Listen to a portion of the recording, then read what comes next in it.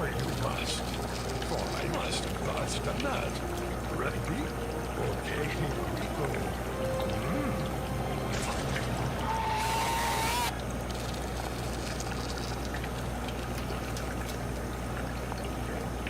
This pepper is my favorite pepper.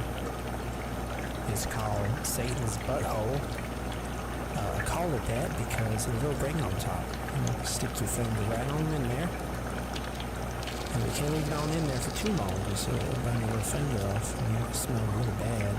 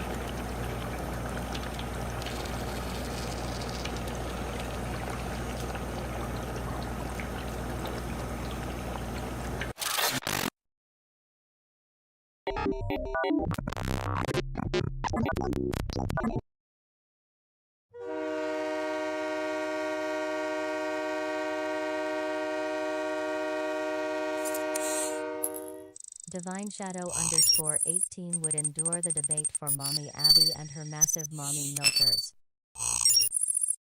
My purse!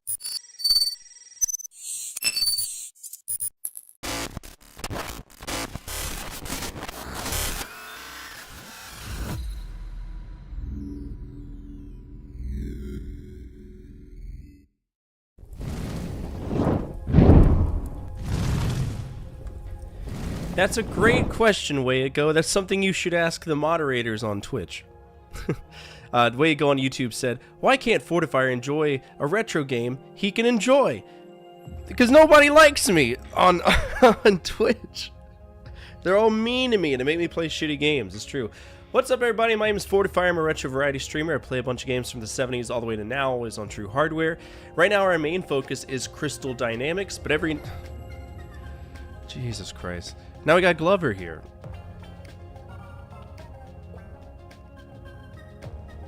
This is what I'm talking about. Just pure shenanigans, right?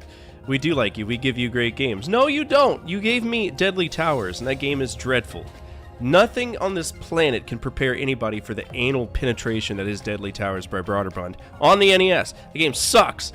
I hate to tell you that. I would go back and tell 8-year-old you to your face that game sucks, and I wouldn't even think about it. I wouldn't even doubt it. I wouldn't have a second guess. And I'd kick you in the dick, too. Fuck you, kid. I'd say that. That's what I'd say. That's what I'd say. But welcome, everybody. Like I said, our focus is Crystal Dynamics. But tonight we are playing a ROM hack known as Deadpool Ninja Gaiden. And it's exactly what you think. And it's actually pretty interesting, right? It's very interesting. Because it's Ninja Gaiden, but it's Deadpool, and it's totally revamped. So let's go ahead and get into that. I don't want to hold you all here any longer than we need to. Let's go ahead and get into some Ninja Deadpool. I was working on the sports game episode, as you can see today, so...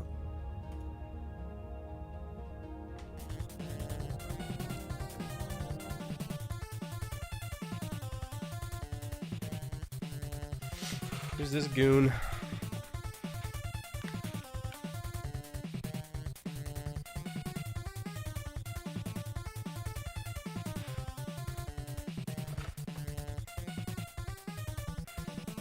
Wait, why should I give a shit right now? Well, let's talk business. We have something you may want.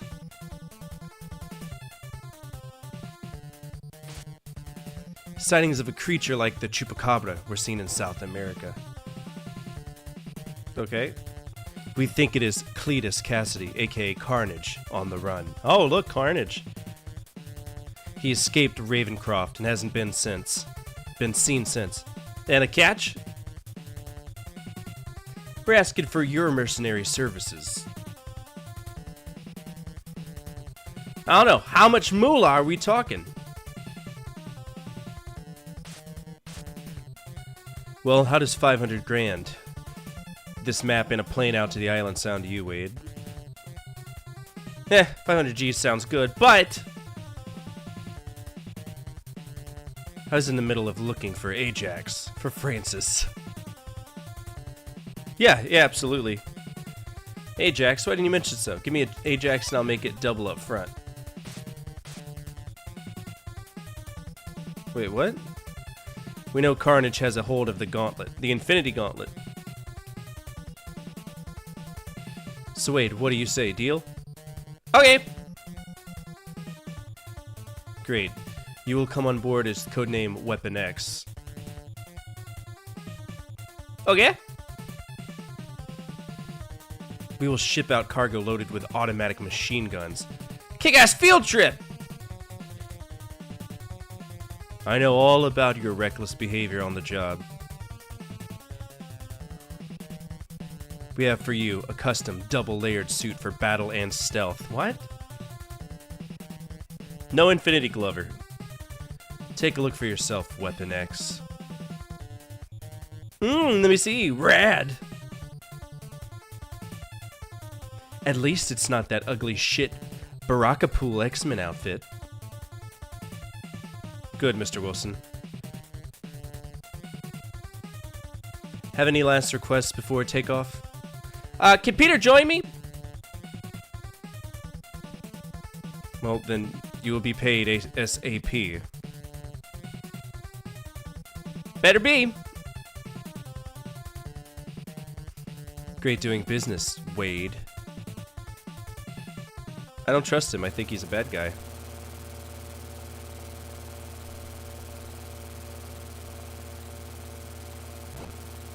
Ah!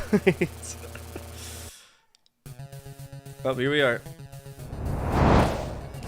Oh, shit. Already. Fuck you! Get out of here. Bend over you must, for I must bust a nut. Ready? Okay, here we go. By the way, you might be noticing my health is going up if I stand still. It's not that I'm cheating. We have a healing factor in this game, meaning that when that heart counts down to 0, it heals me, which is nice.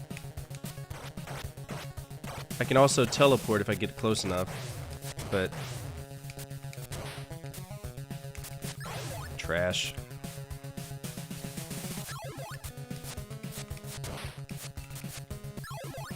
Oh, I got machine guns.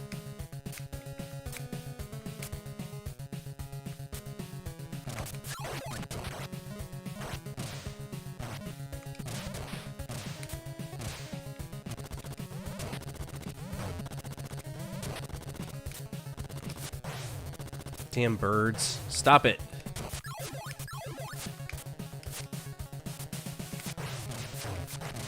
Fuck, man, the hitboxes are so bad!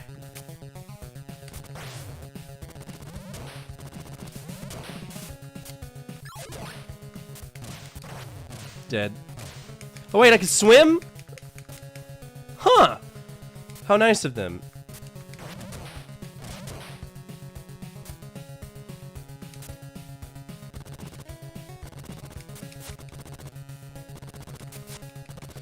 Fuck's sake, bro, chill. Does water kill you? I don't think so. Nah, it doesn't.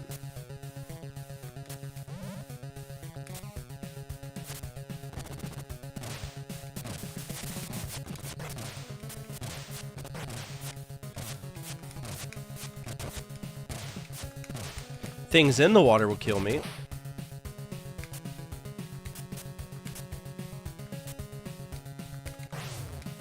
Fuck's sake, bro.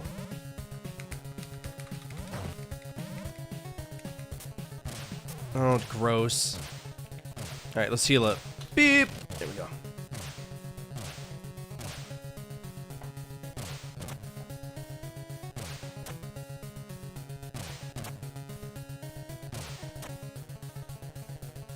Who's that with a whip?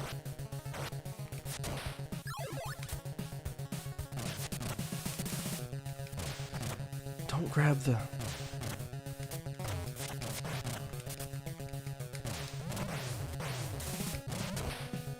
trash. Who are you?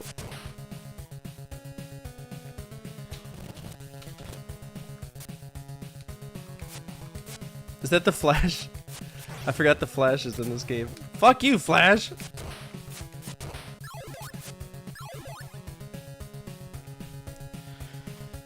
Oh, Davina's being cranky tonight.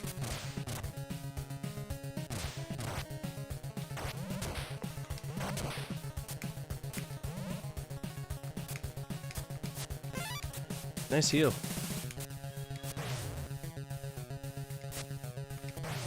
So the hitbox in this game is much to be desired. Who's that? Is that Moon Knight? What's he doing here? Just got wrecked by Moon Knight, bro.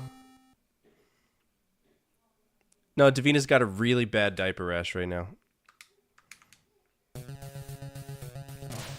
The whole thing? No thanks. Hard pass. We'll use save states because this is a hack.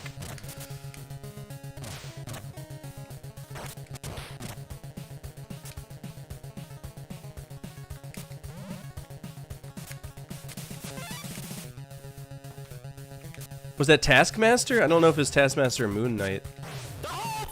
Yeah, I'm not doing the whole fucking thing over again. Blow me. Oh, I think this is... Yeah, I have to fight him.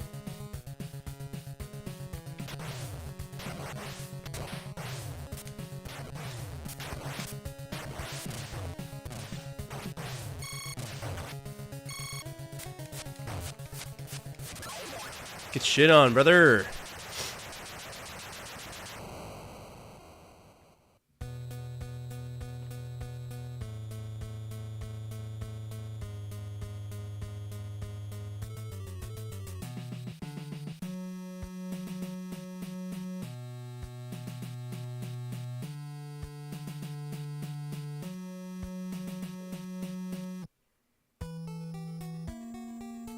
Caverns? Why am I in a cave now?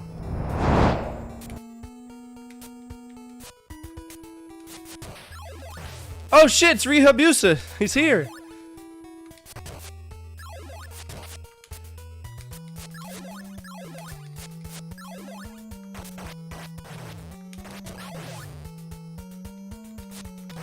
Oh my god, stop!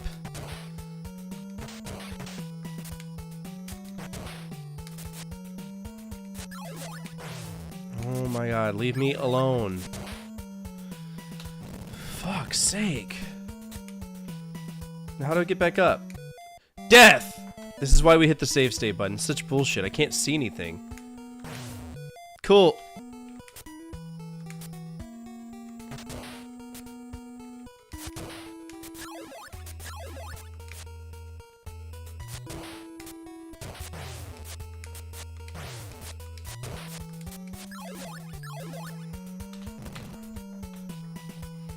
Dr. Wily's castle, is that what it was supposed to be? Get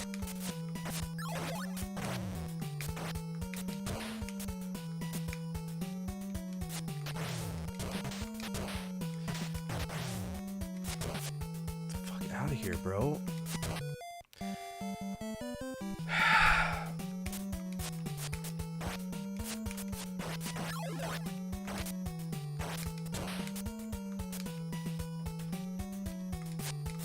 I don't like how these enemies are just spawning to spawn. It's very frustrating.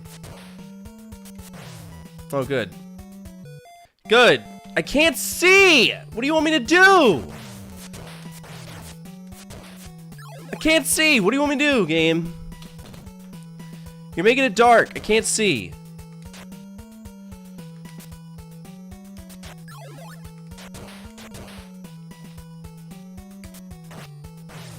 Again, I should have landed there. This is... How do you fuck up basic platforming hitboxes? I don't get it.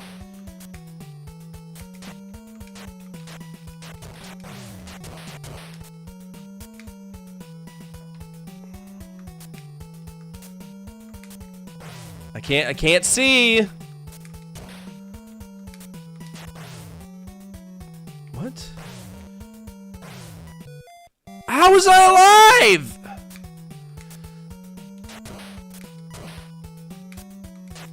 Fuck's sake. Get out of here. Leave me alone. Infinite spawning enemies are butthole. I mean, again, I can't see.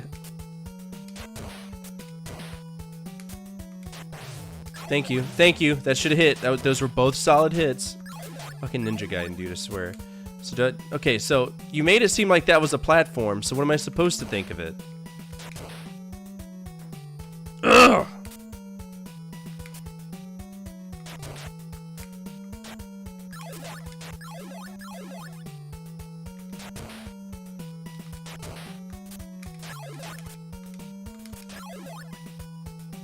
Where am I going? I can't see. Who are these guys? Who are these guys? Oh, they're not bosses? It made it seem like it was boss music. Why am I in an asylum? Why are there Pac-Man ghosts here?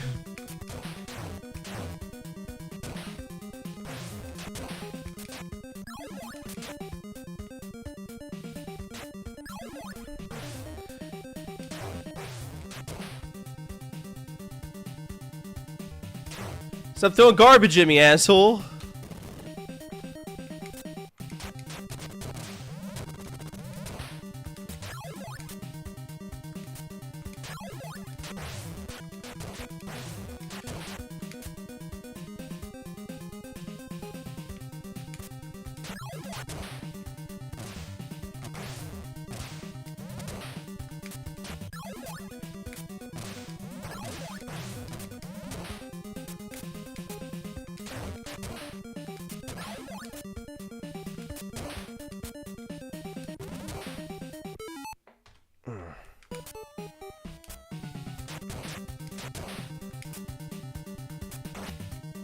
I'm not dealing with that guy, fuck him. Ooh, double kill, nice. Are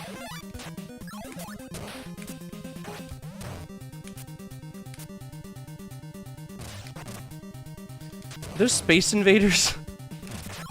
I think there's a Space Invaders. What do they do in here?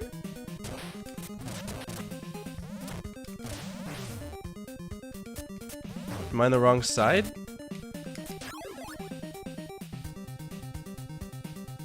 Do I need to be on the bottom row?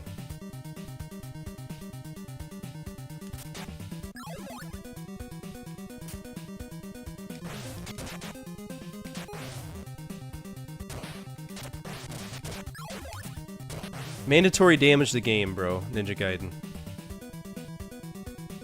So stupid. Oh, Carnage is here. Can Carnage get up here? I don't know. Let's see.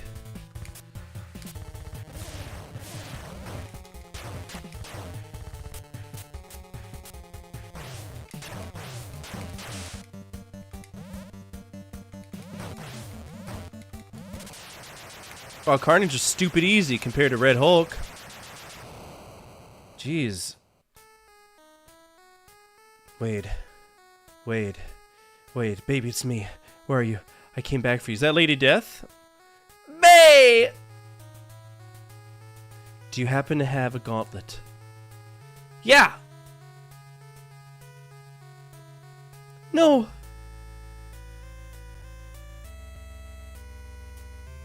Anything, my love. No, don't give it to her. Baby, just leave the gauntlet on the floor. Bae, give me a big kiss. Can't wait! Surprise, baby.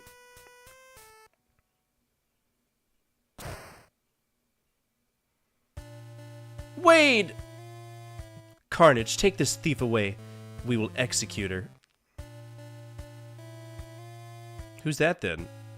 Oh, Wade, baby. I'm sorry. I hope you forgive me for this, my love, but I must report to Lord Thanos. Maybe he can now remove the curse, my Wade. We will be together. That's creepy. Alright, level 5, here we go. I'm in limbo. What?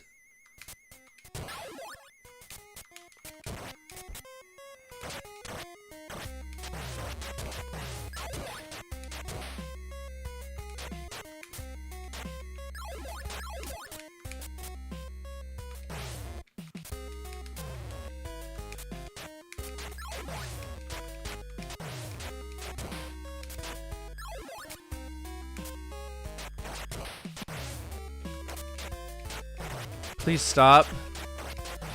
Please stop. Dude, you're just a bird! Look at this! The hitboxes don't work!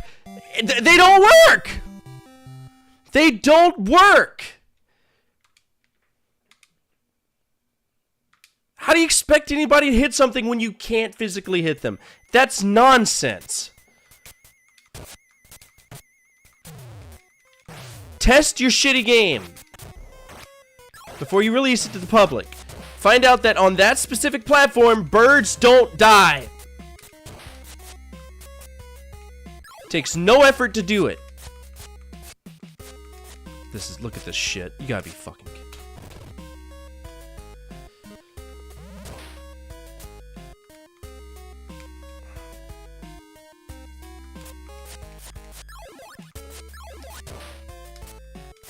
Irritates the hell out of me. You change all of the... There goes Bird of Death again. Oh, because he's a flashing enemy, of course. So I can't kill him. I can't kill him unless I have a bomb. Which I can only get by eating chimichangas that may or may not pop up. So you've given me a mandatory enemy. Cool. Love to see it.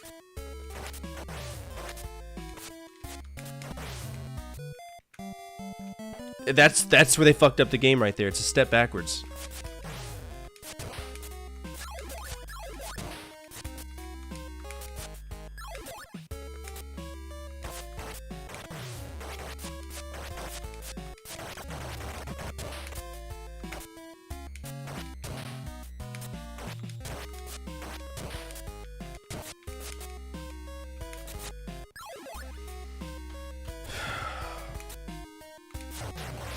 Why can't I hit you when you're doing that? That makes no sense. I mean, I know I'm not the best at games, but Jesus, alright? There's gotta be... There's some... Again, I hit him first.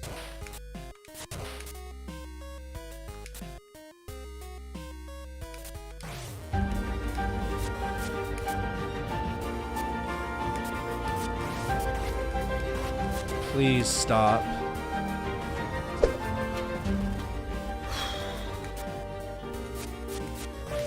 Could you face the right way?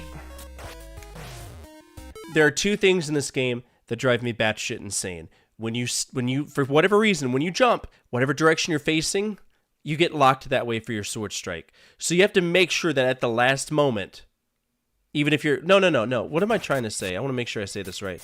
Okay, so if I sword strike, I'm facing that way. So make sure you don't sword strike somebody to the left if you're facing right, because you'll just get locked in and you'll just take a shit ton of mandatory damage.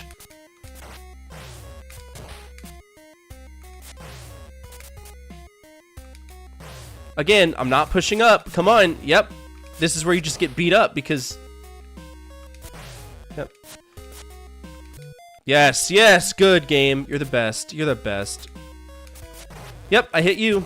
Yep.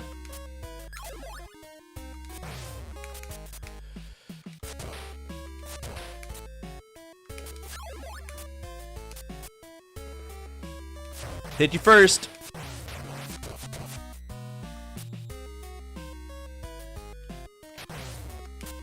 It's just a stupid ass enemy.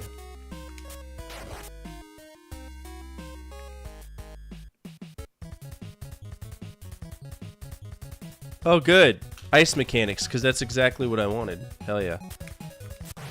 I was pushing down, and yep.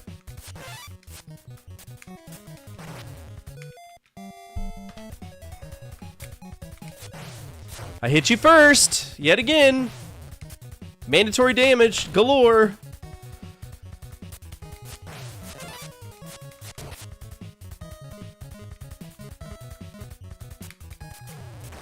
I'm selecting the tel.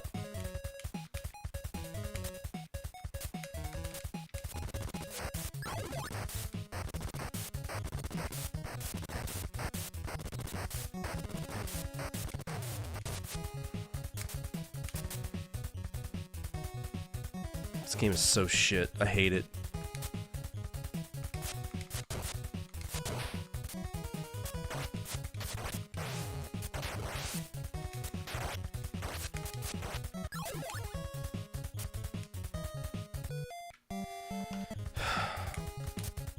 You know, we need Ninja Gaiden, we need an ice level. And by the way, you're the only person who's gonna slip and slide like an idiot. By the way. Not the enemies. They can do whatever they want, right? Because they're the enemies. They don't count. But you, don't you dare walk. We'll kill you. Kill you dead.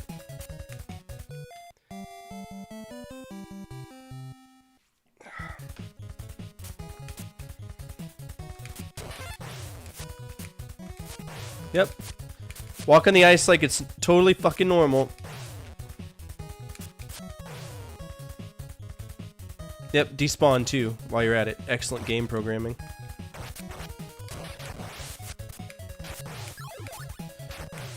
Please leave me the fuck alone!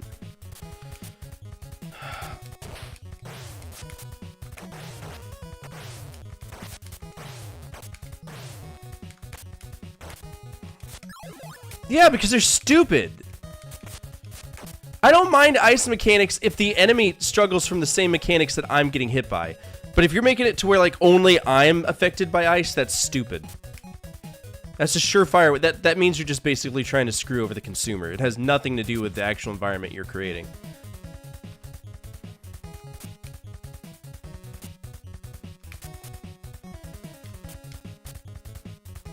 Yep. Shocker. Shocker! There we go. All because we're fighting on ice. But just me, right? Not anybody else.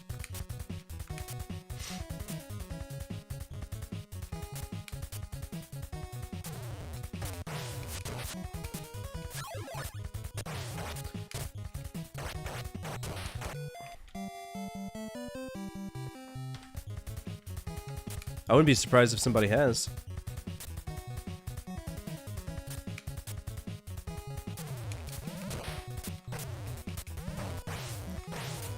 Don't you love it when core game mechanics don't work?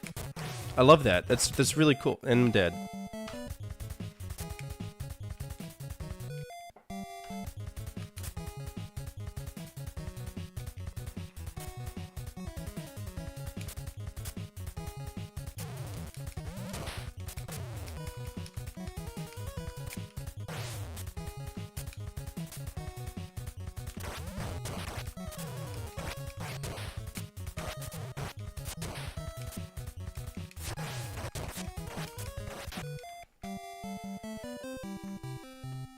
Not dealing with it.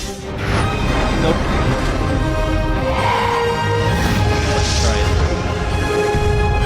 Maybe try to focus more on your quality assurance and I'll come back and play it again. Otherwise, this game can go fuck itself because I'm done with it. No. No. No. Absolutely not. Alright, that was Deadpool in Ninja Gaiden. Fuck it up, fuck it up. Don't give a shit anymore. Fuck it up, fuck it up. Flip the table, screw you all. How are you going to improve the game visually, but fuck it up technically? Like that's that's stupid. Think about it. You make it look so cool by changing all of these assets, but then you fucked up the programming. You fucked up the programming. You took everything that made Ninja Gaiden fun, squeezed it out, and then injected Deadpool into it. I would have rather just play regular Ninja Gaiden as Deadpool. That would have been better than this, in my opinion, for what it's worth. I got a hitbox that's this big. Enemies' hitboxes are this big. Only certain enemies that I can kill. So stupid. It's a stupid game. I've got ice mechanics that are only affecting me, don't affect the enemies. And plus, I'm dealing with all the bullshit that Ninja Gaiden had on the NES. Infinite spawns of enemies, infinite spawning enemies, you know, gravitating towards pits of doom, knockback physics, everything. So yeah, you cuck this up. What would y'all rate that? It's not a good game. I'm not gonna pretend that it is. I had high hopes for it, I really did, but it's not good.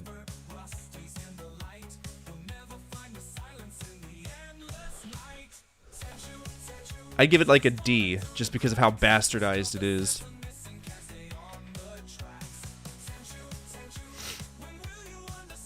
Yeah, I think I'm gonna give it a D.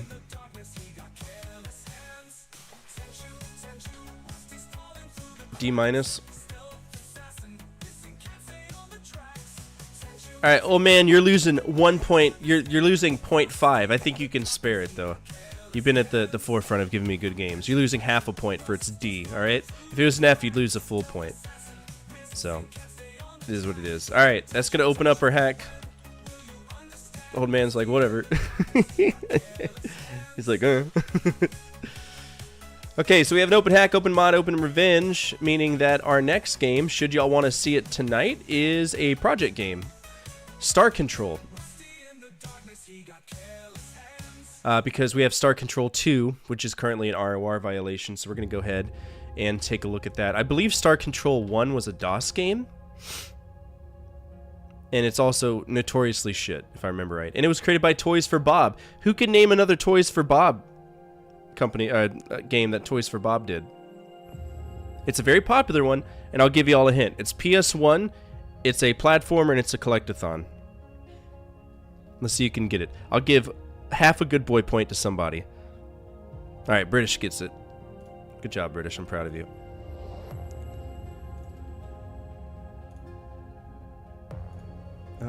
There's nothing merged. What are you talking about? You can't perform a cut paste from a range that partially intersects a merge. Because they're emerging or selecting a larger range than cleared. This isn't merged. What are you talking about?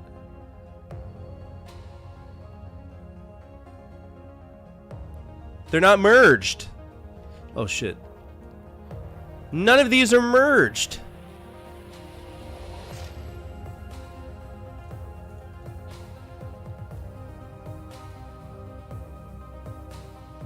They're not merged.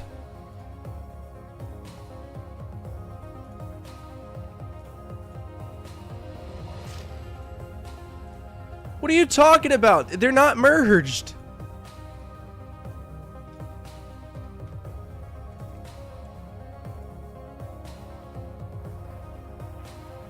They're in their own range. What are you talking about?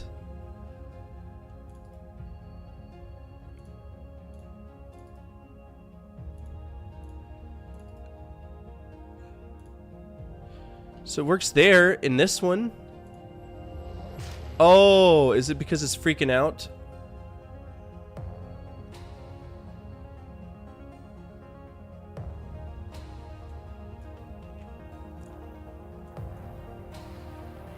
I'll just do it like this then.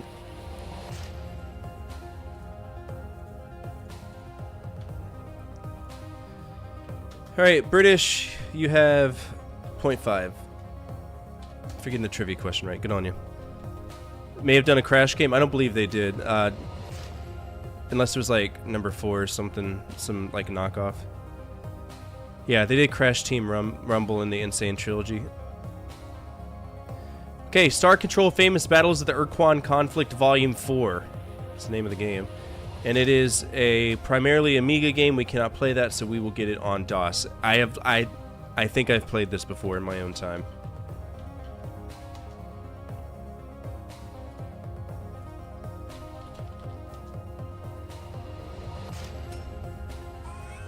I have to pay for it.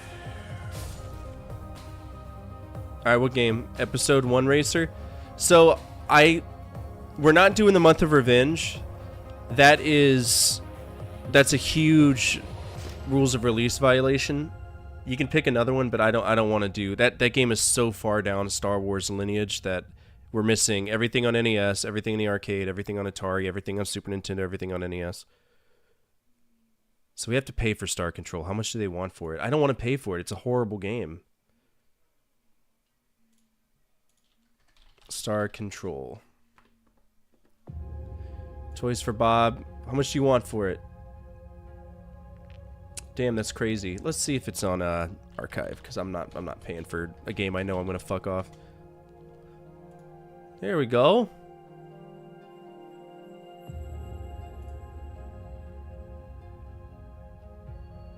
There's a third Star Control? I didn't know they did that. Huh.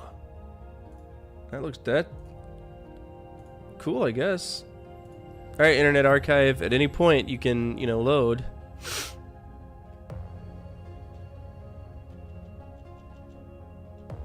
Is Internet Archive down or something?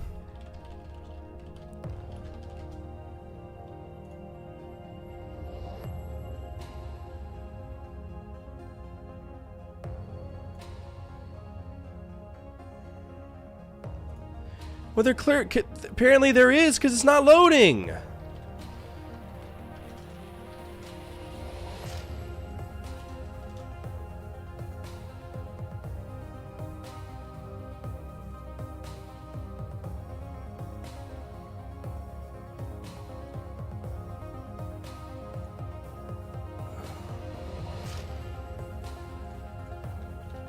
Star Control.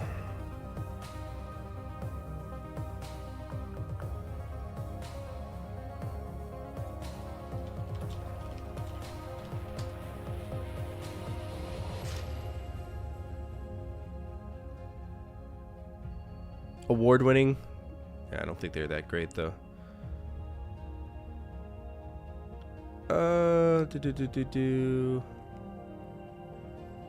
Let's grab the ISO.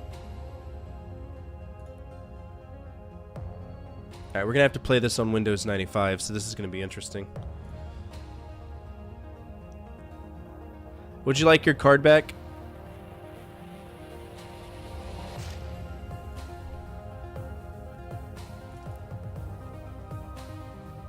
For Windows 98, I do too, but I have to, there's certain things I have to do.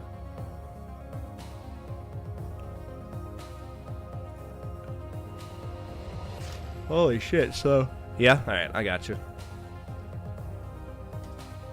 So I played that game, that was the first year I streamed. It was probably 3 months in, so it's been a very long time since I played it.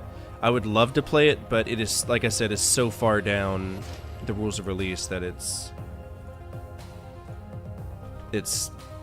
don't want to see it. When did you play that? I didn't notice that. I'm gonna give you that card back too, because I didn't notice it. Dude, Pod Racing is a great website, or a great game. Absolutely. Why is this so slow? It's 157 megabits.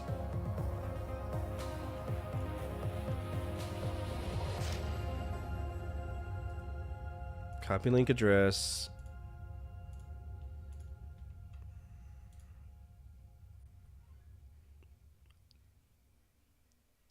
Download.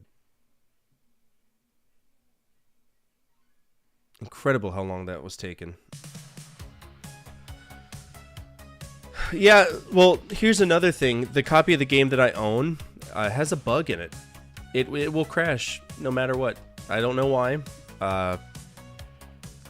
It happens. It's always when you race as Anakin Skywalker on the 5th circuit, probably. I think it's like Mustafar or some, like one of the planets. It'll just crash, and you're like, okay, cool. I guess I'll go fuck myself.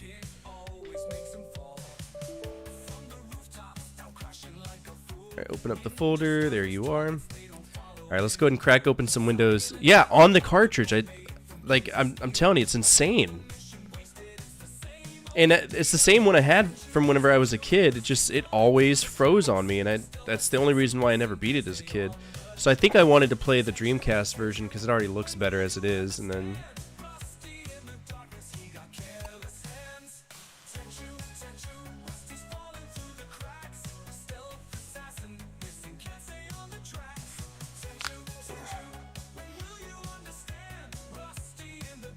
What's up, Bone Daddy? Yeah.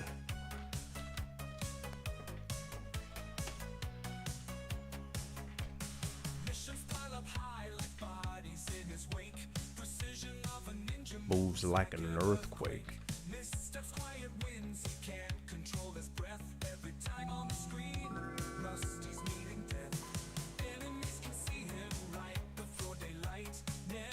Alright, CD-ROM, let's load our image, which is our new game that we just got.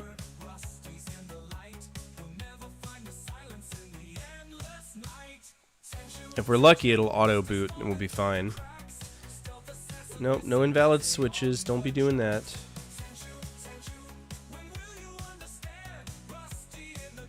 Invalid switch.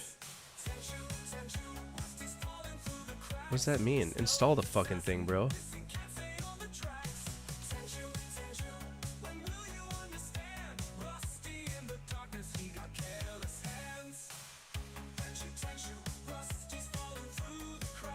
I might... Alright, invalid switch. What's going on here? I might be able to just play this on here then.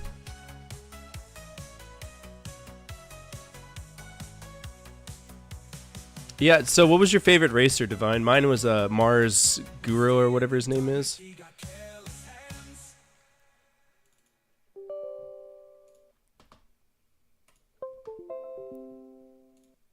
Alright.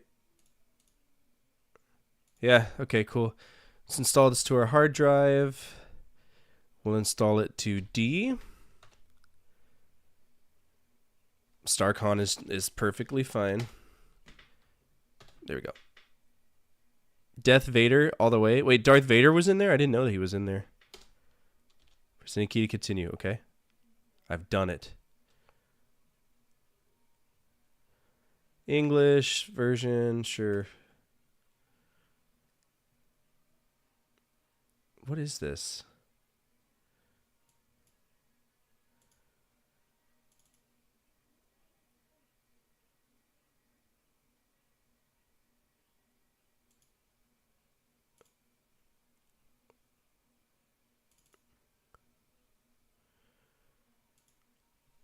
I mean, whatever works, right? Oh, Vader. Nah, he's slow. Mars Gudo, or whatever his name is the guy, man. He's the guy. All right, let's go ahead and see if we can get this fitting right. Now, I don't have high hopes for this game. Like I said, I am familiar with it. It's top-down, and I'm just not a big fan of it. Mars Guo, this guy. The best racer. I mean, he's got the fastest racer, too, but I'm pretty sure he gets killed in the first episode, which is frustrating. Because he's actually he's a really good racer.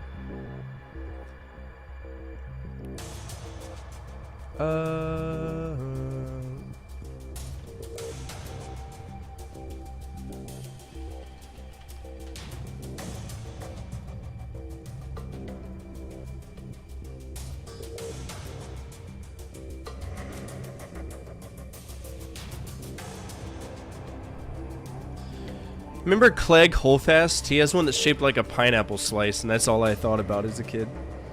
It's like, I wonder how his pineapple slice is doing. Oh, good. It's Accolade, which means we're going to have a horrible time. Great. Wonderful. Yeah.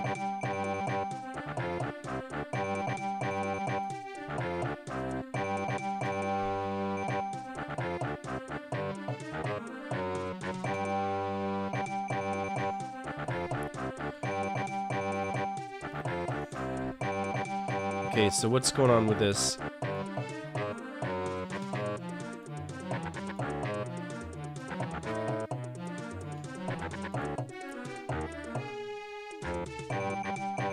I can't stand Accolade. Alright, we got practice, melee, full game. Let's just do the full game.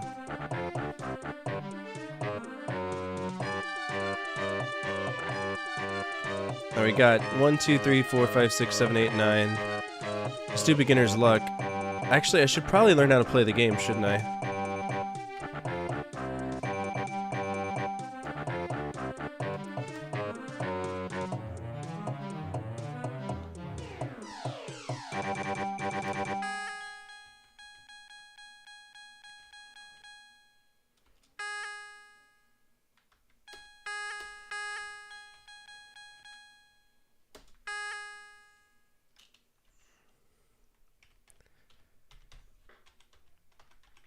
'How do I end said game?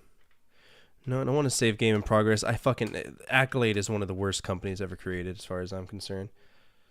Alright, let's just shut it down and try to learn how to play the game, because it's not like, we'll learn. What? Just show me the manual, you dildo. What's wrong with you? Why should I have to...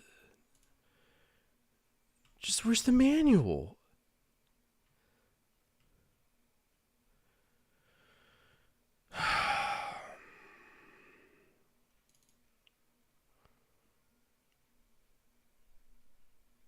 Five minutes. Oh wow, look at this. Version 1.0 Acrobat. That's incredible. Okay, so what are we doing? What's the point of this game? I don't care.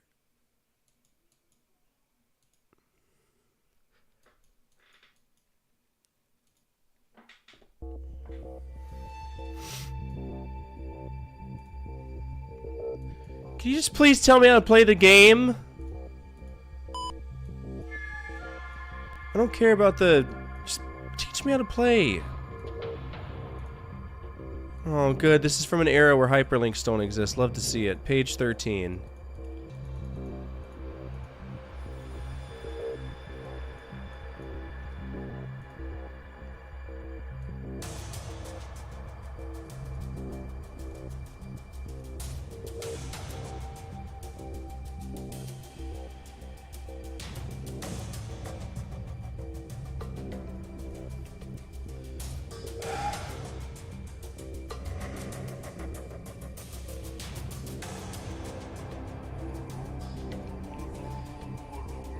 I love it when manuals just skirt by how to play the game.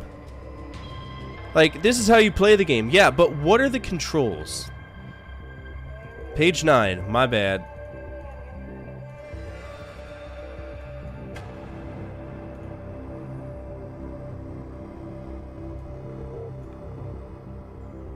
NM, comma, period, and question mark. F10. Oh, I was one key away from it. That's cool. So that's all I got to do? Cool. That's all I had to do was just, be stupid. Great.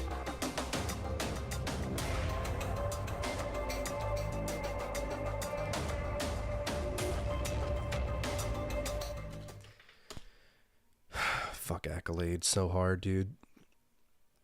Absolute trash company. Alright, let's practice. Let's go up against a Urquan Deadknot, and I will play as a Chin Jesu Broodhome.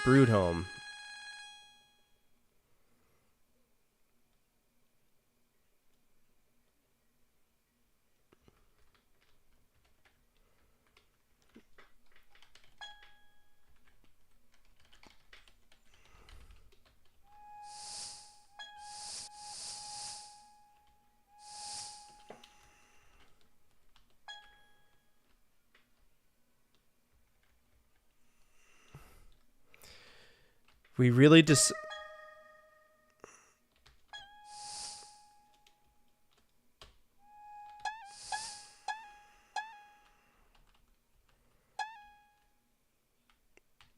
Alright, so N shoots mines.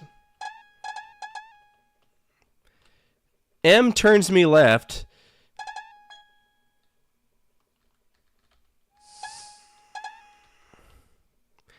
How do you fuck up arrow keys, brother?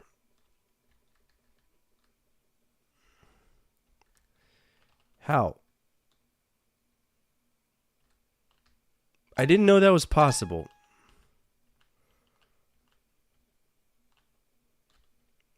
You've surprised me. I've learned something today.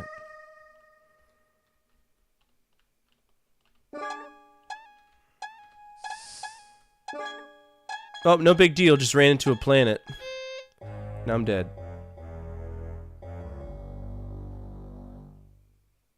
That's it, Daddy. I would, but I gotta lean over just to play the game. Oh my god.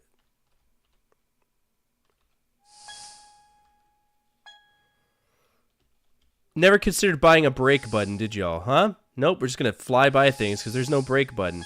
It's only go.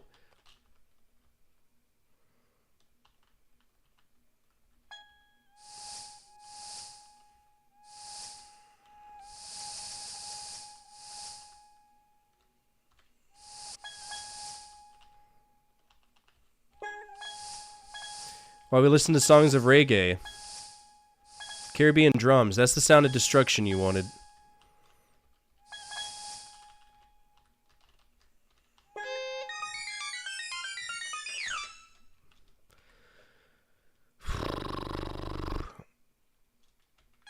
I want nothing to do with this game, but we're going to keep pushing. Alright, full game, here we go. Full game. How you doing, Crisis? How are you? Yeah, I do, because it's on literally N shoots mines, M moves me left, left bracket moves me right, right bracket's the throttle.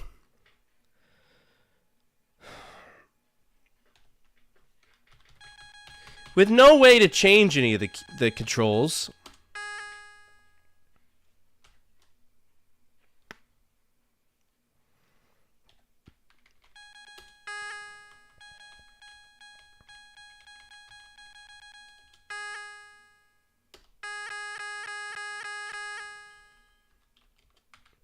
Why even give me the option to set the joystick if you're not gonna... Alright, beginner's luck. Here we go. A single Cyrene patrolling a distant star cluster comes across an Androsynth development. The newly commissioned Cyrene commander decides to engage the Androsynth, thereby ending the threat, and quite possibly winning a quick promotion. The Cyrene commander must quickly defeat the Androsynth before he can build additional ships. The Androsynth, Alpha Plus commander, must choose between defending its colony world and its starbase. Time is on the Androsynth's side, and the enemy must come to him.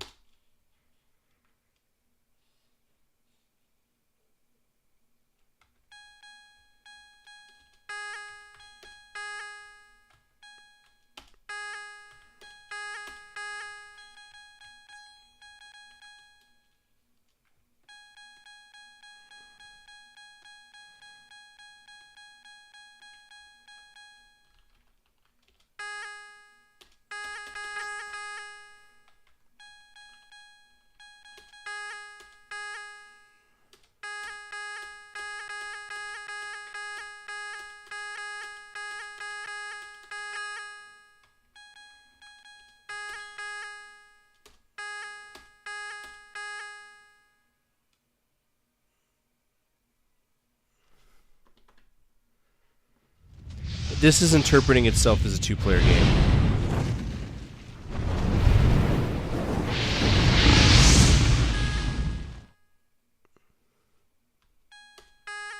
Actually, no. I'm able to change it. God, I'm able to change it. That means I have to play it. Alright, computer 2.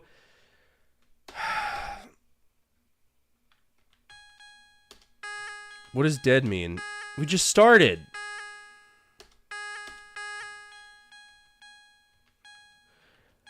Look at it. Okay, if you stopped rotating the whole Earth around. Why?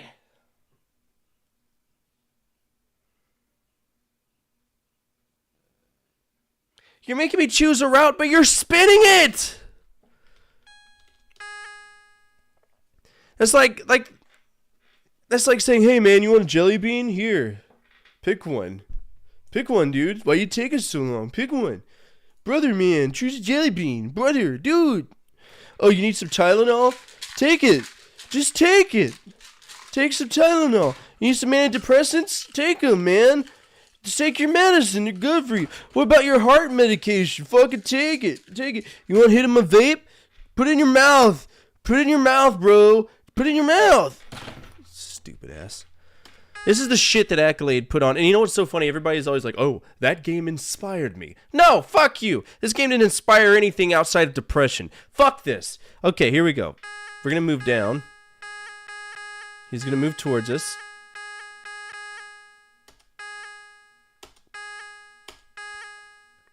Look at this stupid fuck. He's so stupid. It's a stupid game. So we're supposed to take him out? Like, battle ensues. All right, here we go. Y'all ready for it? Because I don't know the other. I don't know. We're in front of Phi Tukanai 2. With controls I don't understand.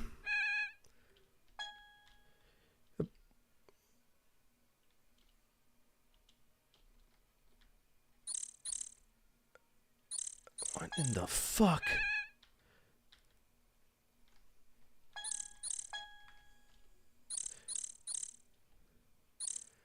Oh my god, are you serious? That's me. I'm the Jism.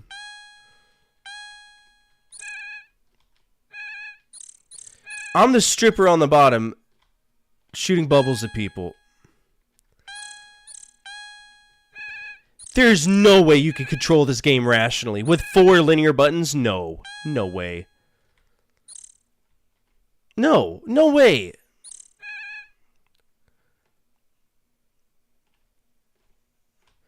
Oh my god, this is hell.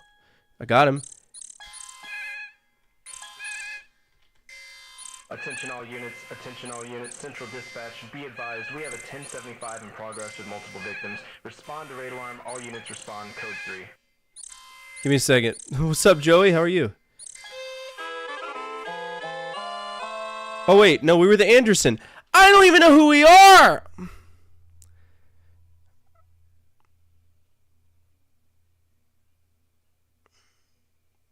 I just got nailed by a...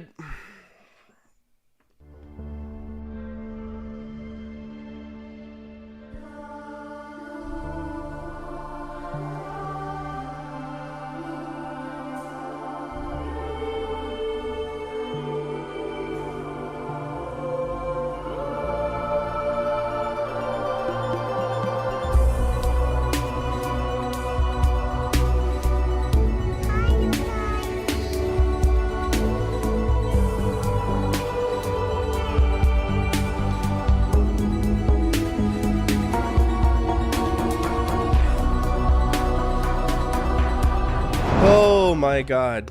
What is up, my cousin Joey? How are you? For anybody who doesn't know, I think that my cousin Joey is actually the cousin of King of APOC. So, what are you doing? What are you getting into today? Tell us your secrets. Everyone go over there, give them a follow. Star Control's Toys for Bob, by the way. They made the Horde, Pandemonium, and other games. They still exist. No, I'm well aware. They work pretty close with Skylanders stuff, if I remember right. The controls for this game are horrific. Mine, literally 1, 2, 3, 4, and 5 are my controls. 2 and 3 moves me left and right. 4 is my thruster, so it's just horrid.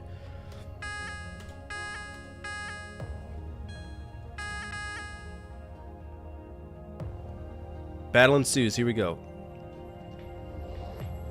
Flying shit cannon.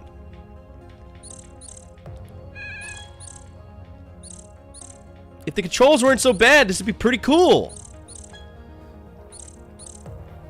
But Accolade can't be pissed to not do something just tragically shit any given time.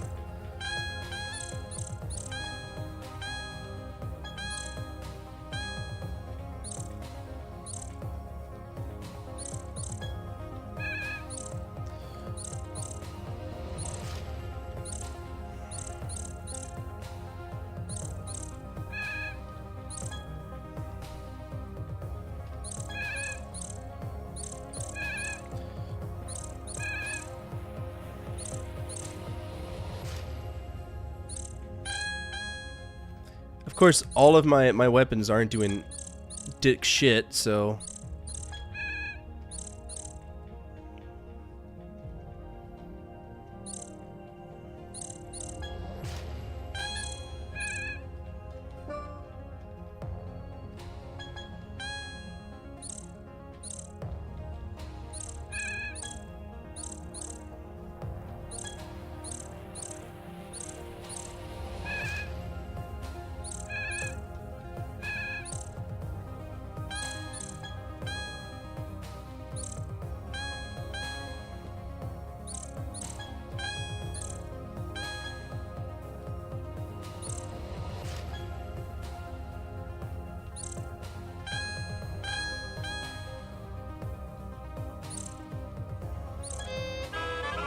And I'm dead.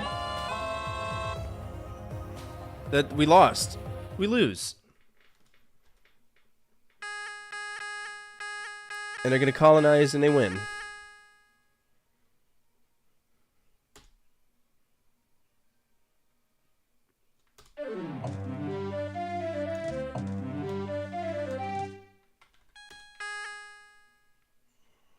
That's standard control, by the way. Not even hard.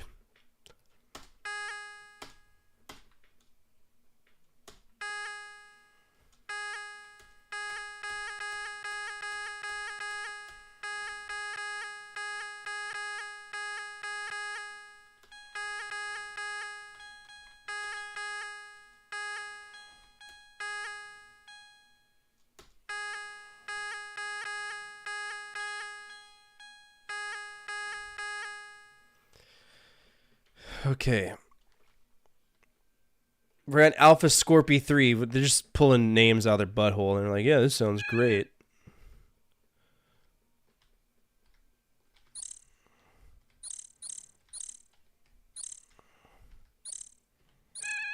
Literally, all I have to do is destroy this one ship.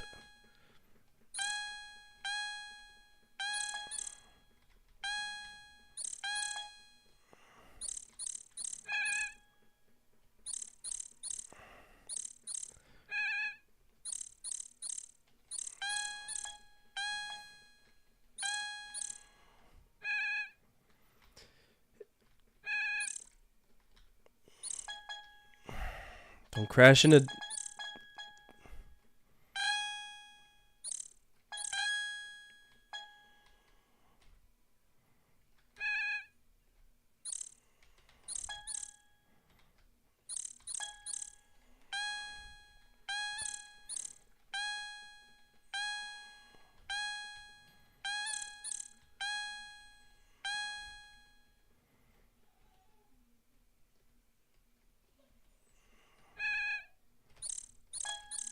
Ooh, I almost got it.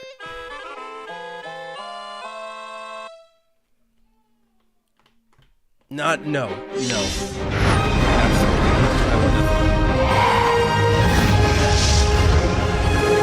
nothing. Controls in this are dreadful. Again, just thanks Accolade for consistently goofing up literally everything. And you know what's funny? Accolade exists as one of those companies that broke free from Activision and named themselves prior to Activision alphabetically as a little bit of a fuck you, right? Same thing with Acclaim. Many of those people like Brian Sporkowski and I forget the name of the other dude. That game's bad. Holy cow, Star Control.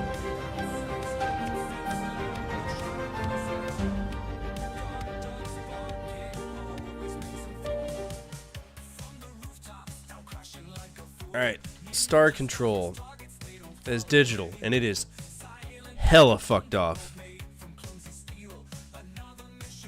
That game is a dead set F. I have never played a game that... This game would be cool if Accolade didn't make it.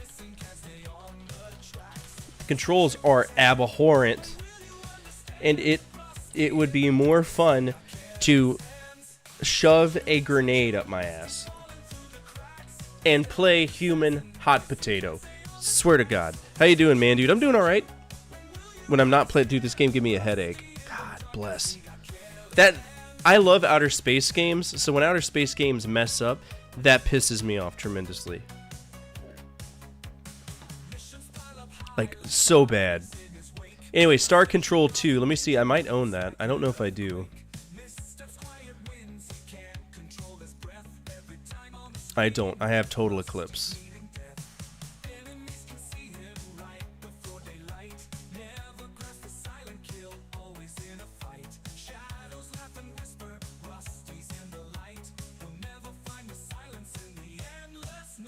Alright, I'm going to take a break real quick. Let me see if Davina can get put down, alright?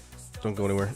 Party games, a genre that you either have a blast with or one that really stamps in the idea that you don't have any friends. Historically, there's been a lot of them. Anticipation, You Don't Know Jack, Mario Party, Crash Bash, South Park, Chef's Love Shack, Jackbox, Shrek's Super Party, there's tons of them. Because the idea of multiplayer is awesome. But sometimes it isn't awesome. And I discovered that recently by being graced by the lovely amalgamation of society's failures known as My Street. My Street was created by Idle Minds, and they do still exist. They just do business as Deck 9 now. And no, none of their games really stand out. They just kind of exist. But what is My Street? My Street is quite literally a party game on the PS2. It contains a very mindless plot that sneaks up on you, but through and through, it's a party game. So let's take a look at it and review it. The box art is pretty neat. We have well, all of these kids look like they have a condition. What that condition is yet to be determined, but the back at least looks promising. It says 7 challenging mini games as you take on the neighborhood. So we have a variety of games, novel ones it seems, based on street games children play. We have online multiplayer. That sounds pretty interesting for what it is. All we have to worry about is comic mischief, which seems pretty timid. The manual isn't that bad either. We just have some interesting mini games. RC racing, volleyball, chicken herding, lawnmowers, chemistry, and dodgeball. You know, Mom and Dad always told me that they needed to check my candy during Halloween for drugs. I have a sneaking suspicion that to me, this town actually has that problem. But let's go in with a fresh mind. No sense in judging a game without playing it, right? When we boot the game, we're graced with a rogues gallery of whatever street this is, where children are born without spines and the socioeconomic status changes from door to door. We have kids of all varieties. Love the diversity. From the get-go, it doesn't look that bad. It has that weird PS2 era fun charm that would appeal to a kid. We have a story mode, a play mode, which is local multiplayer. And of course, this does support network play, which if you were me, you give a fuck about because my parents couldn't afford a network adapter. And the idea of a slim PS2 with a network adapter built in, that didn't exist yet. And even if it did, there was no way my dad would get another PS2 for that sole reason. Then we have options and we have credits, which if you put credits within the first 5 minutes of a game, I can already come to the conclusion that this game might be shit, because you're giving me all the people to blame. True story. Well, the meat and bones of this is the single player mode, so let's choose that. Oh cool, I can create my own troglodyte homunculus. Sweet! We can customize our characters to our heart's content. We can have a bowl cut, a receding hairline by 12, we can be a pimp, a legionnaire, Willy Wonka, whatever the fuck that is.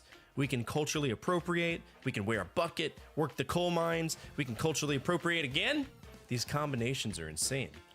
I'm impartial to the Larry Laffer comb over. We have face options where we can look progressively more inbred, be an orc, or...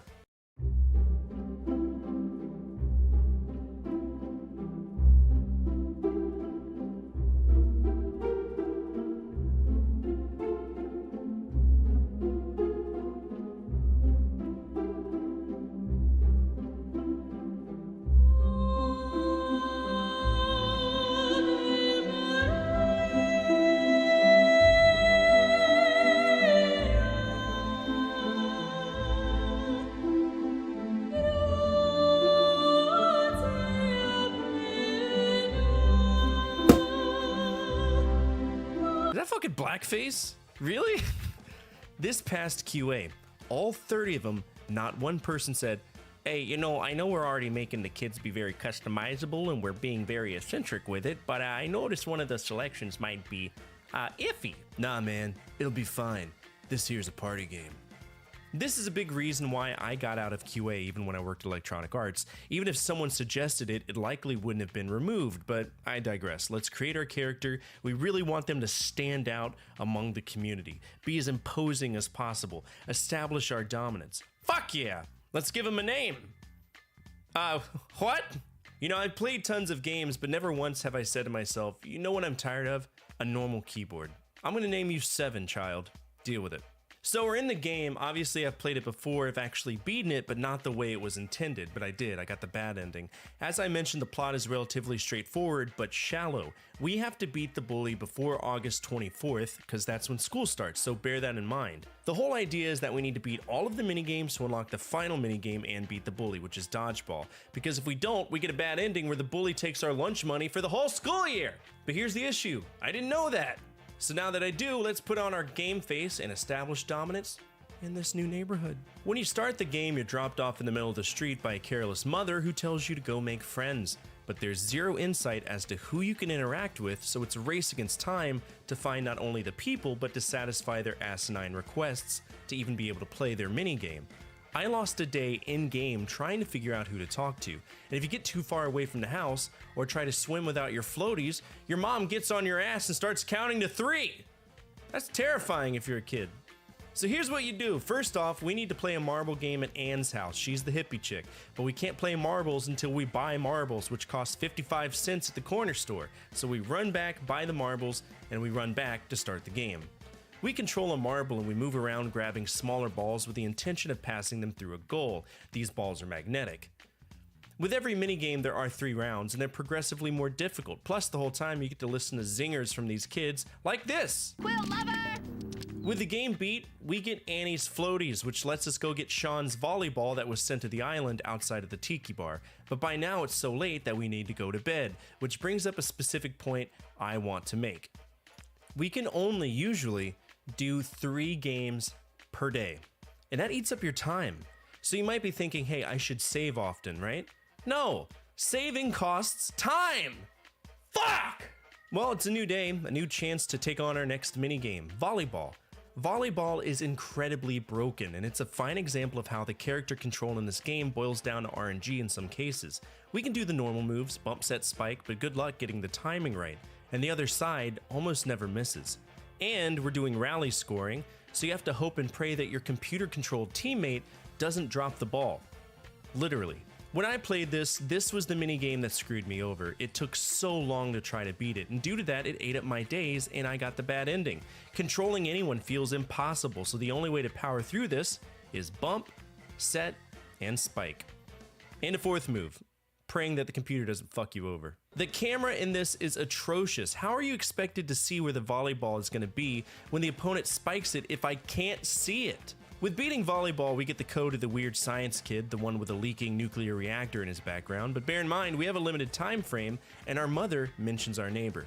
Bear that in mind. The minigame at the science kid's house is probably the best. It's just Puyo Puyo, except when we get enough blocks cleared, we can choose which one of the kids to dump the garbage on. If I cared enough to be competitive in this, then I would play strategically, but to be honest, this minigame is so stupid easy that as long as you make combos, you're good to go. Winning this gives us an apparatus, aka a gas tank. What do we do with it? Well, Science Kid's neighbor has a really cool minigame that they thought of. Lawnmower racing. Well, we have a gas tank, so we need to fill it up with something, right? Obviously, gas. So we need to flip-flop our frumpty ass to the gas station, fill up our tank, and waddle back to the lawnmower races. The races are pretty simple. We race our lawnmowers. The whole idea is that we mow grass and we don't mow the flowers. If we do, we lose points, which is never good considering we only have a few tries to do this. Now, you remember when I said that your mom says the neighbor next door needs help? We should probably hop on that. The next door neighbor is very country. She talks about her brother uncle a lot. And this is a child dressed like this. Anyway, she has this neat game called chicken herding, and the only way to do it is to do this little shit's chores. So what do? We feed the pigs, feed the chickens, and move this USDA. All right. Also, fair reminder, tomorrow I'm going to be playing with my grandmother. We're going to go through all the Tetris games that we can in one night. Just playing Tetris, because my grandmother's like the best Tetris player I've ever met. And she's in town because of Thanksgiving, so we figured screw it, why not? So you'll see my grandmother kicking butt. Alright, Star Control 2. Alright, so this is the second one. It's on a 3DO. This is the specific version we need to play. Yeah, and she's like, when you yell at things, are you yelling at people? I was like, no, the game's just dreadful. I promise, I don't yell at people on stream. Sometimes. Sometimes I do. Alright, let's grab Star Control 2 because I'm sure it's so much better. So much better. It's on the 3DO. Which I don't think we have here, so let's go to CD Romance and see if they have it.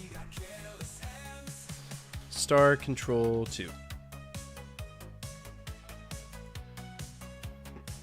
Created by Crystal Dynamics. No, I'm just kidding. I don't know who actually made this. But we'll see. We'll see how this works. We'll give it a shake. We'll give it a college try. 10 out of 10 garbage games. Yeah, I was like, I don't think I've ever yelled at anybody on stream. Well, occasionally. But I try to avoid it. I've been very nice to y'all for some of the games that you've made me play, considering. Alright, let's play catch up with the plot of this, just to see if there's anything that carries over. Story, humanity encounters a first alien contact near their Ceres outpost, Ceres being the moon of what? Yeah, Jupiter. But they receive an urgent warning from Chinjesu. The crystalline aliens explain that Urquan hierarchy is annihilating them and their allies. The Alliance Council previously decided that Earth was not strong enough to make a difference, but now the slavers do all this shit. I don't care.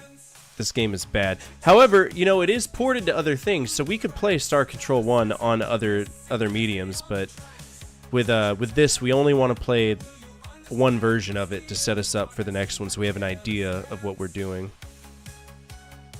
About 44 seconds left. All right, what game is after this? Okay, Crash and Burn. I'm gonna go grab that because I actually own that. Same way I showed them. Fighting game? Nice.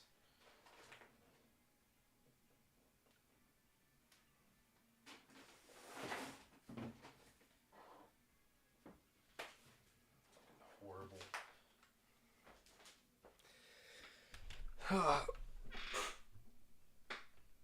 Yeah, no. I think the last time I've yelled at anybody was Jimothy, and that's because he's a total tool bench.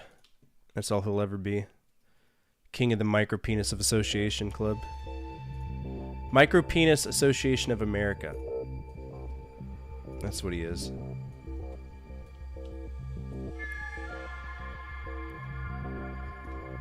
Alright, so this is Star Control 2. See if we can get it working on emulation. I will warn y'all that 3DO emulation is very spotty. There's really nothing I can do about it. We're only going to play one version unless we want to play a port. There might be a port, but if we're going to do a port, we're going to need to go back and play ports of the first one. So we'll keep it simple to the best of our ability. But no promises, right? Alright, 3DO, Star Control 2. Can I just drag and drop? Yeah.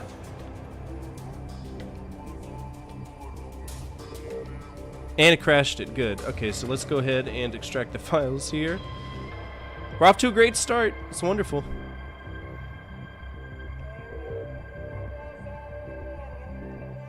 But the good news is that we might have better control of the game, which would be nicer.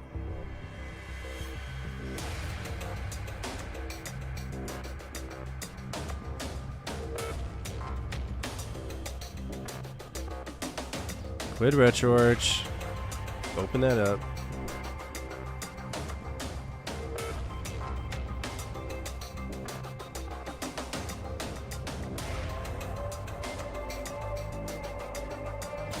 There we go.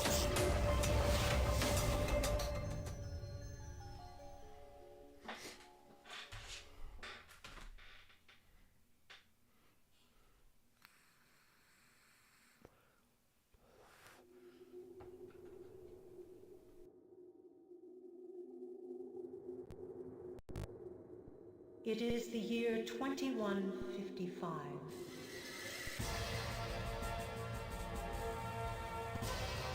The people of Earth now travel between the stars. Alright, we have doubled audio. That's not going to work for me. So let me check. I'm going to set the video to be threaded video and see if that'll fix it. Otherwise, we're going to be boned.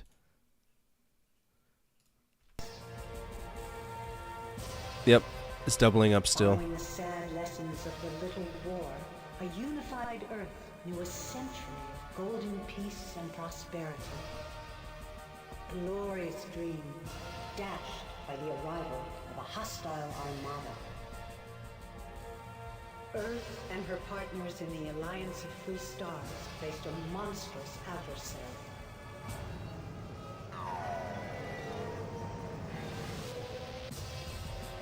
The predatory Oroquan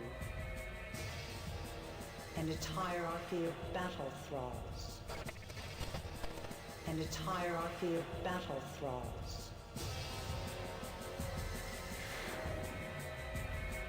There were many great battles, yet Earth was losing.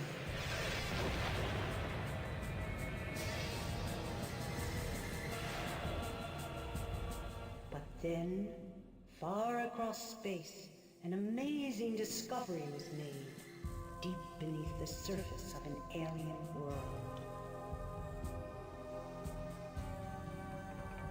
An underground city, filled with the technological wonders of the precursors, an ancient and powerful race who vanished 1,000 centuries ago. But the Oroquan swept through the nearby stars, stranding our scientific team here. 20 years have passed. We have continued our research. We now know what the precursors built here. It is a factory for building starships. But there are only enough materials to build the skeleton of one vessel. Yet that must be enough. Because you must pilot the vessel and return to Earth. And if the war with the vessel and return to Earth. And if the war with the Oroquan still rages, fight for Earth and the Alliance as well as you can.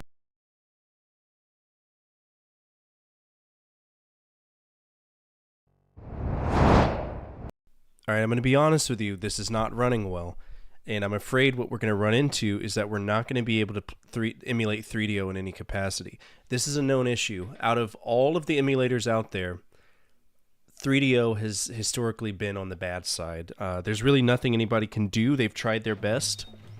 In the 90s, we're discovering revolutionary truths about our inner selves. The 90s, we were not in the... Nature is the source of my strength. What the fuck? Is that what we were doing in the 90s? Beating drums wearing Carhartts?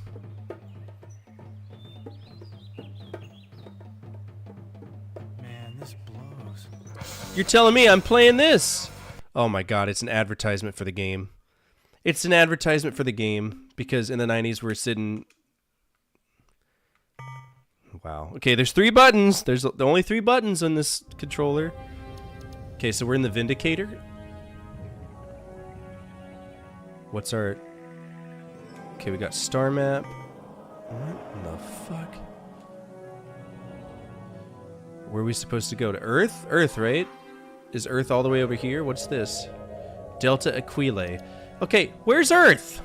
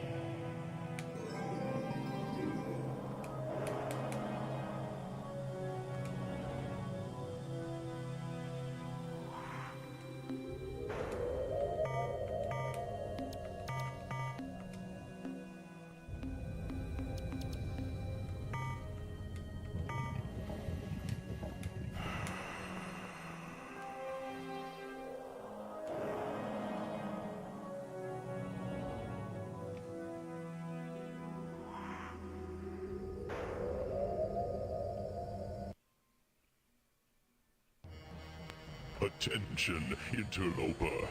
Heed this recorded message.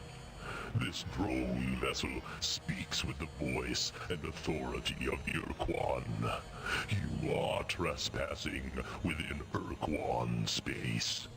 This world, Earth, may not be approached for any reason, nor will hostilities against our orbital pretty cool. platform be tolerated.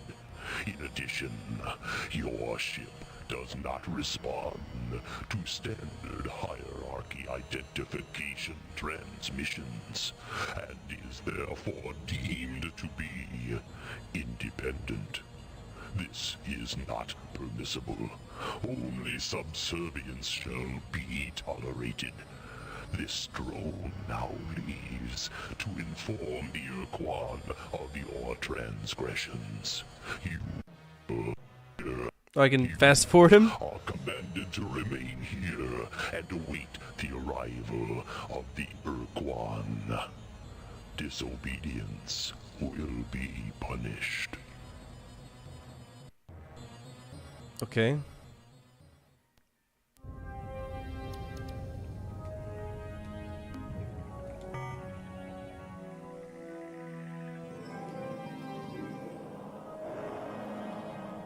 Can I go to the moon? I've always wanted to go to the moon.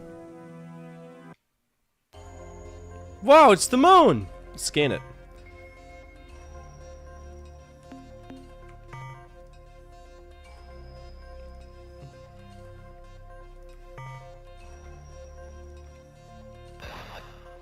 Whoa! Yeah, this is kind of cool.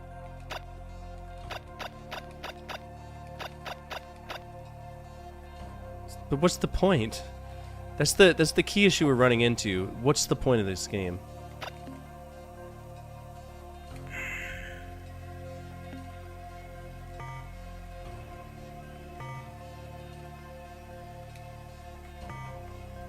I like the music in this game. Okay, we'll hit the wrong button. That's our problem. There's too many buttons for this.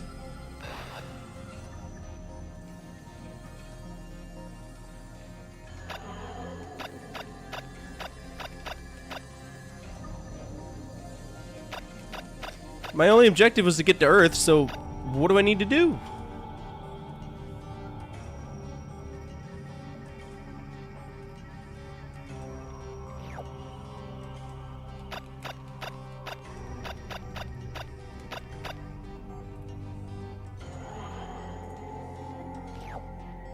This game's eons better, though. So the first game's just like a space combat simulator, that's it. No more, no less. There's nothing much to it. And I feel like if I had a joystick, which I do, that's what's so frustrating. Like, it should recognize the gamepad, but it's not.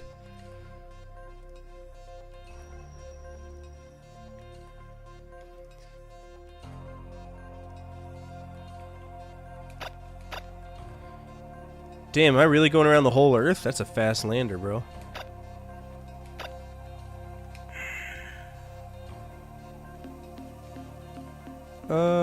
Let's exit. Navigate. Now go to Earth? Can I?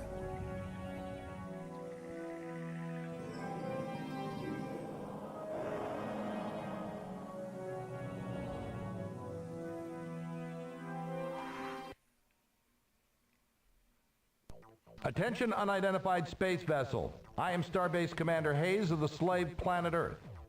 Our hyperwave broadcast. It's fucking rave here, extremely dude. weak. They're partying. Situation critical. Energy cores exhausted. Scanners and deep radar are non-functional. We cannot identify your vessel. Are you the scheduled hierarchy resupply ship? Repeat. Are you the resupply vessel? No.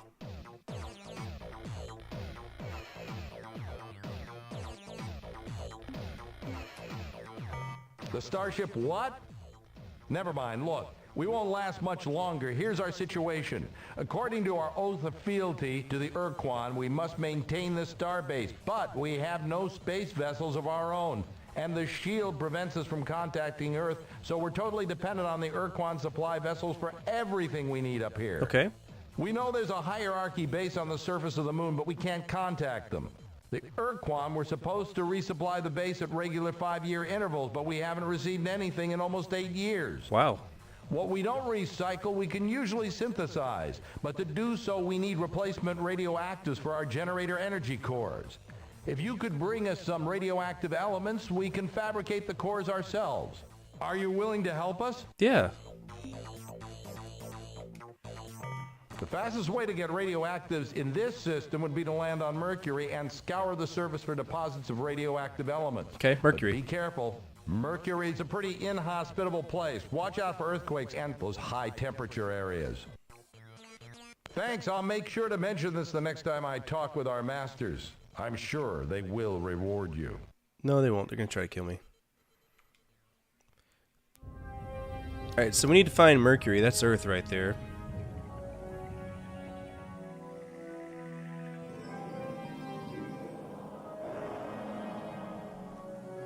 Okay, so I guess what we need to do is look at our star map and find Mercury, right?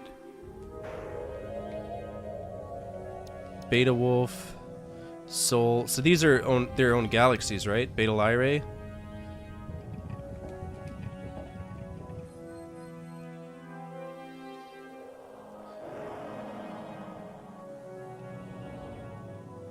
Okay, I don't want to go. Oh, it is Mercury. Magical. While we're at it, let's go ahead and save. Save game A.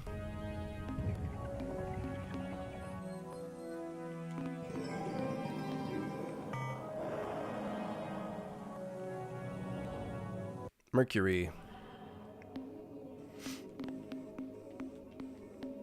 Scan, auto scan.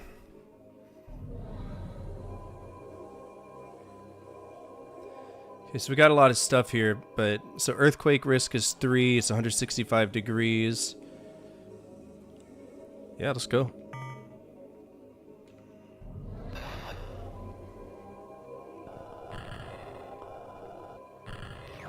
Uranium.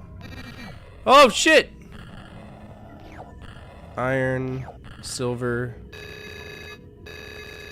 Are we full? I think we're full.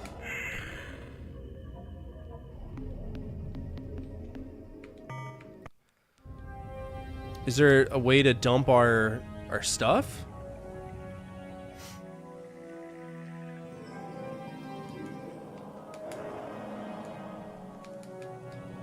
Crew of 43. We had 50. Who died?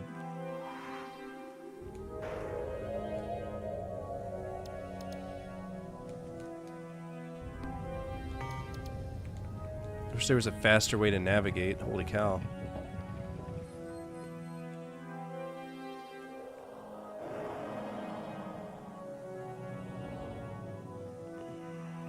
Hello?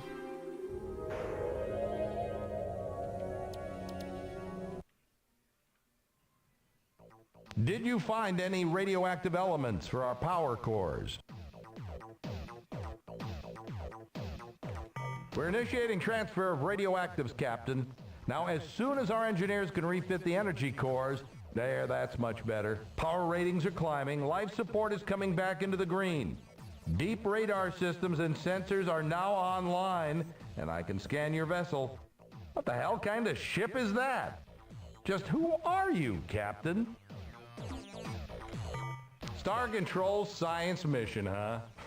Captain, I served as a Star Control officer during the war aboard several cruisers in the Corward Front. And if there'd been any scientific mission to Vela, I would have heard about it.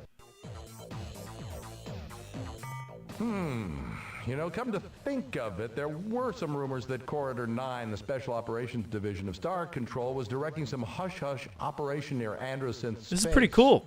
The Vela star system. Yes, that would be the right direction. So, Captain, if you say it's true, how do you explain that huge alien starship you're flying? And why are you here? What do you want from us? Fight the Urquan. Win back our freedom. I remember having such thoughts myself once, long time ago. That was in the first years after the defeat, when it was still terrifying to look up and see the bloody glow of the pulsating slave shield overhead. Though day and night we gazed up at the impenetrable wall as though the sheer power of our hatred would pull it down. But over the years, I spent so much of my time struggling, down on the surface, under the shield, and then later up here trying to keep the station alive, that I'd forgotten what it means to be free, to hate our Urquan masters. And now here you are, in an alien ship of unknown power, offering me your assistance to fight against the hierarchy again after all these years. Captain, your offer is intriguing. It's tempting to think that with your advanced precursor technology, we can somehow crack the Earth's slave shield and reassemble the Alliance to attack the hierarchy. And this time, win the damn war. Yep. Consider the consequences if you should fail. The Urquan won't just punish us here on the station, they'll exact a gruesome retribution on the surface below as well. Before I commit this station to helping you attack the Urquan and accepting the risk of annihilation if we are defeated, I have to make sure that you and your ship have what it takes to oppose the hierarchy. Okay.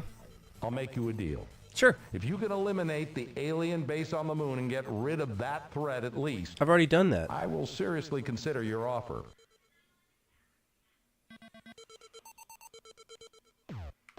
I'll be darned. All these years we've been listening to their incoherent broadcast, and we never even guessed. Captain, listen closely. Long-range sensors show a ship closing on this station fast. Our computer identifies it as Ilrath, Avenger class. I think you've got a fight on your hands, Captain. Your best bet is to wait until you have point-blank range. Captain, it's jamming our signal. Oh. Alright, so are we in combat? By the fetid breath of the Dark Twin Kazan, a human and an alien starship.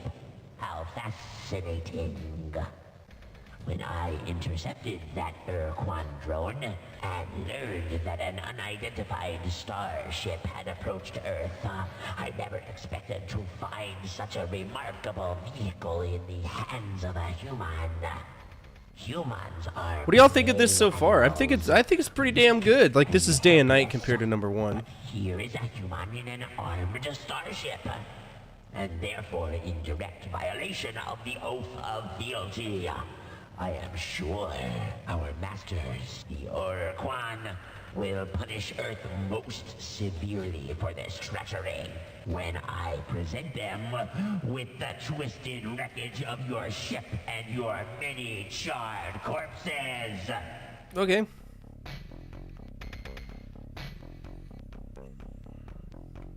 I have no fear of you, feeble mammal. Though my ship lacks a functioning cloaking device, and many of our crew are dead, my gods Dogar the Black and Kazan the Unseen have personally confided to me that they despise you humans, and that they will help us to kill you all. Okay. It's a shame. Alright, so what is Halleck?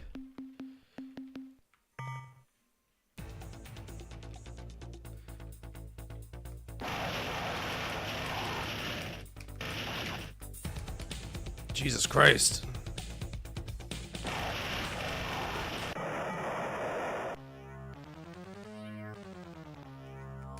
Damn!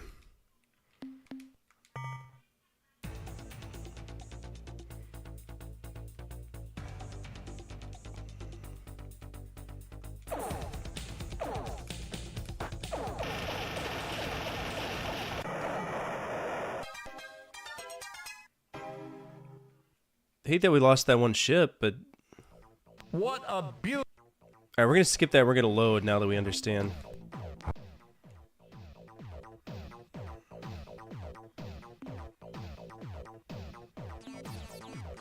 That has a familiar ring to it.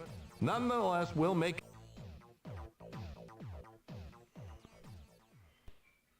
The problem is just it's so aggressive.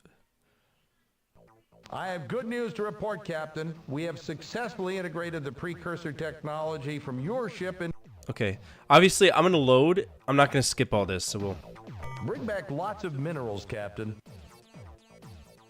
I want to do better by that, not lose that guy, because that guy... Whoa, look at this!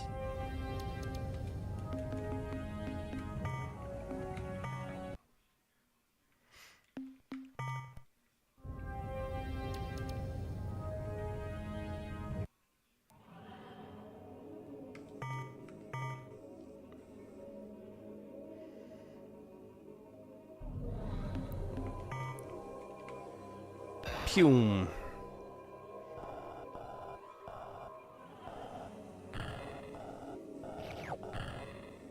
I think that's all I can carry. Copper. Oh no!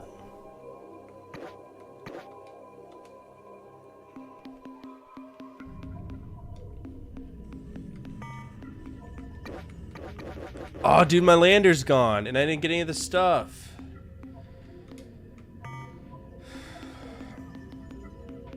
Oh, I still got the stuff, but I probably have to build another lander.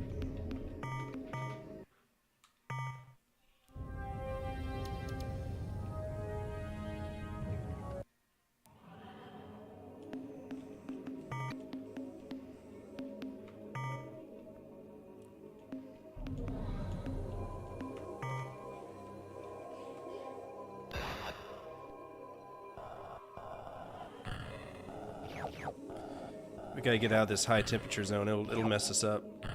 Oof. Oof.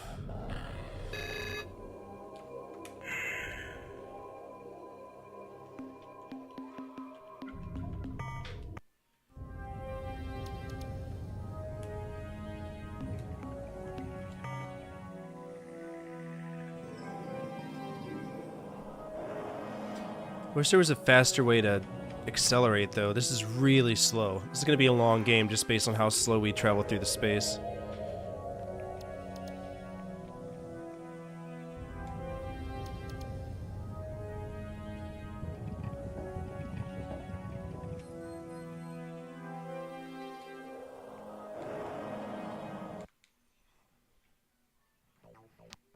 I've already heard everything. Ready to transfer radioactives. There we go. We already talked to him about this.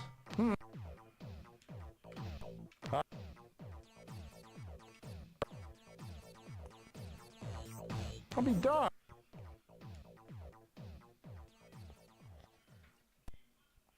Then arachnid douchebag talks, yep. I have no fear of you, though my ship lacks. Alright, so we're not going to use whatever this Halleck one is. We're going to use this one. Alright, you got to turn. Seriously? That's game over. Oh my god.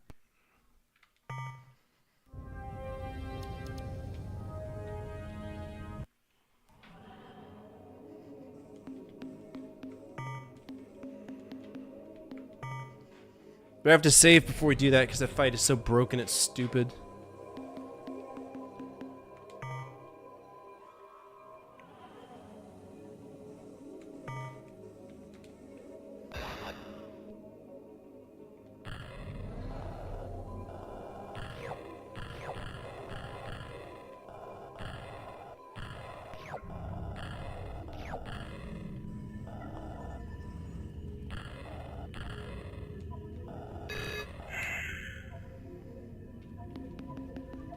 Alright, exit menu, game, save, we're going to overwrite this. Navigate.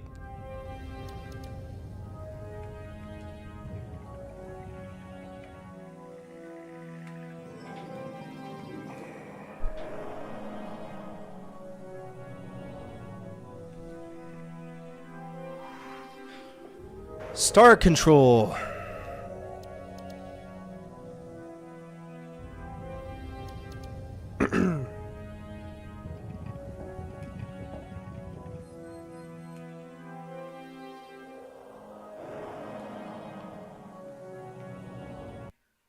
I didn't save.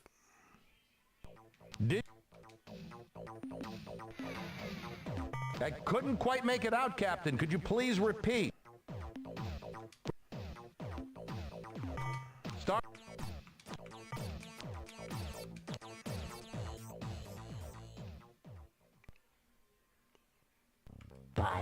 fetid breath.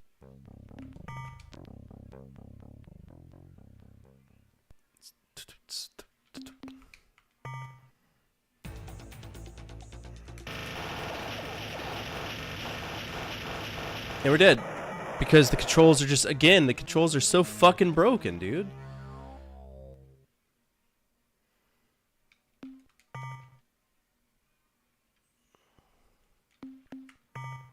They're broken.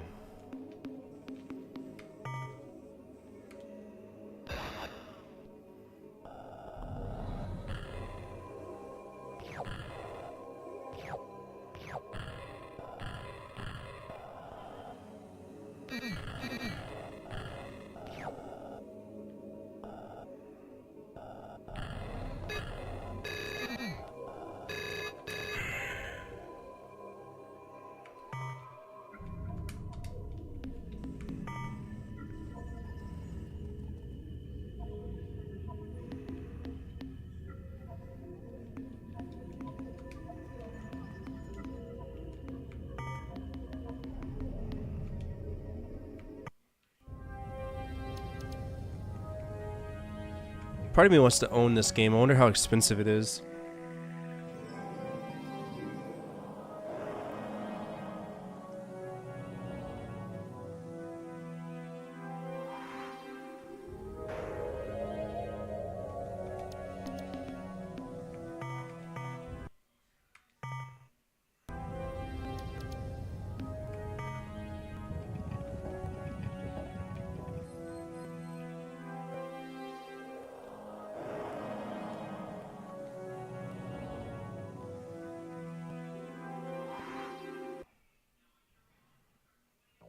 Did you find... We're initiating...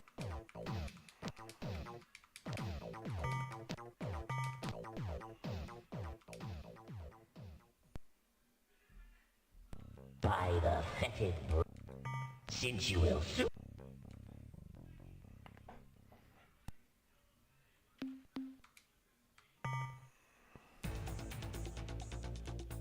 Okay, so that's our thruster, but they're faster than us. And we're dead. Because we're so slow.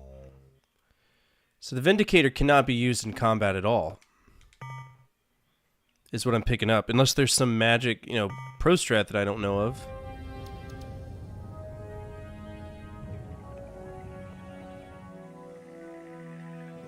Let's check the manual for this and see if maybe there's just something we're missing.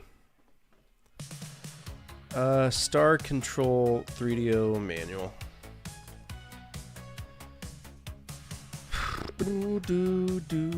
That's tiny. I can't read that.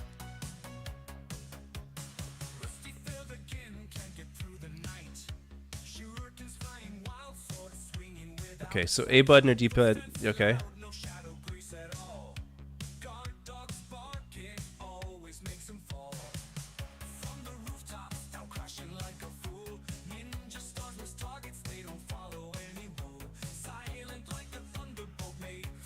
What is right shift? Oh, I forgot there are... Oh, fuck, I forgot. Okay.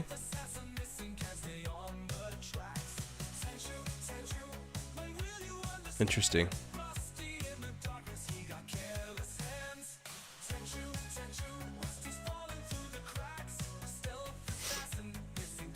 On the cracks.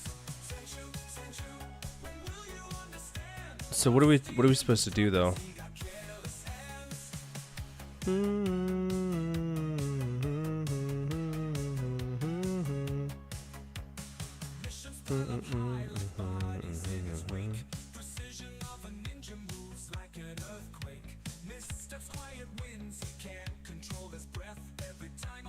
The Murner. E-Hat, Shofixty, Aralulile, Cyrene. Yeah, we know about the Sirens. It kicked her ass. Urquans, Mycons, and Spathy. Ungavox, Andersynth. Ilroth. Oh, it's Ilroth. So it's not even the real one. It's pretty cool. I can see how this would inspire inspire some things.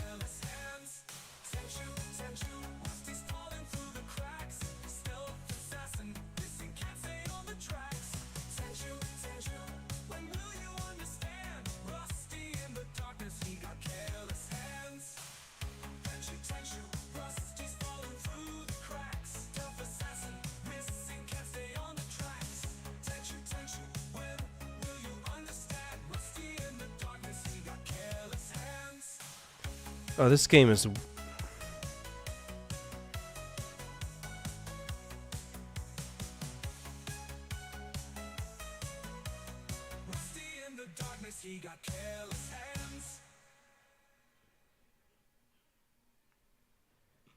Interesting. So there's a lot of shit that...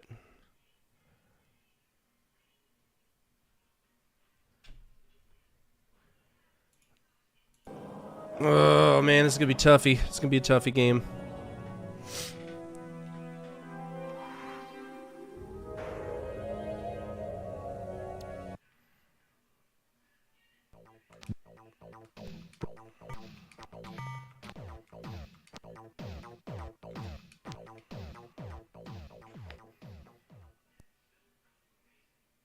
By the fetid.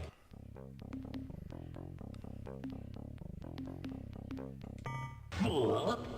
As alien as your ship may be, our sensors reveal how few weapons you have on board. Though this vessel... That's true.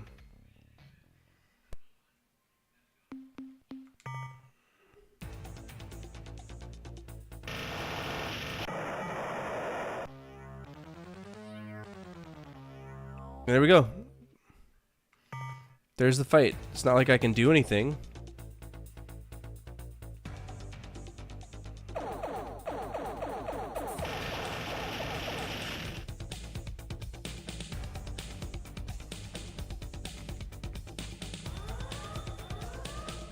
I can't turn any faster. This is so shit.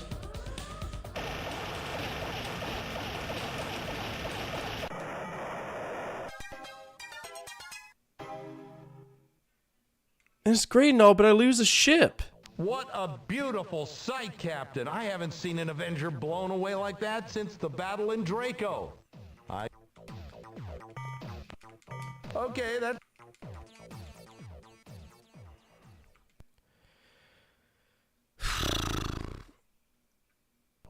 I have good news to report, Captain. The more minerals you bring us, Captain, the faster we'll be able to tackle the Urquan. Goodbye, Captain. I don't like losing a ship already. I feel like...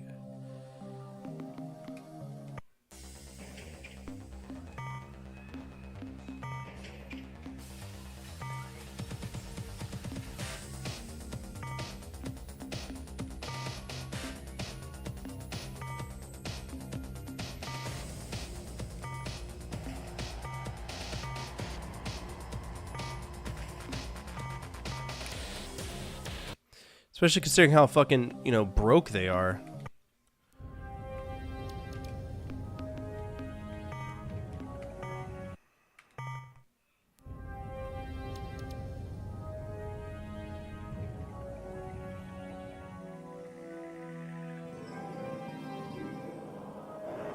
The combat goes so quickly. If they would have just thought about it a little bit better, it would have been fine. Did you find any radioactive element?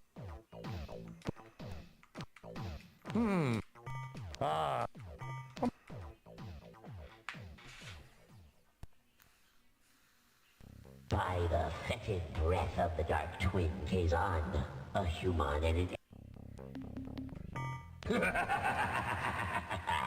You must be either a naive child or a hopeless fool. Okay.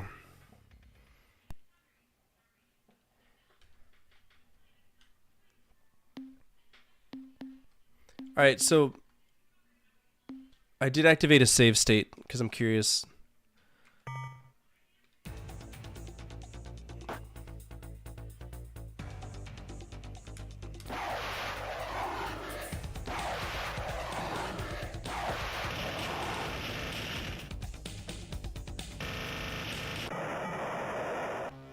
Problem is that the thrusters just don't work in this game. Really? Just 2 rockets and we win? Okay. What a beautiful sight, Captain. I haven't seen an Avenger blown away like that since the battle in Draco. Okay. I guess you've shown that you can handle yourself in battle, Captain. So my last reservation about helping you has been dissolved. I will commit this station to helping free Earth and defeat the Urquan. We may get our atoms rearranged in the process, but by God, Captain, we're going to try. So the obvious first step is to get the precursor equipment and software over here so that we can make it work with our ship repair fabricators. Okay. But then what, Captain? A sensible plan, Captain. Let's get to work. Good luck. By the way, Captain, I think we need a name for this new alliance we're going to forge. And since it was your idea, it's only fair that you get the honor of naming it. So, what will it be? Okay, that sounds pretty inspiring. So be it. The New Alliance of Free Stars. Now, Captain, I expect the configuration process for the starbase to take at least 2 weeks, so let's get to work. Hell yeah.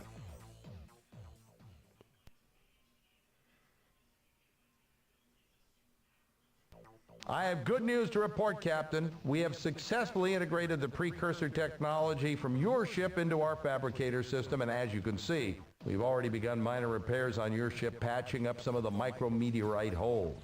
We noticed that your ship does not have an emergency warp escape unit, so our engineers rigged up some for you and each of your escorts. Now, you should be able to escape from a bad situation with the touch of a button.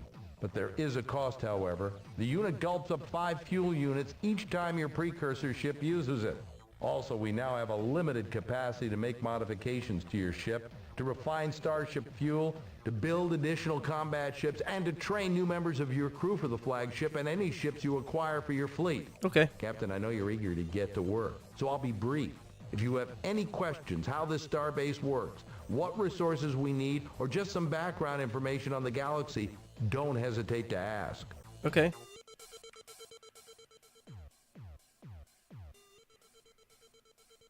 The more minerals you bring us, Captain, the faster we'll be able to tackle the Urquan. Okay. Certainly, Captain. What do you need to know?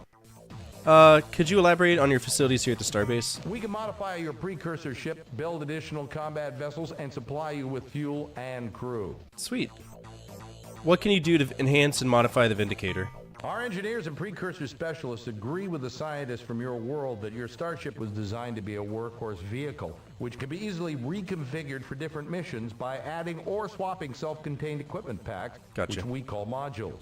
The modules we can build right now are thruster units, which make your ship move faster. We want that. Attitude jets, which allow you to rotate the ship more quickly. We also want that. Crew pods, which provide life support facilities for up to 50 additional crew members. Wow. Storage bays, which increase your ship's cargo capacity. We want that. I want all of this. Fuel tanks, which hold an additional 50 units of fuel. Yep. Dynamos, which feed energy into your combat energy batteries, improving your weapon's rate of fire. And last but not least, ion bolt guns, combat weaponry, the exact function of which depends on its location aboard the ship. Okay. When put in the first or front module slot, it fires a single shot forward. When put in the second slot, it fires 2 shots, spread to the left and right of center. When That's put dope. in the third slot, it fires 2 shots directly, left and right.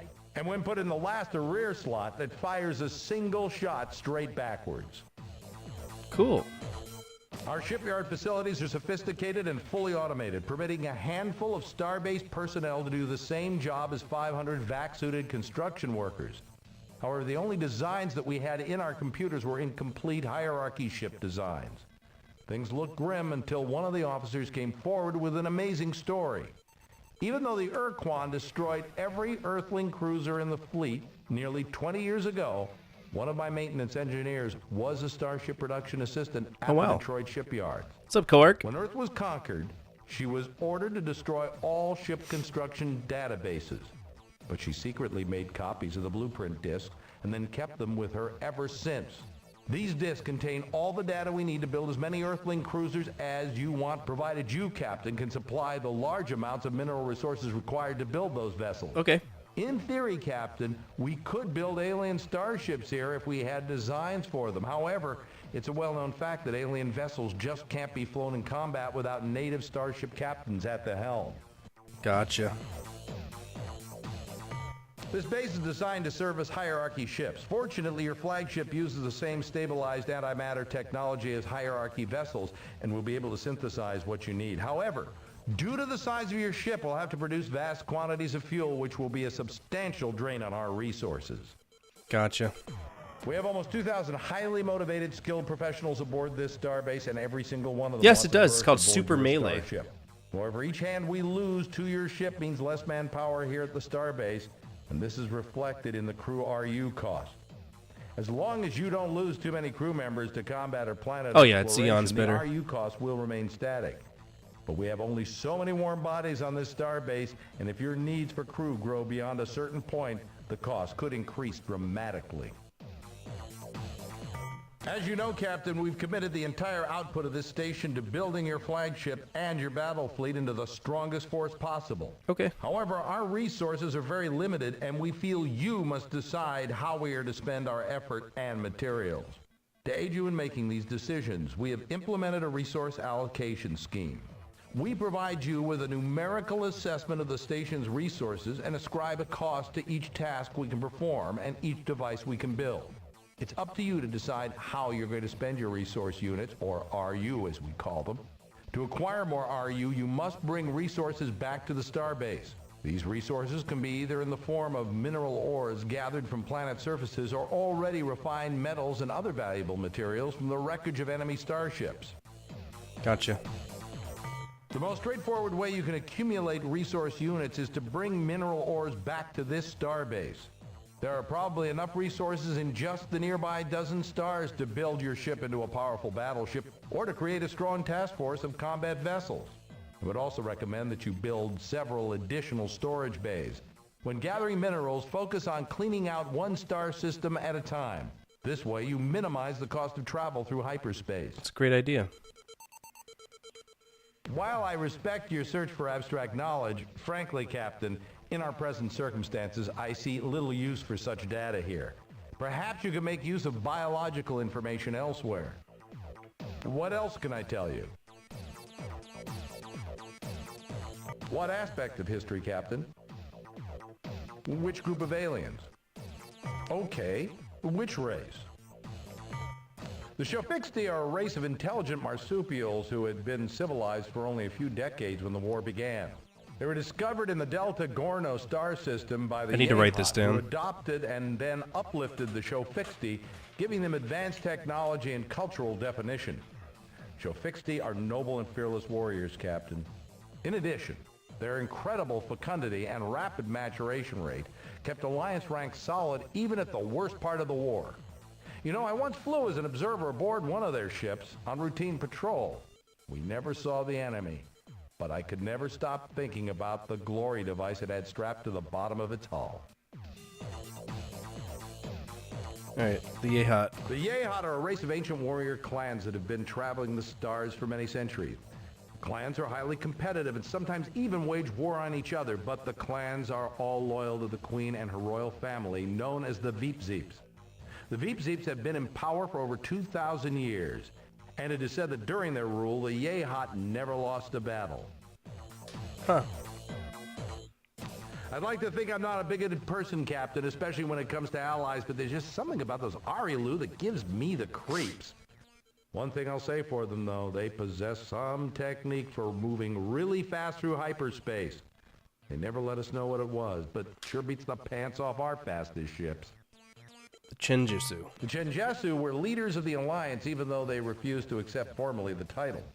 I don't know if their silicon-based biology is just plain superior to our old carbon models, or if their fantastic intellect were the product of an ancient, peaceful culture. Whatever the reason, I'd rather be taking orders from a Chenjutsu than any other life form, absolutely. One of the more amazing things about them was they never used hyperwave communicators. They could send messages naturally, and their natural hyperwave receptors were much more sensitive than even our best units. Wow. The Mern. We didn't really get much of a chance to learn about those mechanical beings, but I'll tell you what I know. They're the product of a distant, unknown culture who sent a giant factory ark into our region of space many centuries ago. The Mother Ark, that's what the Earth Press called it, turned out millions of robots and finally broke down. I don't know why the Myrnaherm didn't repair the Mother Ark. Maybe they can't. My personal guess as to why they were sent here is that they're on the leading edge of a colonization project. And once the Myrnaherm have tamed enough new worlds, the genuine colonists, whoever they are, will arrive and claim their due. Huh. Most raw recruits saw the Siren as nothing more than warm, breathing pinups. Warm they are, and yes, they do breathe most magnificently, but Captain, they are far more than simple joy units. The history shows the Siren established and maintained a peaceful culture from their Bronze Age through their discovery of starflight. Before their planet was destroyed in a horrible cataclysm, their world was an Eden. That's cool. What other group of aliens are you interested in? Which species? The Mycons are hard to get a handle on. In fact, I'm not sure any human has ever had a real conversation with a Mycon. What we know of them, we've learned from their corpses, which I may add have a nasty habit of coming back to life when thawed out from a decompression quick freeze. Mycon ships seem to expend a significant amount of energy on life support. This is probably because the Mycon only thrive in temperatures close to the melting point of lead. As far as we know, the Mycon are the only race to actively seek out the Urquan in order to become combat slaves. Imagine facing a cowardly, mobile clam armed with a howitzer, and you've got a good idea of what it's like dealing with a Spathy. Although they tend to avoid battles as much as their masters will allow, once in battle, a Spathy eluder is one tough cookie. I once heard a rumor, though I don't like to believe in it myself, that a rogue band of courageous Spathy broke away from the main Starfleet, painted their ships This is my first playthrough, yeah. stripes, and formed the Black Spathy Squadron, dedicated to performing brave and hostile deeds. Like I said, I'd have to see it to believe it. It's unfortunate that the Umga fell to the Urquan so early in the war, because I suspect we would have gotten along well with those big blob creatures. At the very least, it would have been entertaining. We know them a bit better than most This is the 3DO version. They were eager to talk with our ships before, after, and during battle. The Arilu intimated that they had a relationship with the Umga before the Urquan arrived, but I don't know any details. When I was flying combat missions along the Corward front, there was nothing we feared more than the Androsith hit-and-run squadron. Their blazer ships were more than a match for our cruisers, so we stayed clear of Ada Vulpeculae, their home star. In addition, I think each of us aboard the ship knew deep down in our hearts that the Androsith had a damn good reason for hating us. Our grandparents had kept them as slaves for nearly 50 years. Yikes. I still have nightmares about those spiders taking me prisoner, using me as one of their 6 sacrifices. Is this the Dogar best and port? I don't Kazan, know. their twin I haven't gods played of any other destruction versions. and torment. Those guys were almost as scary as the Androsynth to those of us in Deep Space Patrol.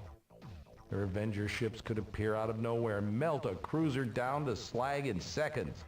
Luckily for us, the bulk of the Ilrath fleet was thrown against the Genjesu and the Myrnaherm. The Starship Far Voyager under the command of Captain Jeffrey L. Rand encountered the Vux near Beta Mira. Although the details are hazy, it's generally accepted that Rand offended the Vux starship commander. We used to play the DOS release. You should check out Super Melee mode. I will at some point. What other group of aliens are you interested in? None that we had made formal contact with. The Genjesu implied that they had met 2 other star-faring species, one near the Gickless constellation and the other directly corward from Procyon. The Arilu Lalile once mentioned having some fun with an alien race in Draconis, but like so much else with the Arilu, they never revealed the whole story. I'm sure there are hundreds more alien races in our galaxy, but beyond what I've told you, your guess is as good as mine. Would you like information on any other aspect of history? No. Sure. Anything else? Can you be more specific? That all depends on whom you meet, doesn't it, Captain? Well, in all seriousness, if you encounter the Ilrath, Vux, Androsynth, or other hierarchy battle thralls, I wouldn't hold out much hope for a peaceful encounter. So if you feel you have the advantage, attack. The resources you will scavenge from the enemy's wreckage are well worth the effort. If you can find alliance races who are in a position to help us, then you must convince them to join with us. Gotcha. Their assistance may be crucial to our success.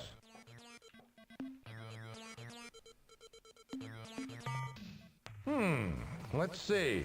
You need to build up and balance the strength of your flagship. I would add thrusters up to, say, 5 or 6. Speed is essential in combat, but it would also pay off over the long haul in hyperspace. And if you prefer to avoid confrontation, nothing beats a great pair of legs.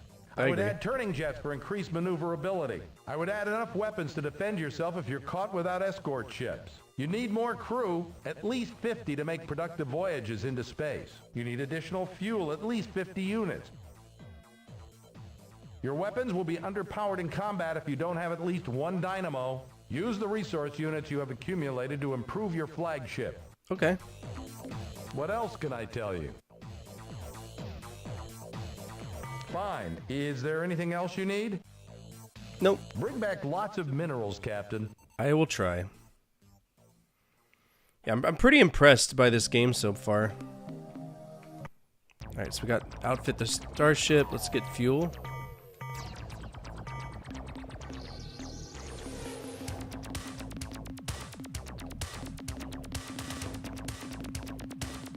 Let's fill her up.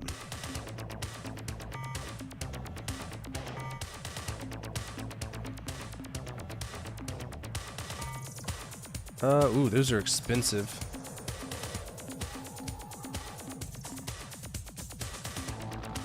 Let's focus on building some ships real quick.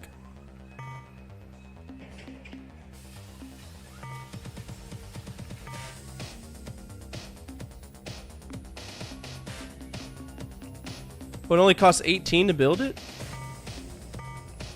That's cheap.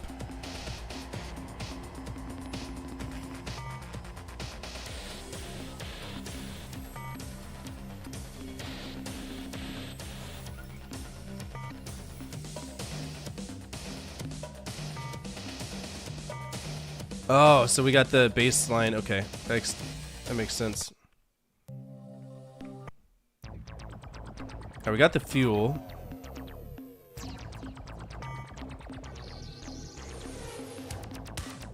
There's a lot of modifications going on. What's up, Curb?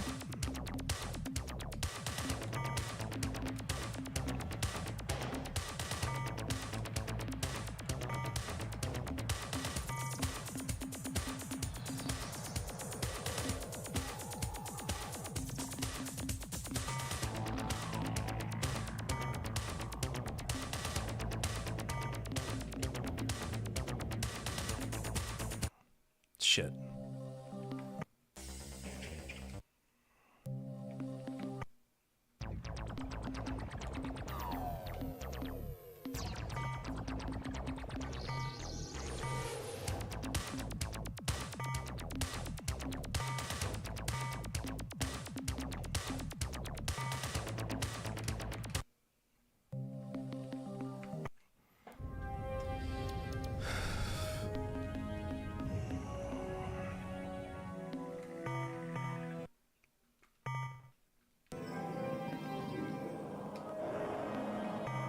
I'm impressed by this game. We'll see how it pans out.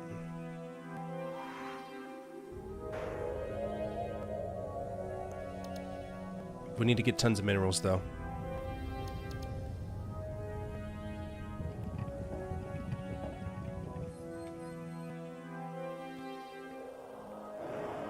Oh, Jesus.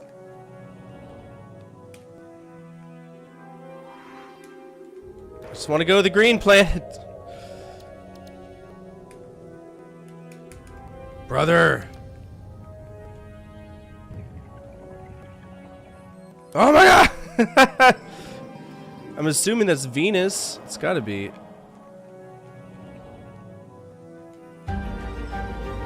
Venus is Poison Land, doesn't it?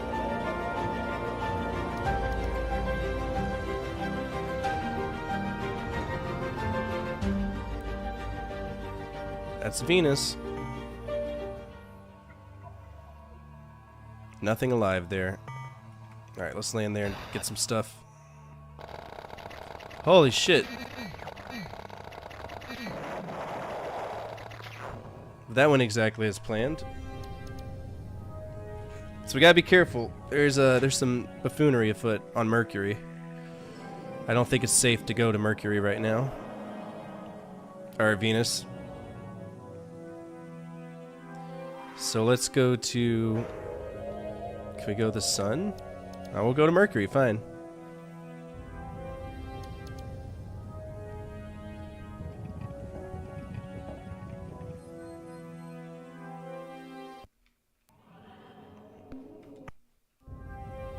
Hello? You didn't even let me scan. Thank you. Alright, so we just have to worry about heat scanning. A lot of minerals over here, let's grab it. Is it? I didn't know that.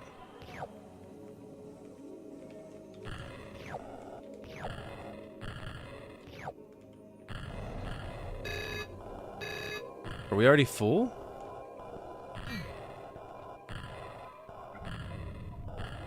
That didn't take long. Game has a pretty long history. It was sold by accident to another company that wasn't their ass to sell, so the other company made another game called Star Control Origins. Oh, wow. I might have to look into that.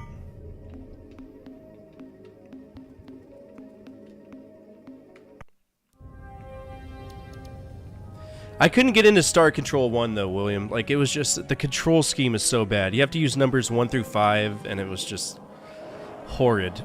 Absolutely horrid.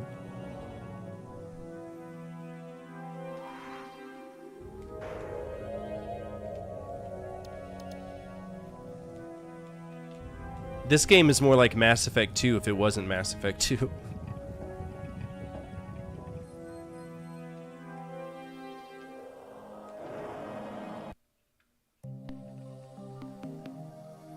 Damn. It's good to see you again, Captain.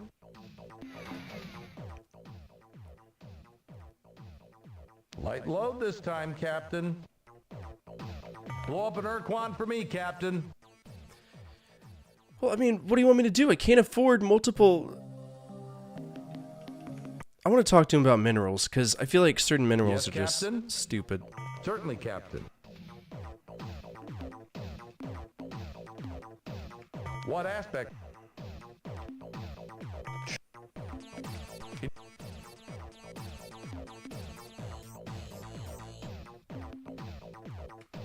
If you have the patience, I would recommend you spend several months or even a year gathering mineral resources.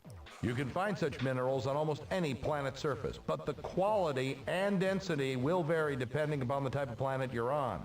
Base metals are probably the most common materials you'll find, but they aren't particularly valuable. You can find rarer precious and radioactive elements on metal-rich worlds such as Mercury. An old miner once told me that you could tell the relative quality of a planet's minerals based on the planet's color as seen from space. To remember the color sequence from good to bad, the miner had a mnemonic that went something like, very young orangutan could grow bananas perhaps rather well. It is also the case that mineral yields will be better at hotter stars. Temperature is related to the size and color of a star. Red stars are the coolest, then orange, yellow, green, blue, and the hottest stars are white.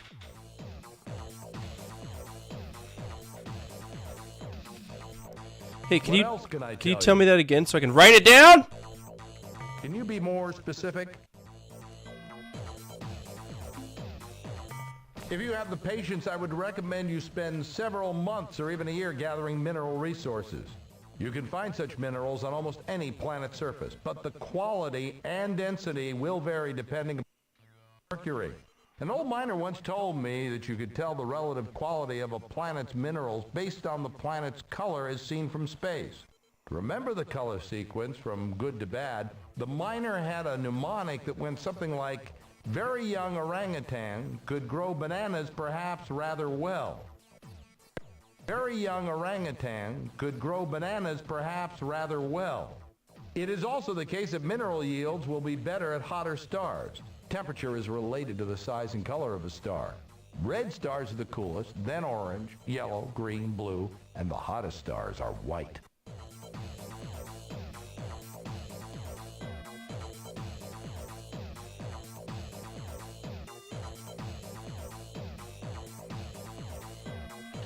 Okay. What else can I tell you? Fine. Is there anything else you need? Goodbye, Captain. I just feel like I'm not getting enough materials for what I'm trying to do. It's very silly. Need to go to Alpha Centauri and meet the Umga. Alright, well, make sure you're not backseating. This, you did ask me if this is my first time playing this. You can't come in here and tell me something like that. But I'll write that down, but that's your one. Alpha Centauri.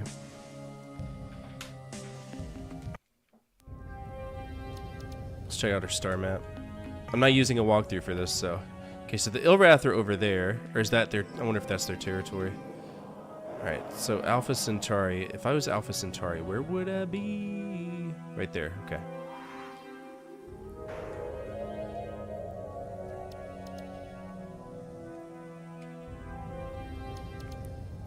Wonder if I...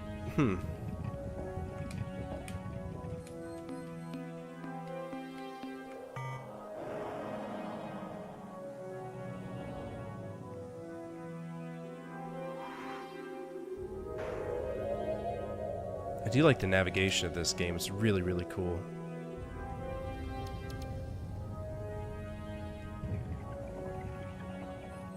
Damn, days go by fast in this.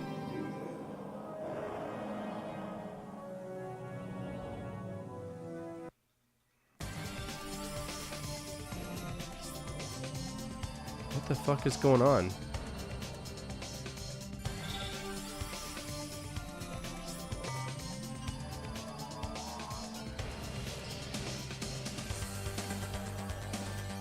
Oh, we get to autopilot. That's dope.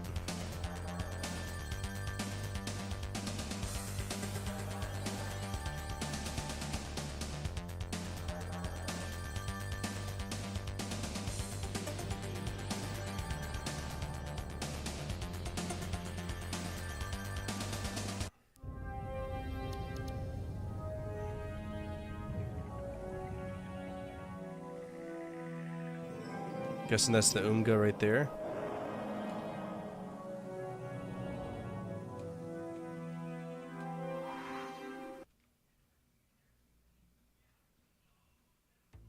I am Trade Master Greenish, in command of the LMAO starship, inevitably successful in all circumstances.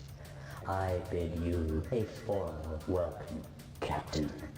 Though we LMAO have just recently arrived in this region of space, we have long desired That's Nick? No to make way. contact with your species and look forward to an extended, profitable relationship.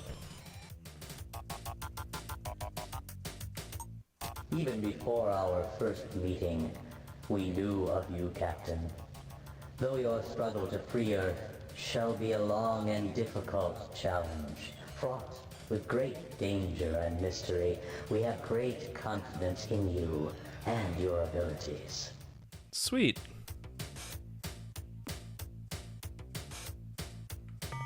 Absolutely.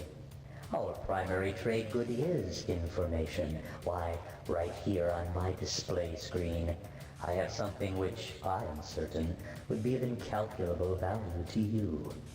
We can discuss the details of this very significant information later, when we have established normal trading procedures, at which time we shall also discuss the nature of our fees.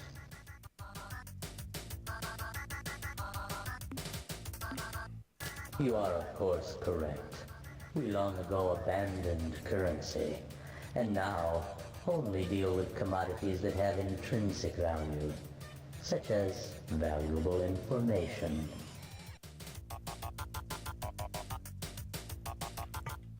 No, it is not. In fact, in our culture, giving, with no fair exchange of goods or services, is considered vulgar and inappropriate. Please do not mention this subject again. Okay. Our origins and purposes are, frankly, mysterious, and due to several unavoidable factors, we are unable to discuss ourselves in any great detail. First and foremost among these factors is our unwillingness to give away information about our history, psychology, and mental powers, our unique physiology, the exact locations of homeworlds, or our potentially ominous long-range plans. However, these important and relevant pieces of information are available for a nominal sum of credits. Yes, let us get down to business. Since this is your first time trading with us, let me explain how our system works. Okay. We are interested in purchasing certain items, specifically biological data on alien life forms, and the coordinates of certain strange worlds whose radiant energies defy all scanners, producing a rainbow-like image. In exchange, we have many interesting and valuable commodities, such as fuel, compatible with your starship's hyperdrive thrusters. Sweet. Technological specifications, allowing you to build new devices for your ship. And many important secrets, which may help you in your travels.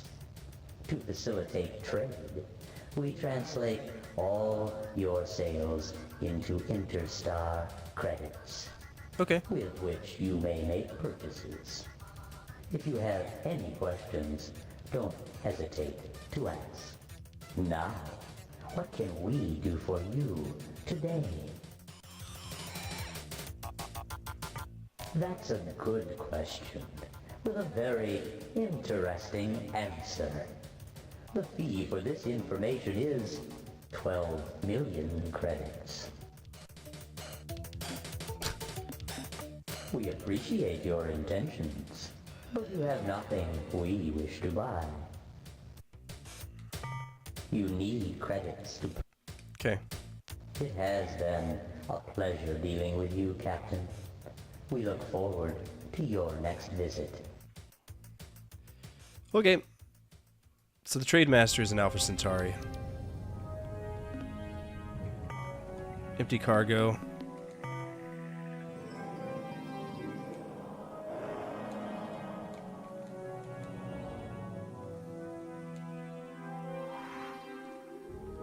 Alright, see what's on this planet. It's purple! Planet 2.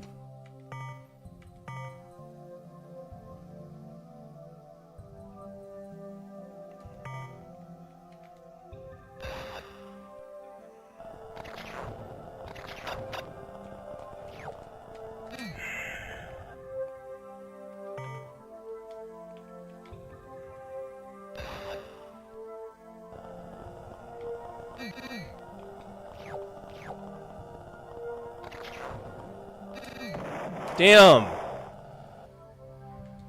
Well, I don't have any more landers. Okay. Alright. Shit.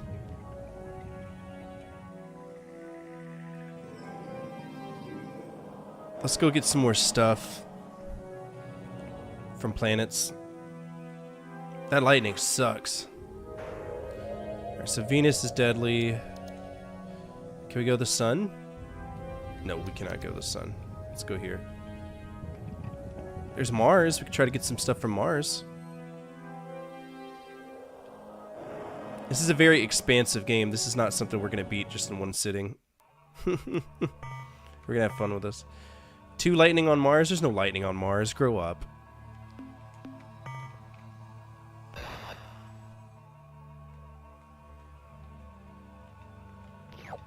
Bismuth, potassium, aluminum, more aluminum, bismuth. There's not much here. Good old red planet.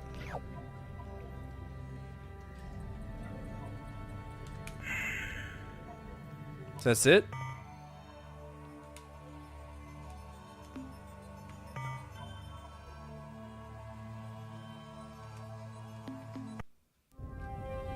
None really here. Alright, so I'm going to write down planets that we've been to that we've kind of bled dry.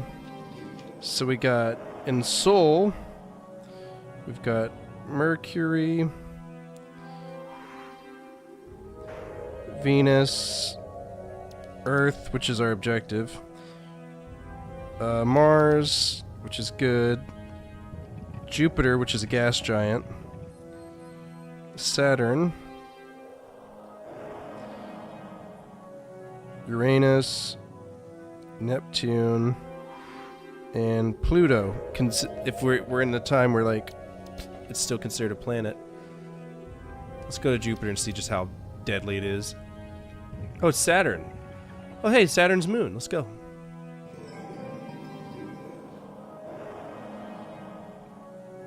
What we got here? Titan. What's up, Titan? That's so cool. Titan is very cold.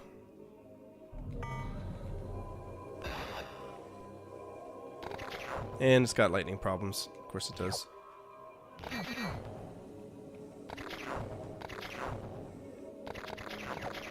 Got some strontium. Great resources here.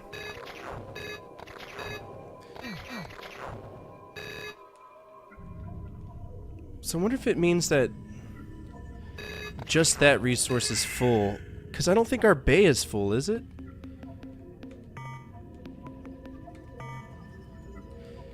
So, does that mean I have too many base metals?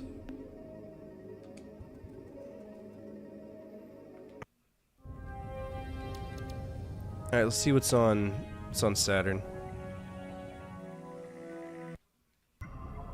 Whoa! Yeah, I know.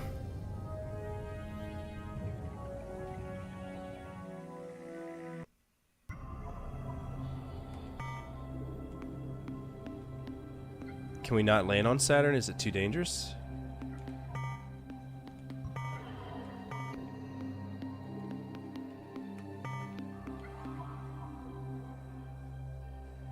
Alright, well, let us land on Saturn. Okay.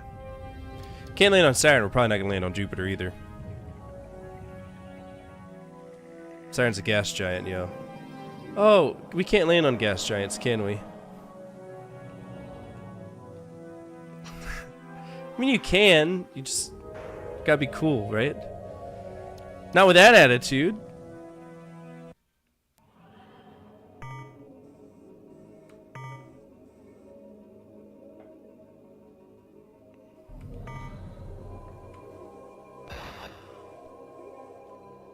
Can land on Neptune, no problem.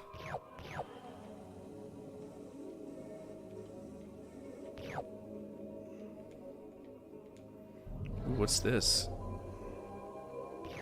Arsenic! It's not healthy.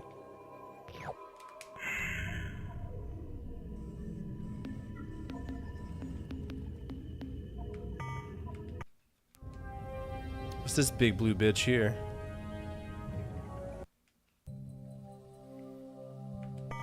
Okay, that's actually Neptune. I guess that was on one of Neptune's maps. Or one of their things. What does roster mean? Okay. Yeah, I mean, it's basically the mini-game for... This is Mass Effect before Mass Effect was Mass Effect, is the way I see it. And I'm okay with that. This is before Starfield and before Mass Effect. We had Star Control 2. And I'm okay with it so far. I feel like this is going to be a game we're really going to dig down deep and have fun. When using the lander, there's a red bar indicating how much your lander can hold. And I don't think I'm anywhere close to that, am I? Where's Pluto? How dare you? Pluto is a boy, too! Have you landed on Uranus? I'm trying to. Bend over, Felix. Whip it out. Spread them. I'm trying my hardest. Somehow remind me more of Elite. It is a lot. I mean, you're commodity trading, so yeah. I can see that. Coming in for Uranus, Felix!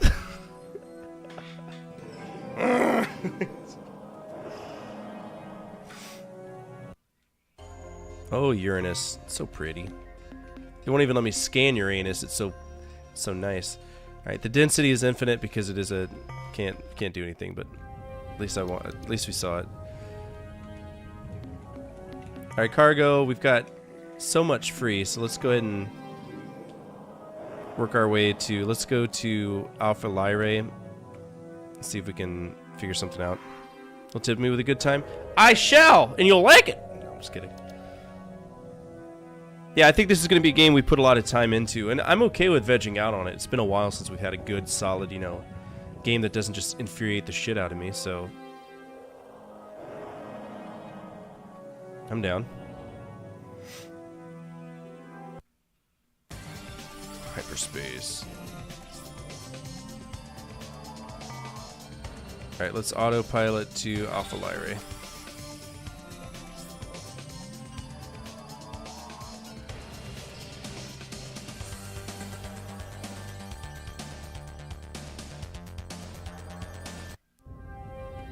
What we got here?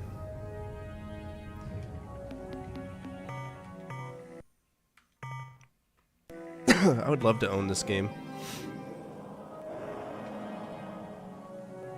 Alright, looks like we just got a star, nothing else. Oh, tiny planets. 2 of them, it seems.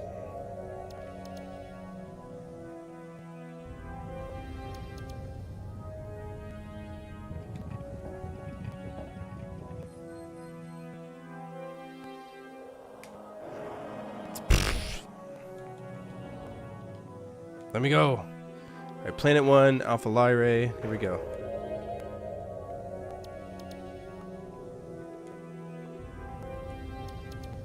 I feel like this is one of those games you could spend like 900 hours on and still not see everything.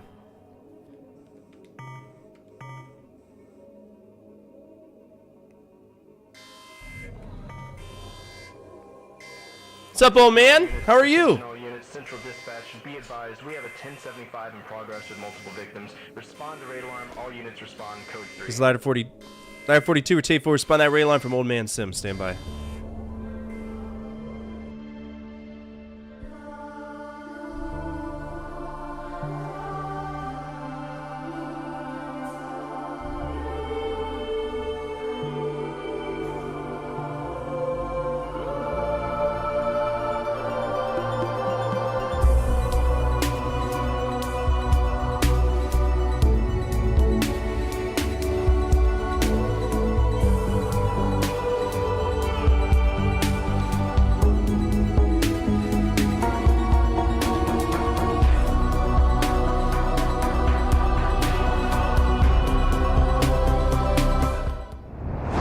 What is up, everybody? My name is Fortifier. I'm a retro variety streamer. I play a bunch of games from the 70s all the way to now, always on true hardware. Right now, we're playing Star Control 2, not on true hardware, so I lied to you. That's a great start, right? Lying.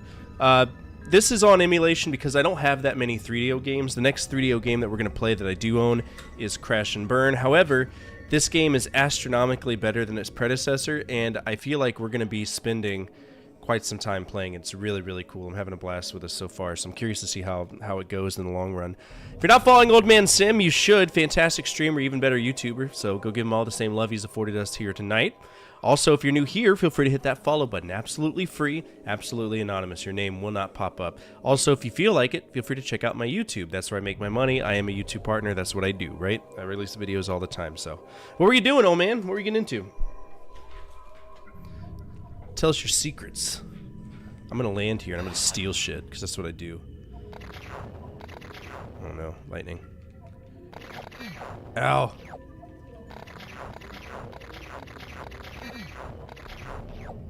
We got some Krypton.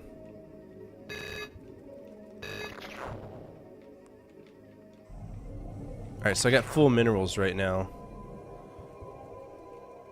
No, I don't think this game is easy at all. It's gonna be a fiend. So maybe I need more than one lander.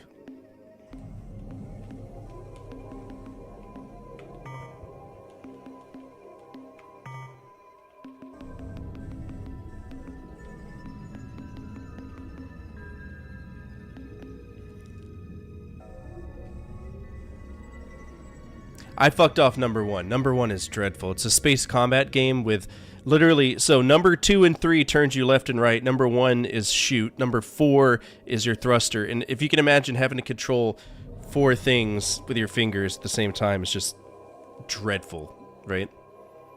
It's horrible.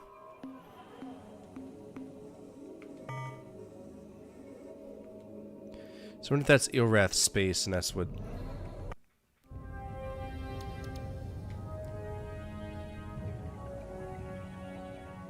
So this game's more like Mass Effect. Specifically Mass Effect 2.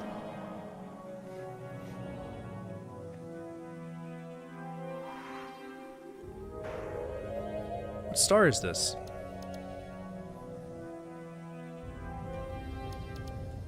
Probably Alpha Lyrae.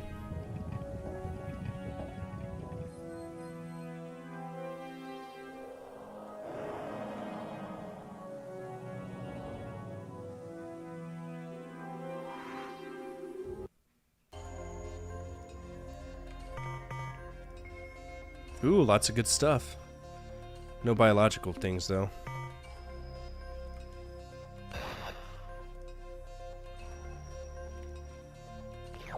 Got some neon. Krypton. Helium.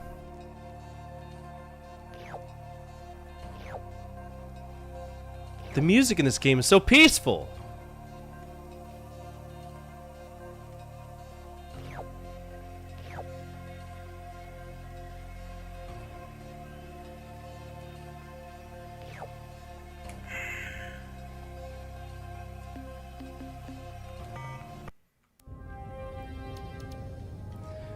So we get a shit ton of stuff.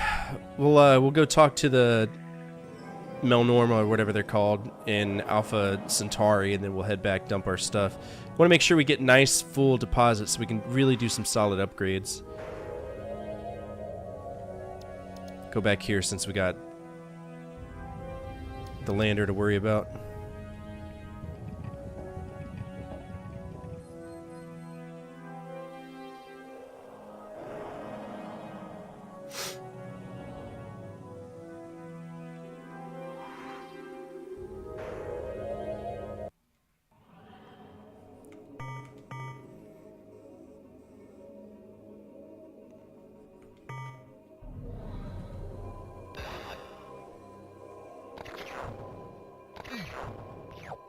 Oh my god.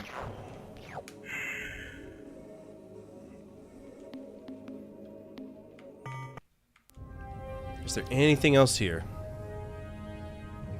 Yeah, Star Control 1 is horrible. It's a terrible game. I was not into it at all. It was just donkey shit.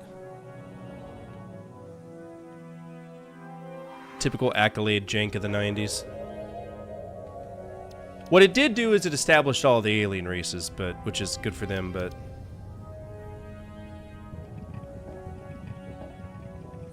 I don't think there's anything else here. Let's go ahead and star map to... Beta Lyrae, or whatever it's called.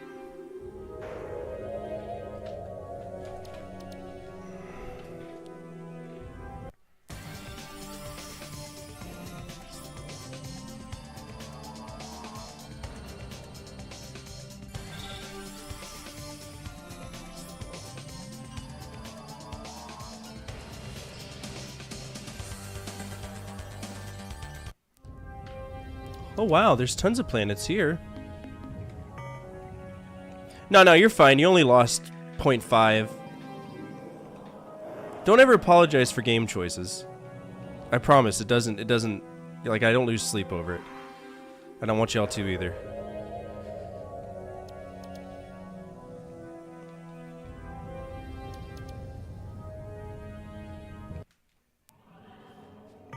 I am being mindful of my fuel, I promise.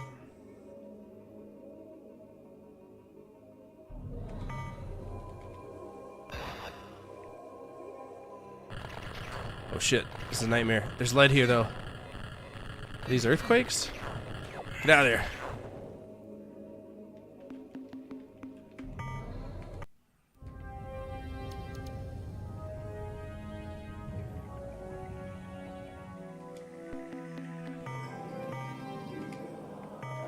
Doing pretty well for our cargo.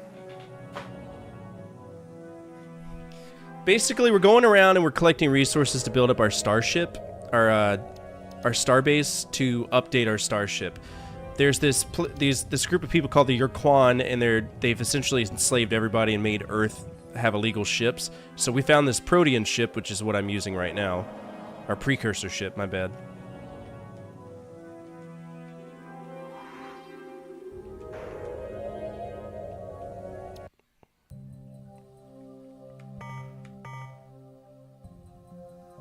Ooh, this is a dangerous planet. It's a mean planet.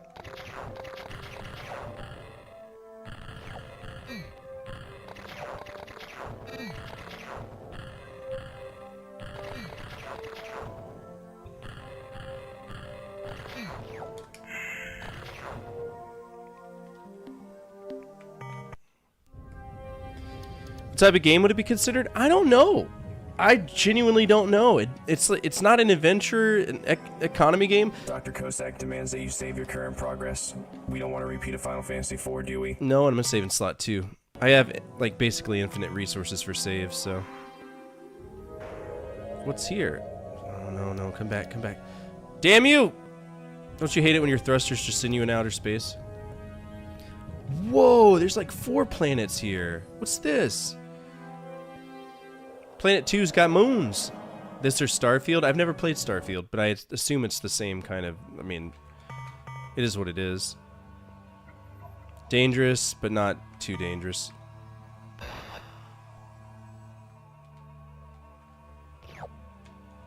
Bismuth.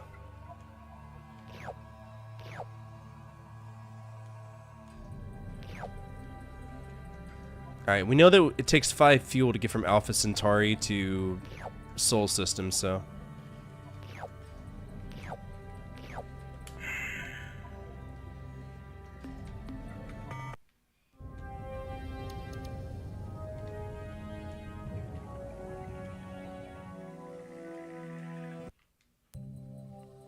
This is pretty. It's a purple world. There's nothing here. What a shame. What about the big blue ball? It's a gas giant? Yeah, it looks like a gas giant. It is. Okay. I'm streaming on Twitch. I've been on Twitch for a long time.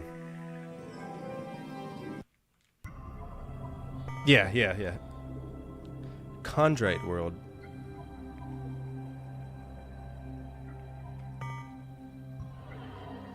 It's very active in seismic activity, though. Free radicals? What the fuck is that? Got some ethanol. It's the same name, Fortifier.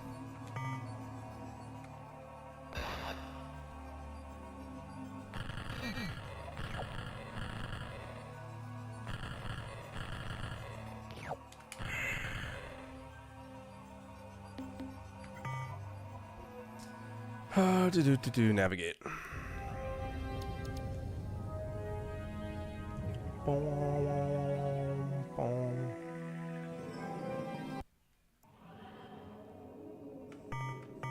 Super dense world. Love to see it. Okay, super dense worlds are dangerous because more earthquakes, more seismic activity. Shit, man. Apparently lightning exists on dense worlds too.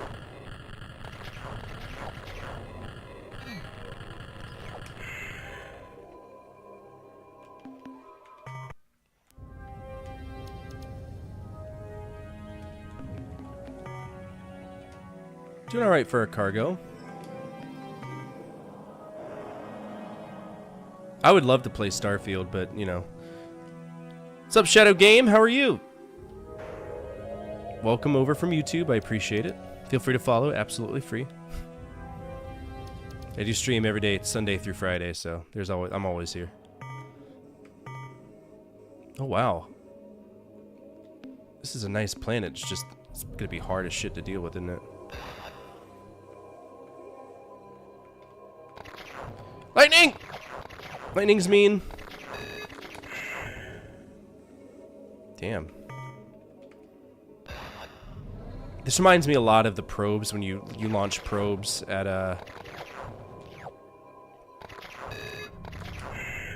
in Mass Effect 2. Used to own a 3DO in this game, so my 3DO library is not as big as I would want it to be. Like, at all.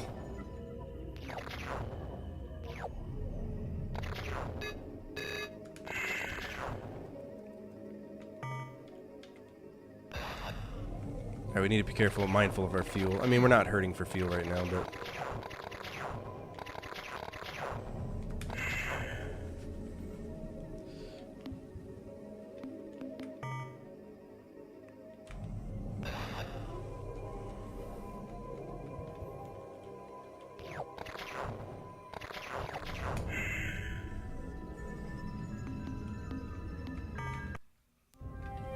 What a planet.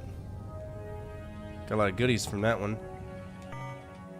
My crew is... Why am I so low on crew? I guess people have been dying from, we'll definitely have to buy some crew. That's a shame. Yeah, no, I'm well aware. Same as the Neo Geo.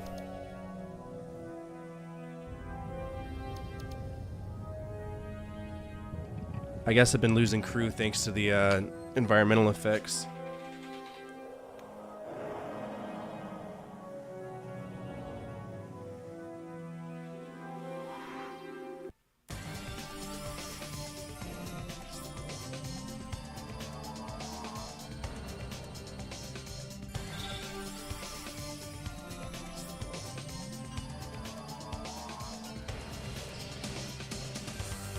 Have you ever played a Mercenary Shadow game? That's my favorite 3DO game, like, ever.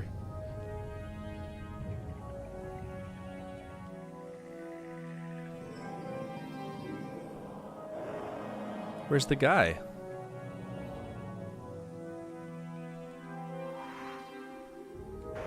Where's the knowledge guy? He's not here.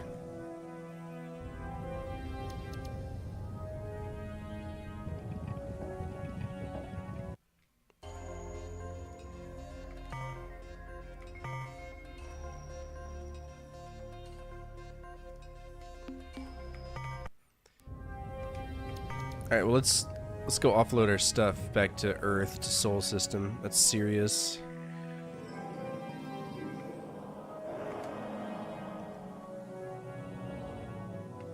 Because we need more crew. And fuel.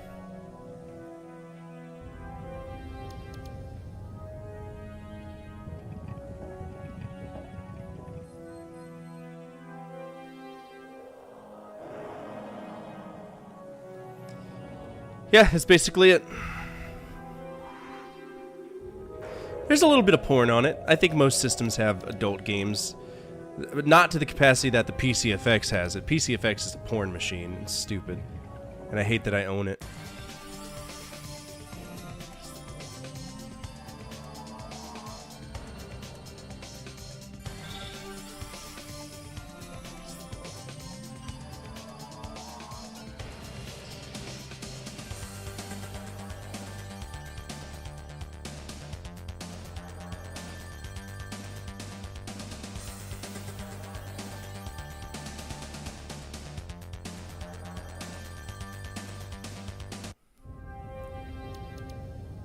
Alright, we're home.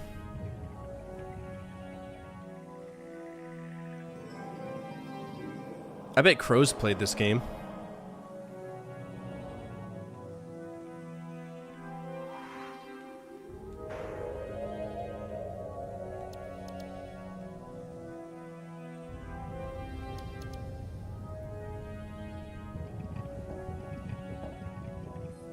PO'd is good, yeah. Snatcher? I've always wanted to play Snatcher.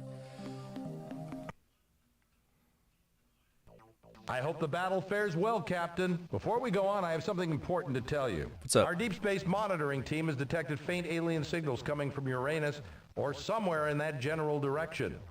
The emanations are definitely being generated from within the solar system and could represent the presence of a hierarchy spy.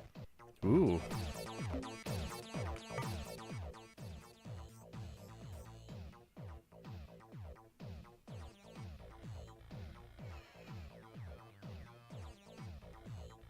Not a bad job, Captain. Goodbye, Captain. Alright, so... I need more crew. How do I get more crew?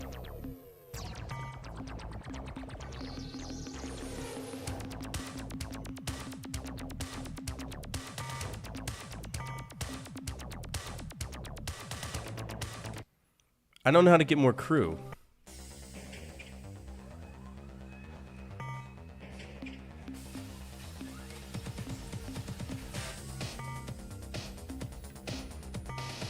Here we go.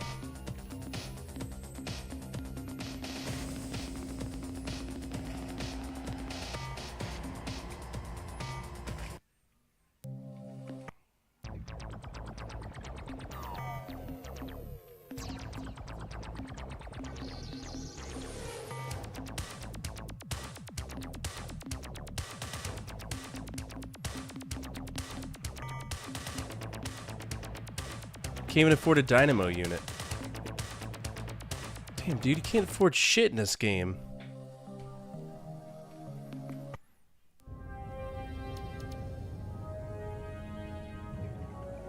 Alright, there's something coming from Uranus, Coark.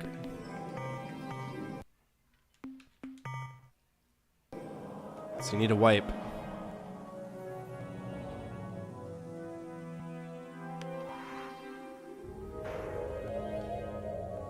Alright, Uranus is green, right? No, it's Venus.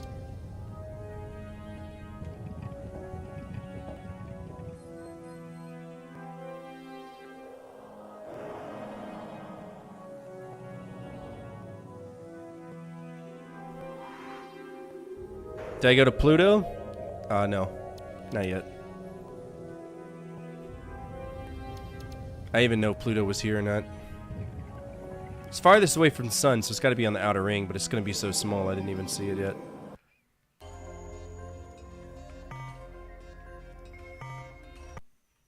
It said something's coming from the direction of Uranus. We don't tell me what to do. Say, what's up, Harley? How are you? Alright, if I was Pluto, where would I be?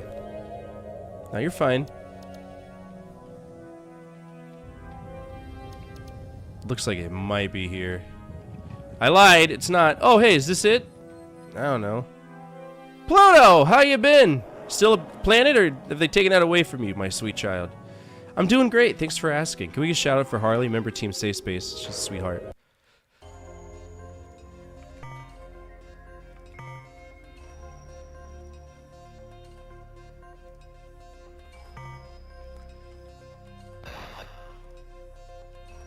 What do we got here? So, crystals! The fuck is this? Mayday from surface. We have come under fire from an alien vessel we found hiding on the surface of Pluto. Captain, they killed Kowalski, Fritz, Chin, O'Donnell, Luigi, and all three of the Lieberman triplets. Oh my god. We've returned fire, but our stunner can't penetrate the ship's hull armor, okay? We are initiating emergency launch procedures. End of transmission.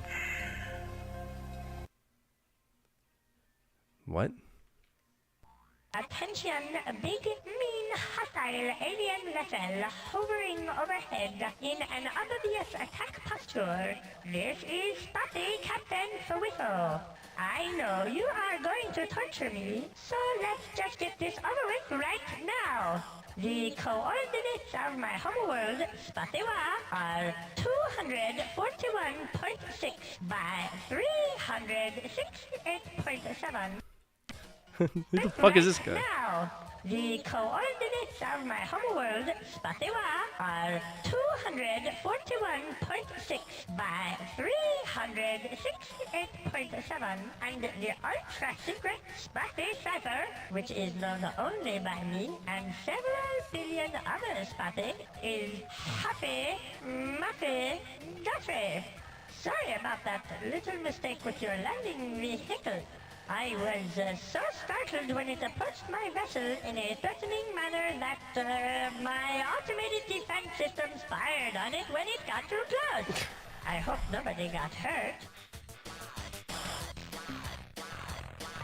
Are you sure?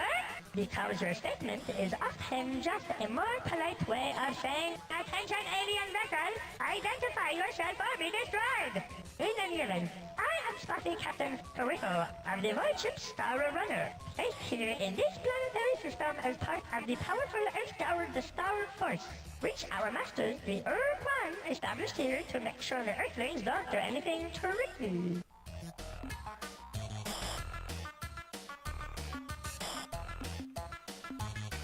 About 20 years ago, this region of space was dominated by a loose confederation known as the Alliance of Free Stars, which was composed of the aliens native to these parts who did not want to be enslaved.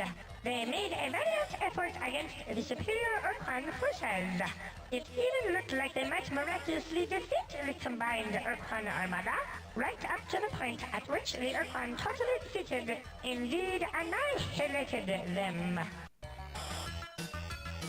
When the Ur-Quan armada entered the system to subjugate formerly the Earthlings, the Ur-Quan presented the humans with the standard slave options.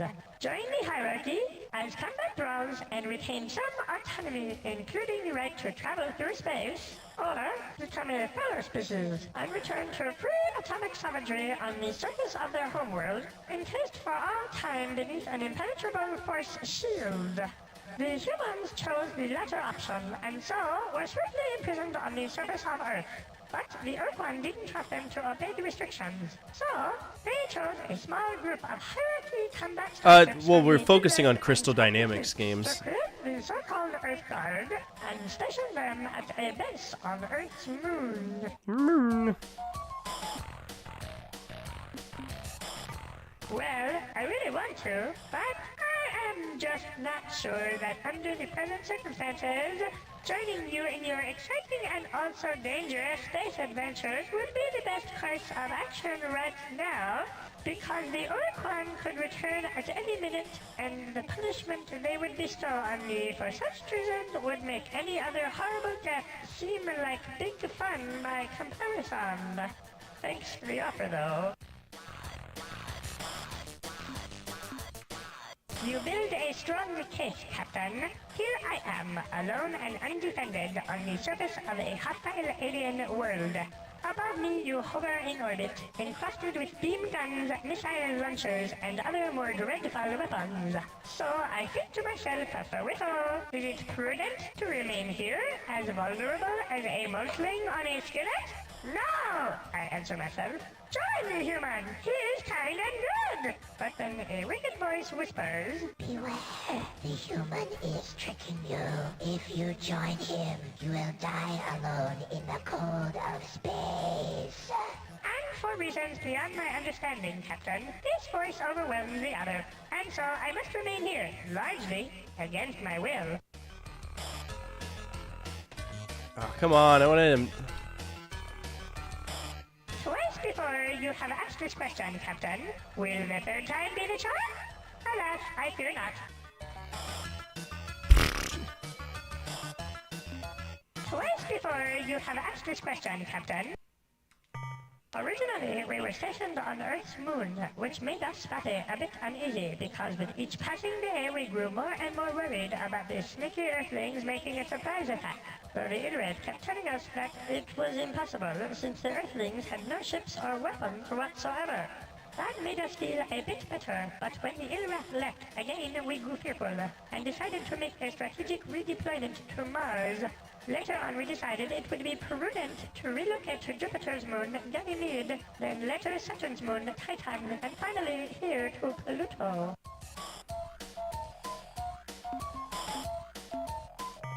The Illrat contingent were supposed to be the toughest ridge crest, the most rigid flipper, yes, the backbone of the Earth Guard force. But they departed the system en masse not long after the last Ur-Quan dreadnought vanished from this region of space. They claimed to have received a direct order from their gods of evil and darkness, who had grown dissatisfied with the Illrat's passivity and wanted them to kill, or at least torture someone soon.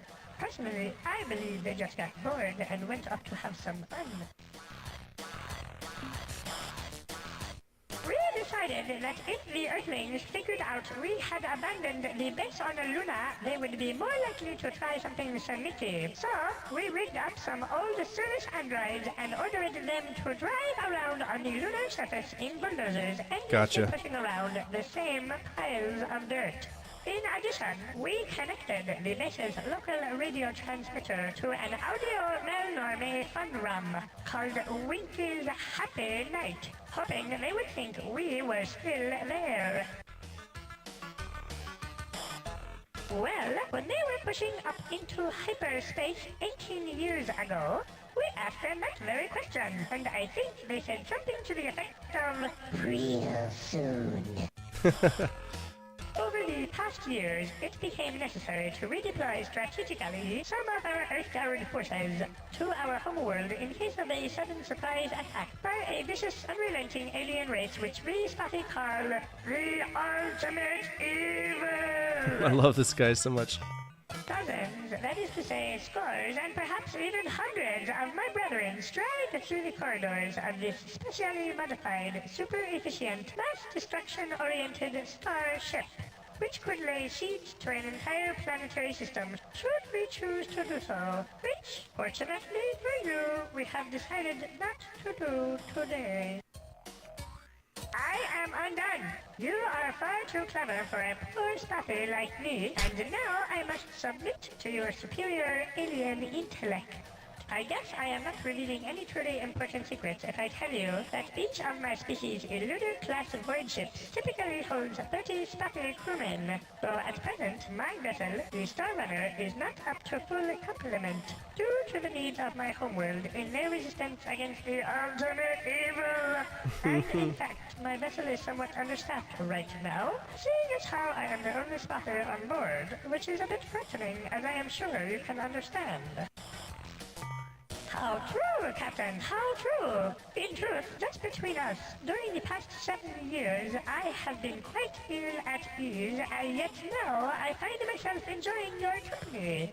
This witty dialogue, and the presence of your huge, powerful, death-dealing starship, which, being my friend, you would certainly feel compelled to use in order to save me from any hostile life forms who threatened me with death. As yet, the Ultimate Evil remains largely unmanifest, and its powers and exact intentions are still a bit Yeah, I like this game. It lurks just outside the range of even the most sensitive long-range detectors, which we feel gives conclusive evidence as to the Ultimate Evil's nefarious intent. Since it was our most powerful and unforgiving masters, the Orquan, who stationed us here, we knew it would be grossly stupid to disobey them completely, but we decided it would be okay to send just one ship home. We used one of our most ancient and solemn rituals, Poon Taffy, to pick the lucky ship. Then, some months later, we decided that it wouldn't really hurt if we sent one more ship home. And then later we sent another, and then another. Well, you get the idea. Alas, as fate would have it, when the final ritual was performed, I, Farifo, was left here alone. For, as even the most immature in questing knows, there must always be one spotter who picks the short top stick. Our masters don't really keep us very well informed about their goings-on. Gotcha. So that all we know is that immediately after the subjugation of the last Alliance race, the Hut, I think, the Earthquan gathered their dreadnoughts and departed toward the edge of the galaxy, commanding us to obey the slave laws or face their wrath when they returned. Gotcha. We only know bits and pieces of what happened to each race. For instance, when defeated, the Yahat joined the hierarchy as combat roles, while the Cyrene chose to be slave-shielded on a planet in the Bug-Squirt star system. No, that's not right. I forget its name. Anyway, where was I? Oh yes, the Show 60. They were utterly wiped out in a gigantic blaze of glory. The Shofixti were half feral, as you know, having been uplifted by the Hut just a few decades before the start of the war. Given their habit of detonating those suicidal so-called glory devices in combat, it came as no particular surprise to me when, upon the arrival of the Orquan Primary Task Force at their homeworld, the Shofixti caused their sun to explode in a colossal supernova, Oh, wow. destroying the entire planetary system, and not incidentally dozens of Urquan dreadnoughts. Me? You mean me, personally? How nice of you to ask! I was born a poor green incrusting, the youngest child of a family of 18,400. Holy shit! My male parent had to work hard to support us, very hard. But each of my brothers and sisters and I tried to help out to make ends meet. The female parent was kind and sweet to all of us. Why, she once even called me by name. Woo!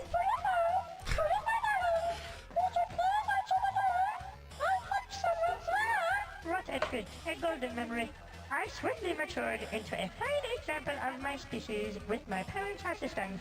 Achieved independence. Specifically, they pried me from the door jam and rolled me into the street. Thus prepared, I set out to make my fortune. I had great dreams in those days. Yes, great dreams. I knew that someday I would be vastly rich, wealthy enough to afford a large, well-fortified mansion. Surrounding my mansion would be vast tracts of land through which I could slide at any time I wished. Of course, Slide? one can never be too sure that there aren't monsters hiding just behind the next bush. So I would plant trees to climb at regular, easy-to-reach intervals. And being a spotty of the world, I would know that some monsters climb trees, though often not well, so I would have my servants place in each tree a basket of perfect stones. Not too heavy, not too light, just the right size. Oh my for god, Stuffy, please. happy days and jubilation!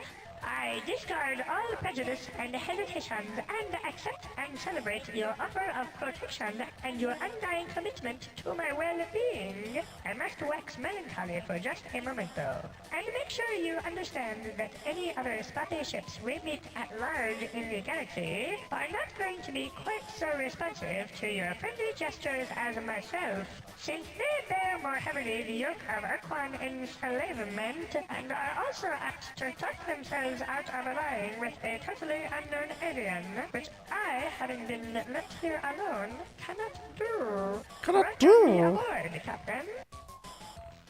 Sweet. I got a Spothy.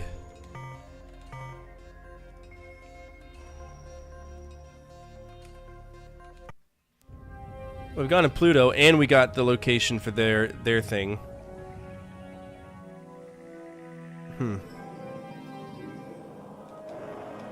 Question is, how far away are them?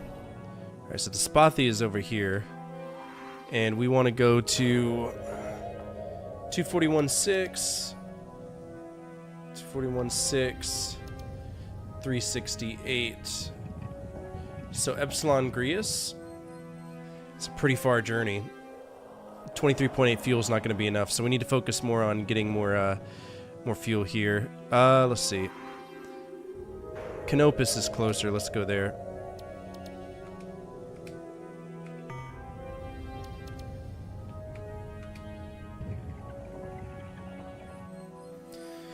Thank you so much for that follow. I appreciate it. So basically, what I was thinking of was, oh fuck, I can't believe you've done this.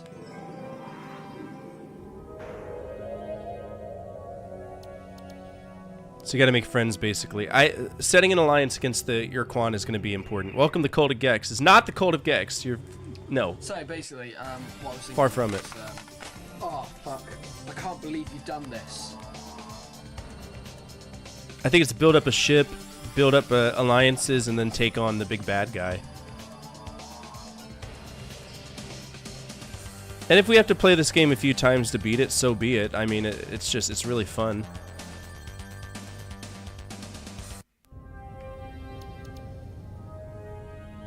I am digging it. The question is, do materials remanifest on places that we've been already, right? And that's something we'll have to figure out as we go. What's this? Is that stars that can destroy us? No. It does have a pretty strong gravitational pull, though.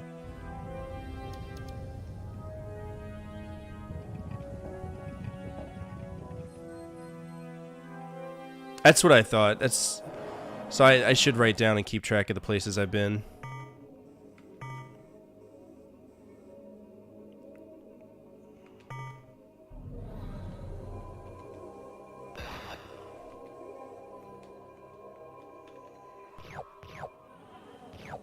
Cobalt.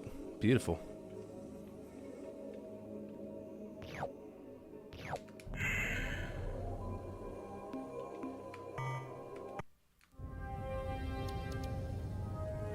Oh, I mean, I have a printer. I wonder if I should just print all of the shit.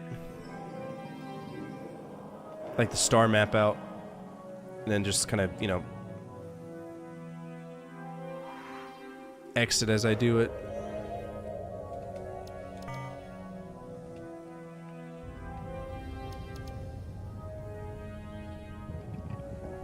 Alright, don't see any more planets here.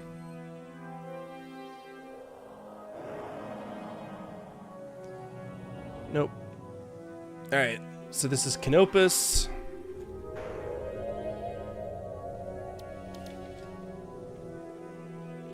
I'm probably gonna use like all the stuff here. Alright. Canopus is clear.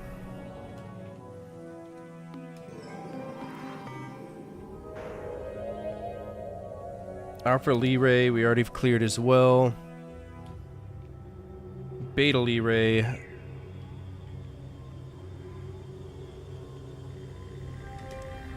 Let's go to the Sirius system. We're right there, might as well.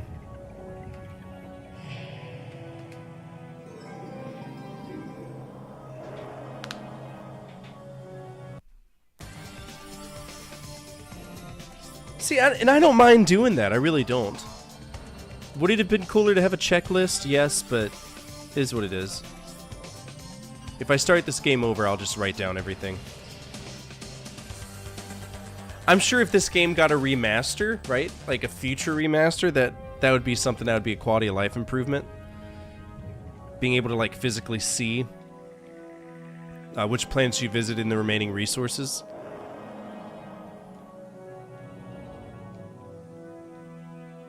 Alright, we're in Sirius.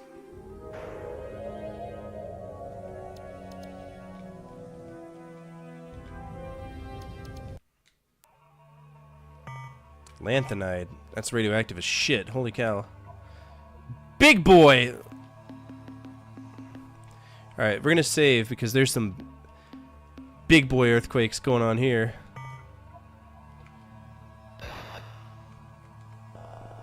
And fire.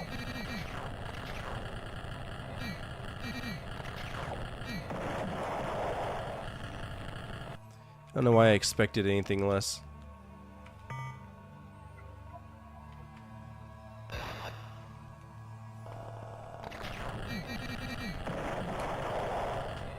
Alright, that is not a place I want to be. Alright. So I'm going to take a page out of my book and I'm going to write down the places I've... Shut up! Alright, Sol. We've got Sirius, which I'm going to put a star next to because there's stuff there, but it's just very dangerous to get.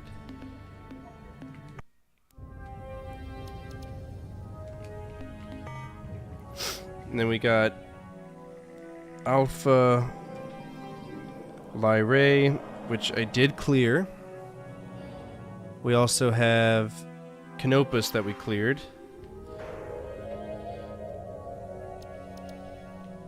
There's no clown man behind me. I have faith if it's my time to go, it's my time to go. You know what I'm saying? You know what I'm saying? Beta Lyrae. Beta Lyrae. Then we got Gamma Centauri.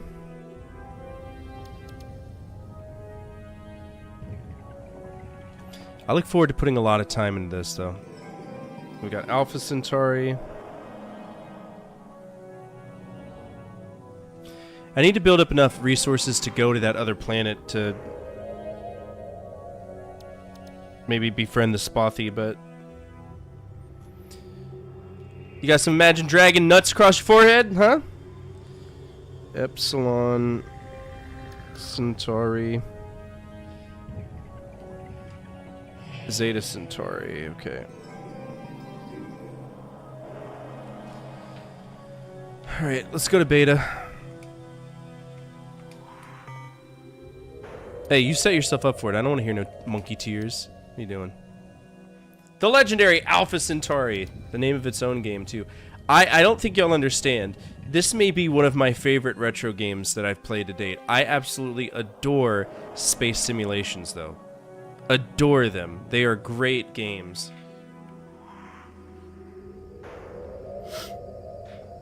That's why I look forward to playing Elite at some point, Elite Dangerous, which I know Elite's a little bit different than what Elite Dangerous would be. I wanted this, so you remember when No Man's Sky came out? I wanted No Man's Sky to be this, but it wasn't. When it came out, it was so incredibly shit that nobody liked it. It was boring, you know? You do the same thing. You're scanning a fucking flower 300 times, and...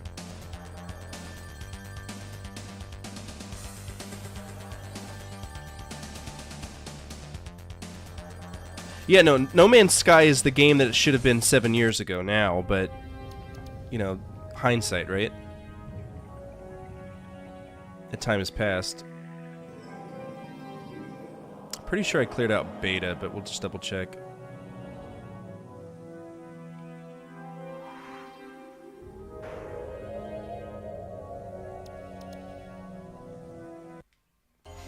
It's a gas giant, isn't it? Ruby World. Ooh, tons of stuff here. It's not too deadly. Let's go check it out.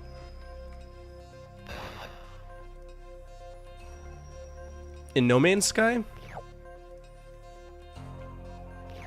Neutronium.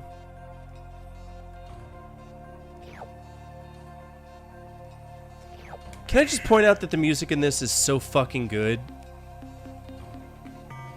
It deviates from like the usual "I'm in outer space" song, which is what this is. This one little thing is, but like when you land, it's all right.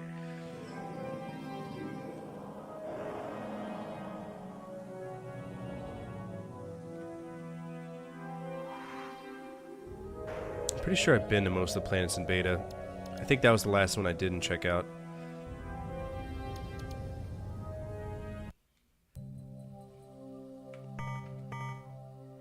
Ooh. A lot of earthquakes here, though. Gotta be careful.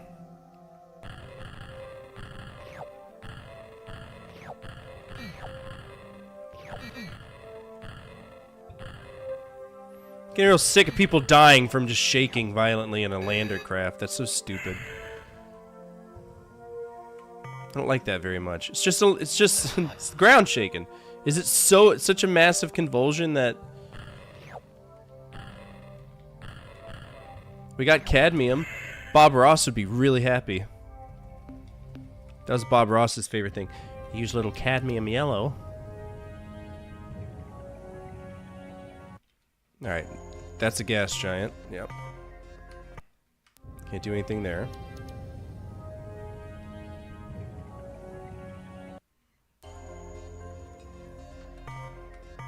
Selenic world. Slight volcanic, or not volcanic, earthquake activity.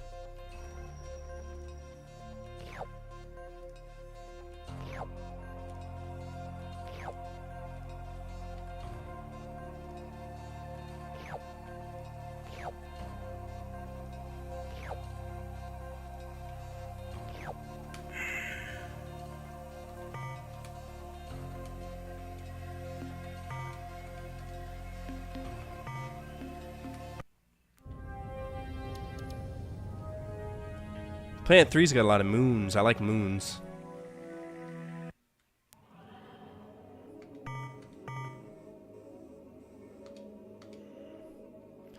Alright, nothing here.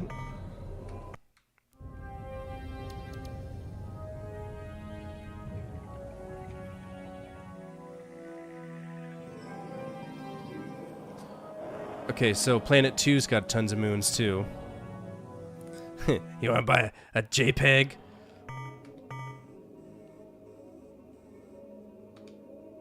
Alright, nothing here.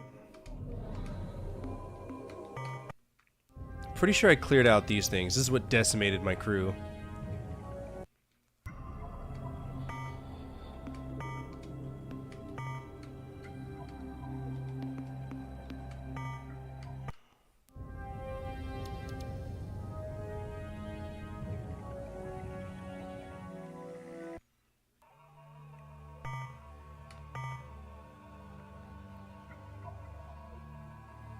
Nope.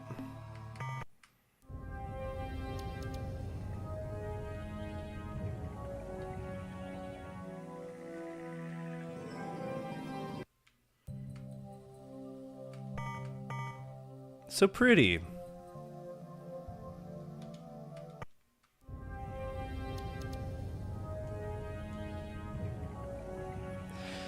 I love this game so far, though. I will say that, and it's not very often I get a game that I'm like, ah, God, this is good, this is cool. I would have loved a 3DO just for this one game, honestly.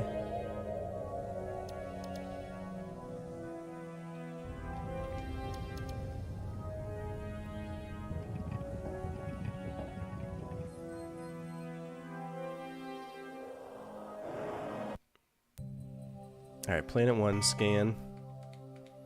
Nothing. Okay. I think we cleared beta.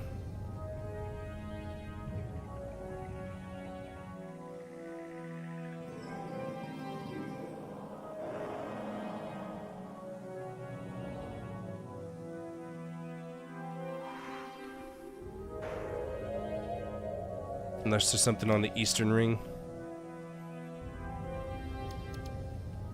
Can't tell if that's a star, if that's a planet.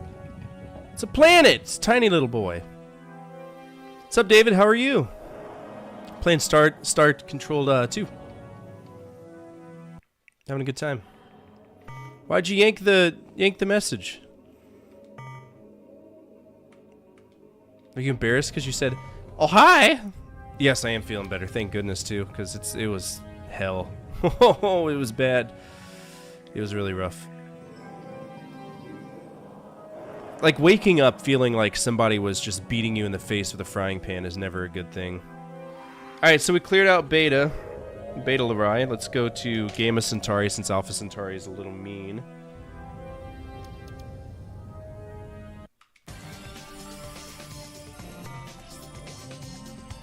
Yeah, I always wonder, I'm always like, I promise you, nothing that y'all say is going to get y'all in trouble. But people do it all the time. I'm like, did you not mean to say hello to me? Am I not worth it? Alright, we're gonna go to Gamma Centauri.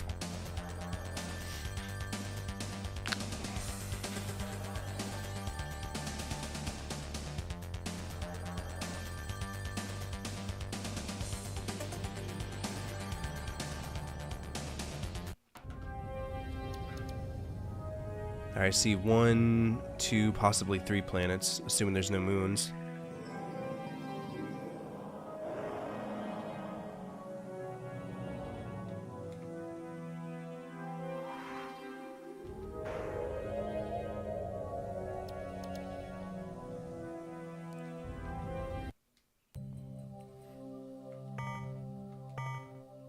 Tons of stuff here. But a lot of earthquakes. Bad earthquakes, too.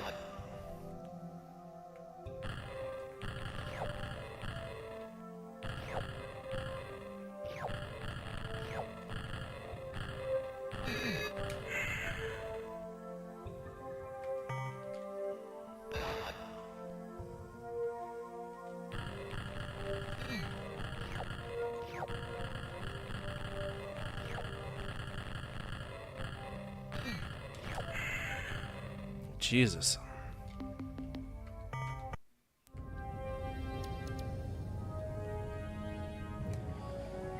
You can scroll the map to make it bigger so you can see the star systems better. Can you?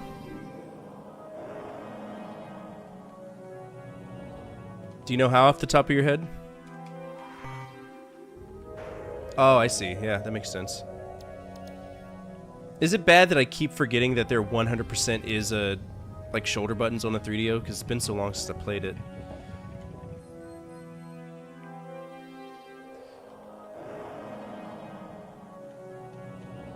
Oh, Shadow Game. Have you ever played Freelancer?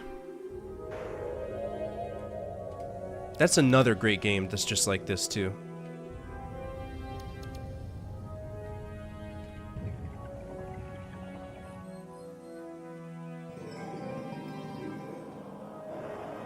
Starlancer is dope, but Starlancer is more Wing Commander than it is, like, I don't know. I've done a video about it.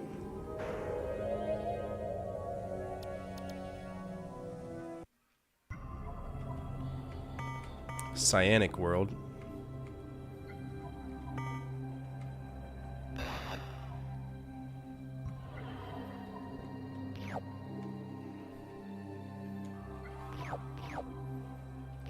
Cyanoacetylene? Okay. We're getting gases, apparently. Freelancer's a lot like this, except, you know, we have the open ability to be traders if we want. We can do missions. There's a lot of stuff that goes into it.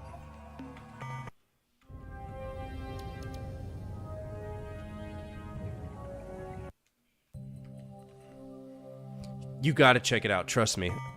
Like, you can get it for free if I remember right. It's not too terribly hard to find.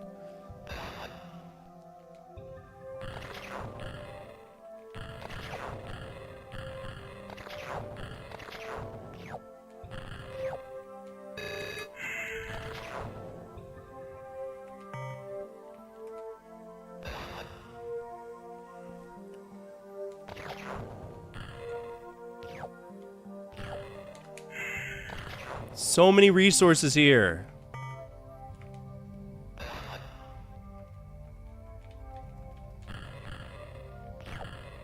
Got gold for days. It's a commodity.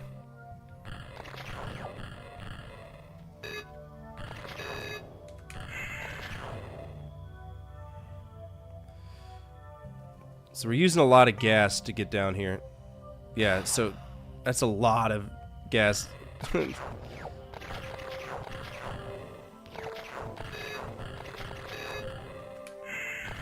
Yeah, let's... Alright, so we're going to remember that. Planet 1 of Gamma Centauri still has some stuff. But it's such a dense world that landing there is really, really, really difficult.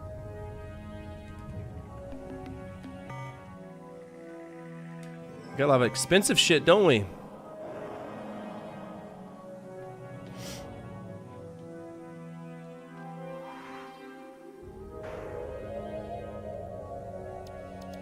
Alright, Planet 1 is also ultraviolet. We'll write that UV.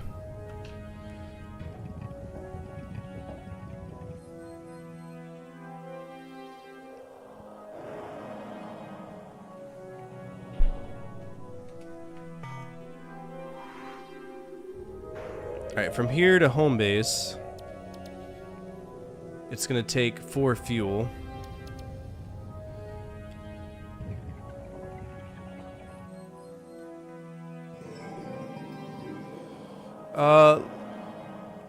Let's go to Alpha Centauri real quick. I do have a save state, so I'm not worried about it.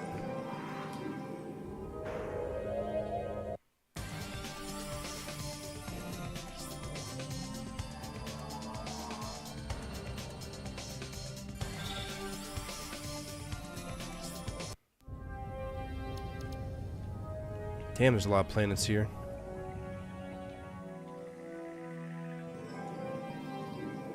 And there's moons.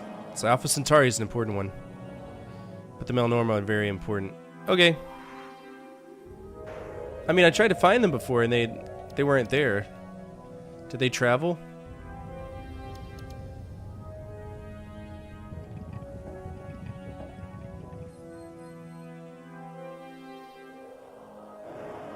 They probably bounce between different worlds on Alpha Centauri.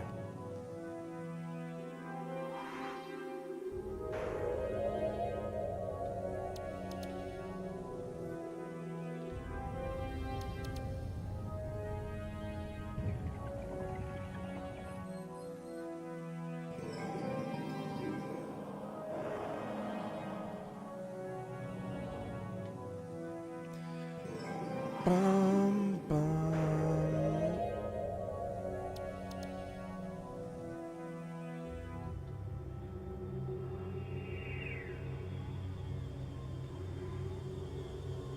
Because now they're gone.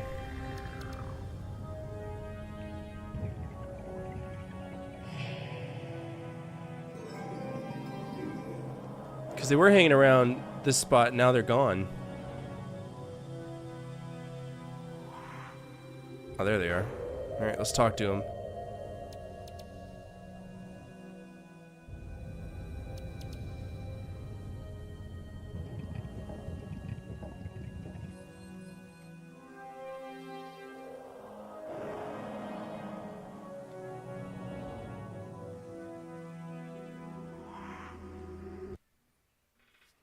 Alright, Melnorma. I am Trade Master Greenish, in command of the LMAO starship, inevitably successful in all circumstances. Even before I... Alright, I've already read all this.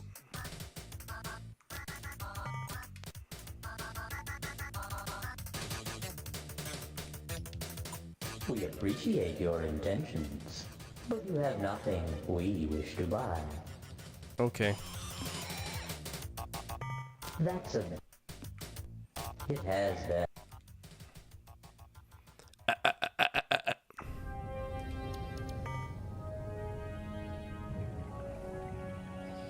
Alright, let's go back home.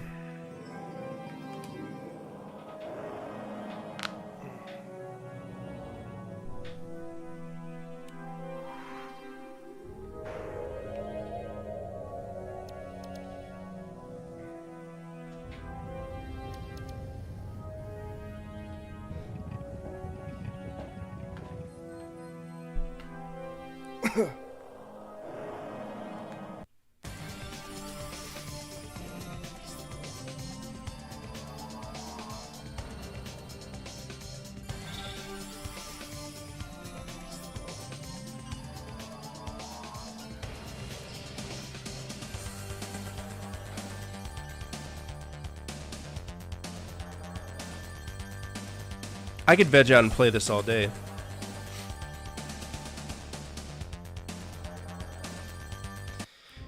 And still probably lose. What's up, Lucidius? How are you? Dude, right? I'm... So you know how much I love... I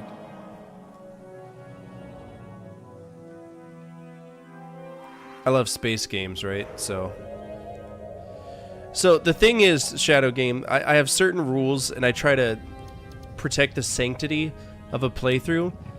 But I think because there's so many elements and so many variables that can go wrong in this game at any given time, and the amount of time that we would put into it, I think this game is going to be a first one. Can I get a moderator to type first one, or really anyone to type first one in chat, please? That way we can educate our newer friends on some of the standards that we have in terms of how we do things, just to prevent spoilers. It's not going to chafe your ass or anything. It's basically going to be a disclaimer that says tips are okay, but no spoilers if possible.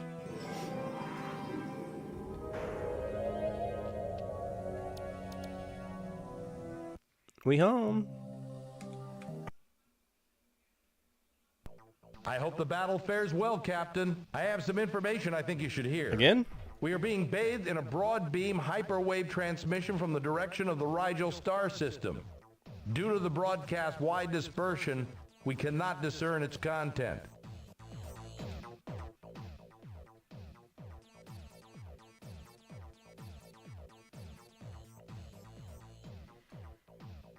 Whoo! Excellent work, Captain.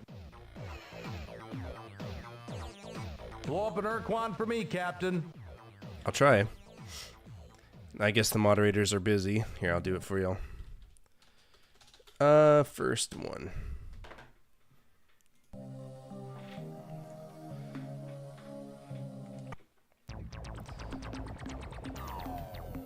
So I definitely want more fuel modules.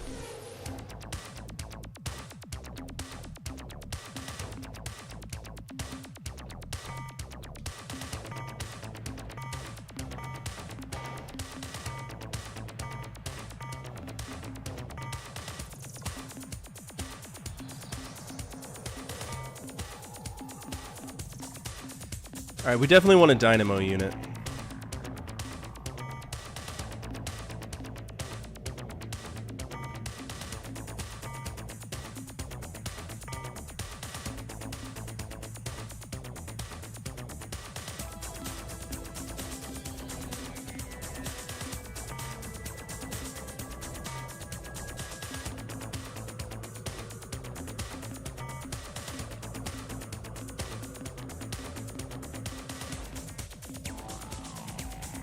No, no, no. We're following Crystal Dynamics lineage right now, so we're checking them out primarily.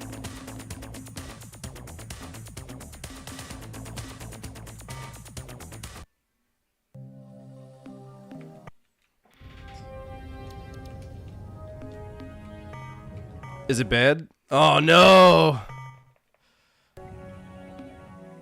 Sadness. They said the Rigel system. That's Rigel.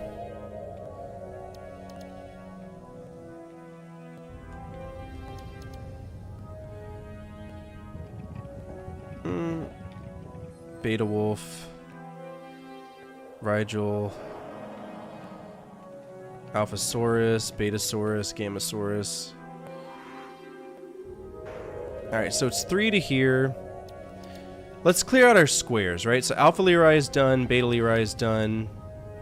Gamma Centauri has one planet I want to check out.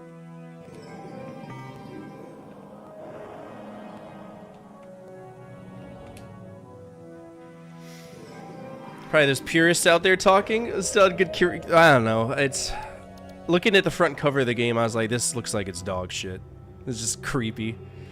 I personally did not enjoy my time for 3 numerous reasons, but I was really into SC2, so call me a fanboy, it's fine. Because it's not Toys for Bob, but Legend. Oh, so a different company took over. That's a shame. I'm not a big fan of Toys for Bob because I think that Skylanders is the biggest gachapon bullshit, like, cash grab I've ever seen in the modern era of gaming. And to buy all these Skylanders that don't work with later Skylander games is kind of dickish, if you ask me.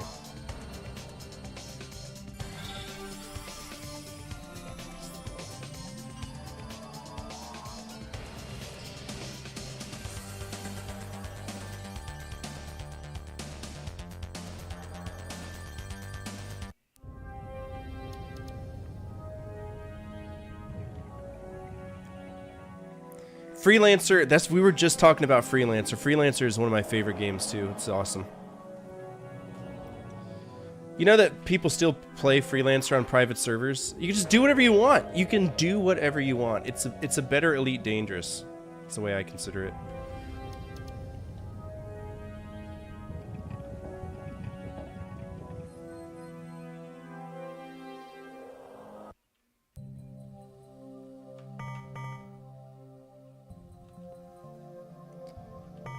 Alright, so this is a dangerous place, so we're gonna try to get in and get out.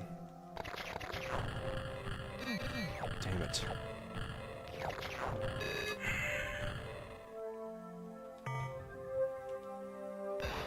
I'm almost out of crew.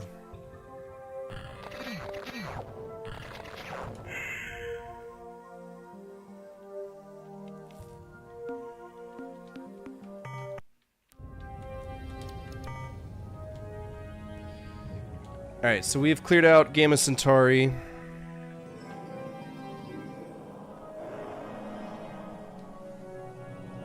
There's a lot of stuff going on in Alpha Centauri. Let's go check out Beta Centauri real quick. If I need to sell some fuel to get more crew, kind of have to balance what we're willing to own versus what we're not.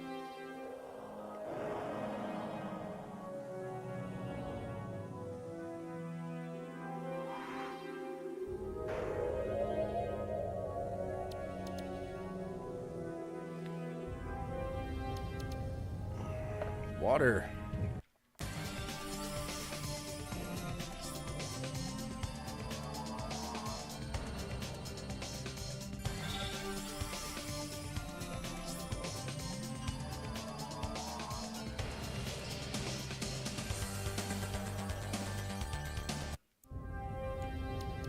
We got some planets here.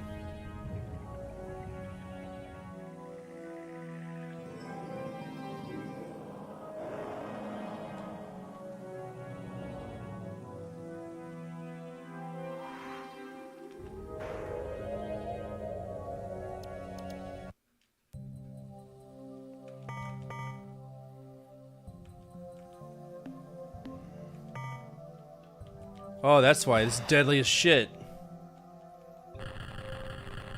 Get out of there. All for 7 units of ammonia.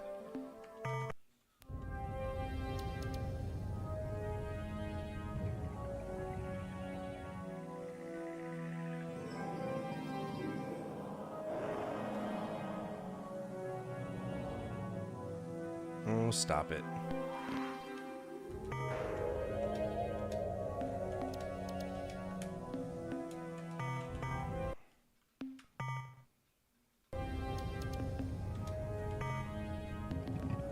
Navigate.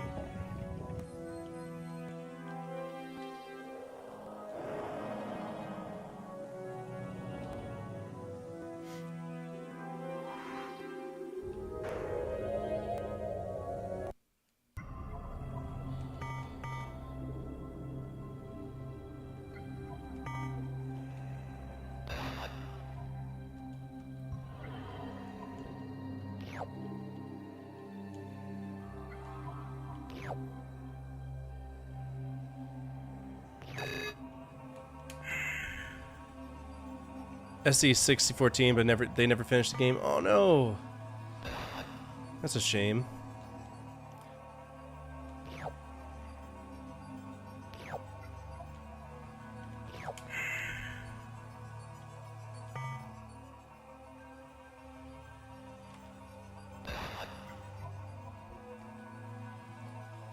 Might have to check it out then, eh?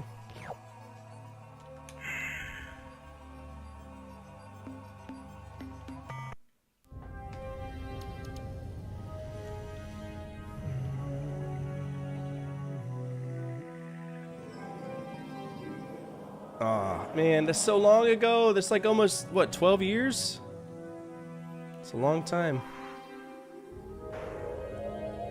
It's a pretty blue planet. Oh, Planet 3's got moons.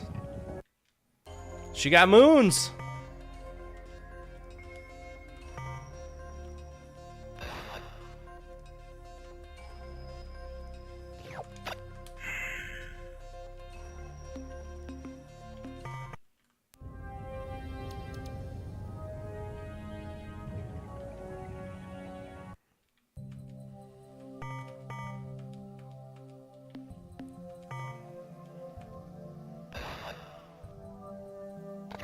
Oh, this is dangerous, dangerous, dangerous, dangerous.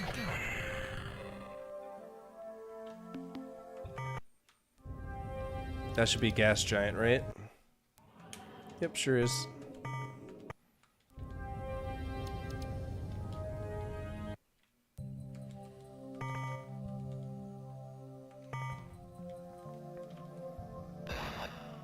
Dude, there's one dude on the ship left.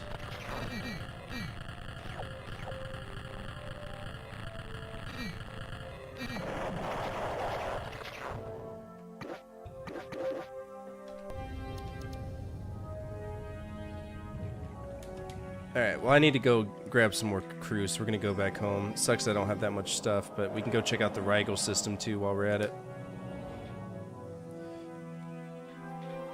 Well, yeah.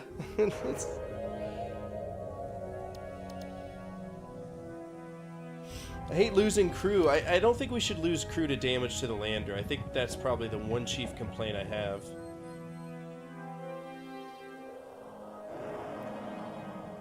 Nah, I save stated, so I should still have my lander.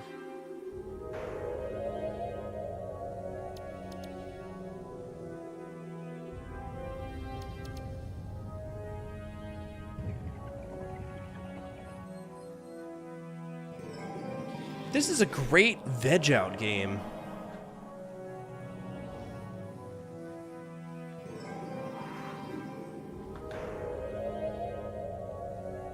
Absolutely great veg out game.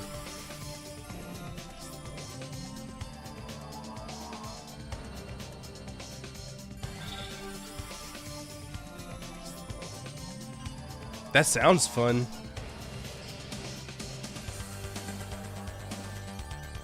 Yeah, we're definitely gonna put this in for the long haul.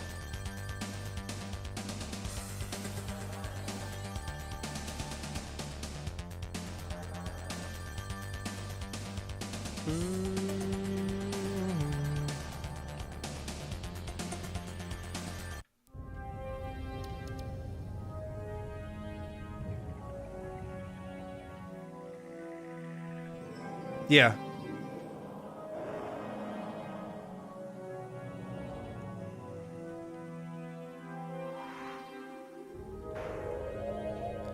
Don't you hate it when you miss the planet?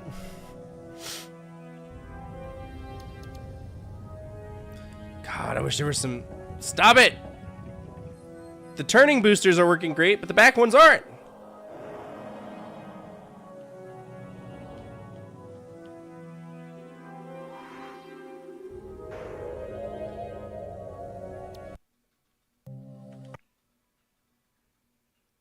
It's good to see you again, Captain. Thanks, Daddy. Light load this time, Captain. Blow up an Urquan for me, Captain. Listen, I just don't have the crew, douchebag. Stop telling me things.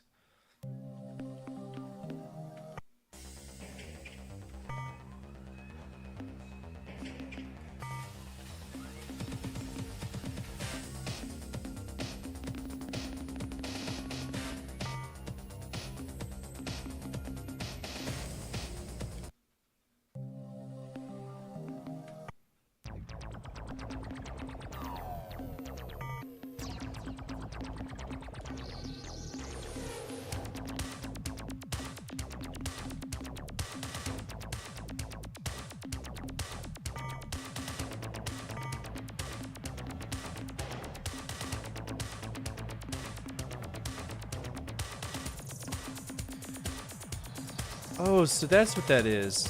Anti-mat thruster. I'm trying to figure out what is what. So anti-mat thruster. I don't know what that is. Then we got our turning jets.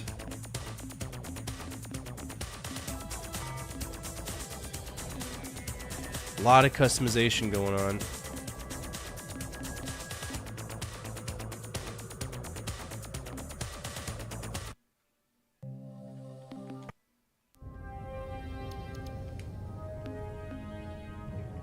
Right or forward thrusters. Good to know. Okay. They don't really do a good job of explaining like what they are, do they?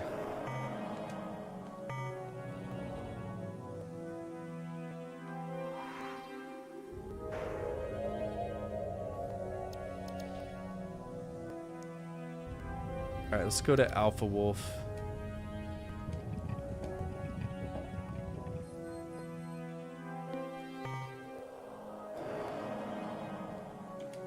Should have enough fuel to check out these two real quick.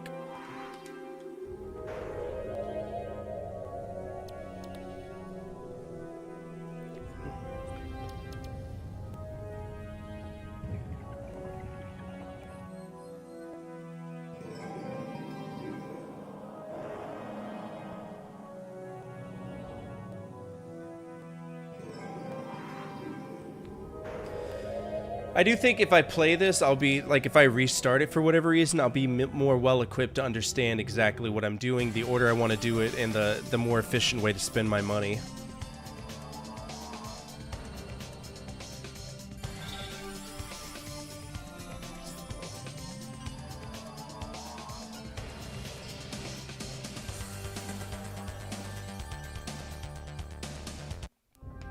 Infinite replay value, indeed.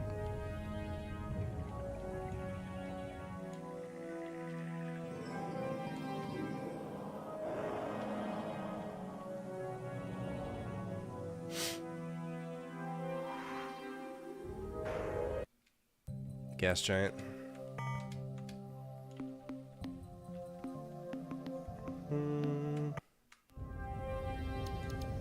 It's shiny.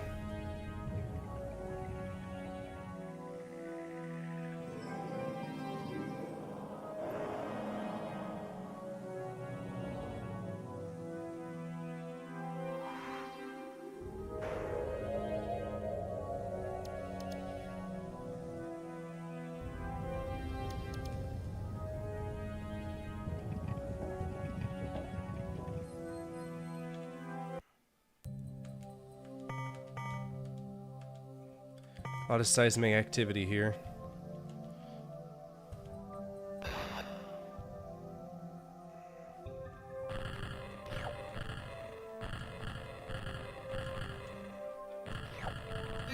Damn.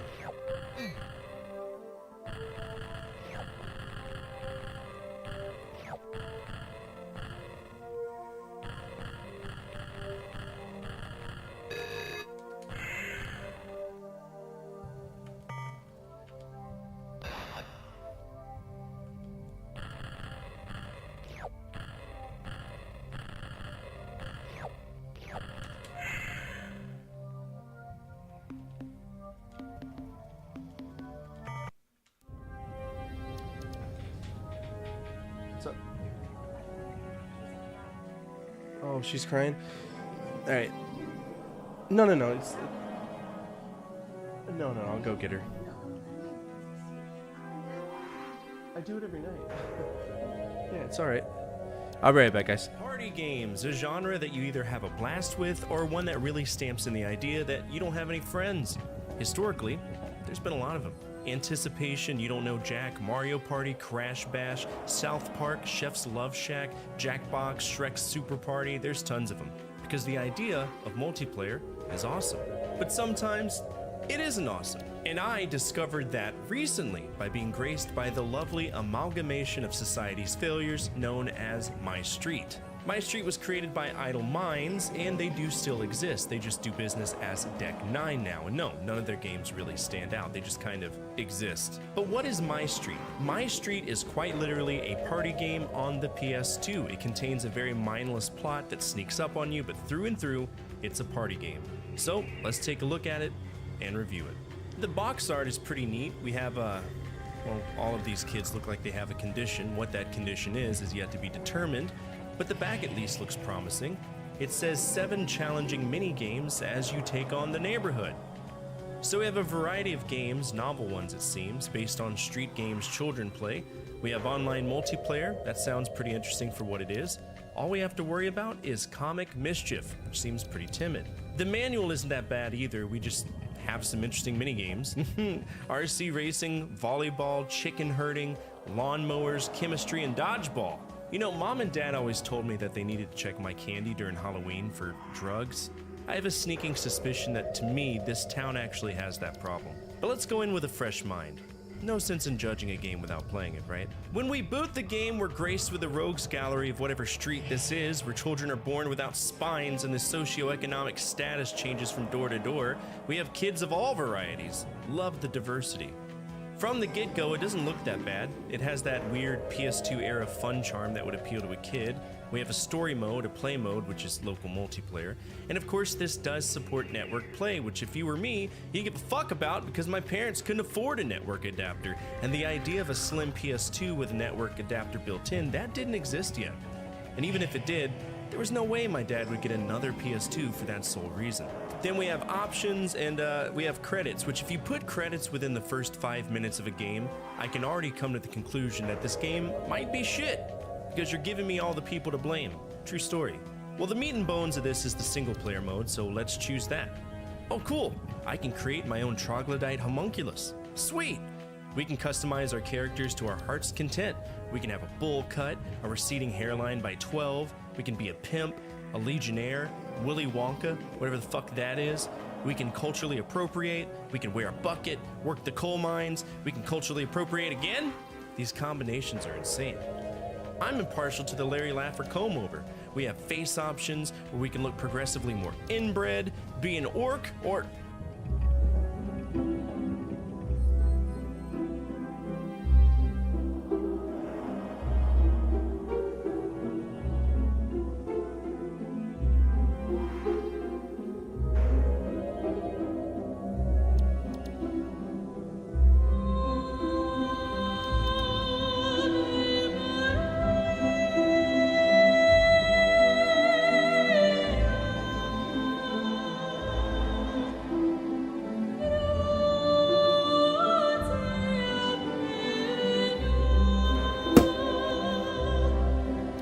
fucking blackface? Really? This past QA, all 30 of them, not one person said, hey, you know, I know we're already making the kids be very customizable and we're being very eccentric with it, but I noticed one of the selections might be iffy. Nah, man, it'll be fine. This here's a party game. This is a big reason why I got out of QA even when I worked at Electronic Arts. Even if someone suggested it, it likely wouldn't have been removed, but I digress. Let's create our character. We really want them to stand out among the community, be as imposing as possible, establish our dominance. Fuck yeah! Let's give them a name! What? You know, I've played tons of games, but never once have I said to myself, you know what I'm tired of? A normal keyboard. I'm gonna name you 7, child. Deal with it. So we're in the game. Obviously I've played it before, I've actually beaten it, but not the way it was intended, but I did. I got the bad ending. As I mentioned, the plot is relatively straightforward, but shallow. We have to beat the bully before August 24th, because that's when school starts, so bear that in mind. The whole idea is that we need to beat all of the minigames to unlock the final minigame and beat the bully, which is dodgeball. Because if we don't, we get a bad ending where the bully takes our lunch money for the whole school year. But here's the issue, I didn't know that. So now that I do, let's put on our game face and establish dominance in this new neighborhood. When you start the game, you're dropped off in the middle of the street by a careless mother who tells you to go make friends. But there's zero insight as to who you can interact with, so it's a race against time to find not only the people, but to satisfy their asinine requests to even be able to play their minigame. I lost a day in-game trying to figure out who to talk to, and if you get too far away from the house, or try to swim without your floaties, your mom gets on your ass and starts counting to 3! That's terrifying if you're a kid. So here's what you do. First off, we need to play a marble game at Anne's house. She's the hippie chick, but we can't play marbles until we buy marbles, which cost 55 cents at the corner store. So we run back, buy the marbles, and we run back to start the game. We control a marble and we move around grabbing smaller balls with the intention of passing them through a goal. These balls are magnetic. With every minigame there are 3 rounds and they're progressively more difficult. Plus the whole time you get to listen to zingers from these kids like this. Quill lover! With the game beat, we get Annie's floaties, which lets us go get Sean's volleyball that was sent to the island outside of the tiki bar. But by now it's so late that we need to go to bed, which brings up a specific point I want to make. We can only usually do 3 games per day, and that eats up your time. So you might be thinking, hey, I should save often, right? No, saving costs time. Fuck! Well, it's a new day, a new chance to take on our next minigame, volleyball. Volleyball is incredibly broken, and it's a fine example of how the character control in this game boils down to RNG in some cases. We can do the normal moves, bump, set, spike, but good luck getting the timing right, and the other side almost never misses. And we're doing rally scoring, so you have to hope and pray that your computer-controlled teammate doesn't drop the ball. Literally. When I played this was the minigame that screwed me over. It took so long to try to beat it, and due to that, it ate up my days, and I got the bad ending. Controlling anyone feels impossible, so the only way to power through this is bump, set, and spike. And a 4th move, praying that the computer doesn't function. I'm just worried that I'm gonna put myself in a condition that's gonna make me lose.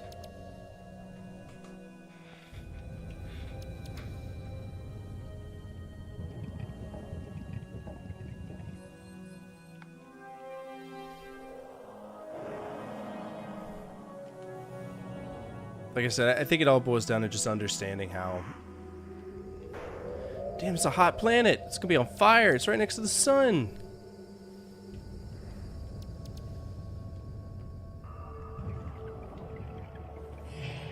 And I'm worried about my resources just not paying off.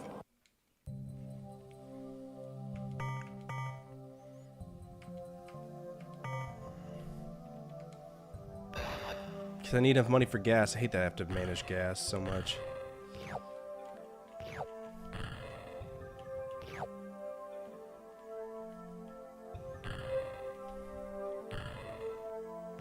Ow. Really? Just one thing there? Alright, Planet 1. I'm gonna write that down because I don't have enough. I can't justify landing for just one. That's way too much fuel. Alright, P1... P1 purple. P1 purple moon. I think that's where I made a mistake before. I kept wasting gas, which Shadow, you gave me advice for, which is nice, but I think different planets require different gas. This is a noble world, so there's probably going to be a lot of noble gases there. And it looks pretty safe.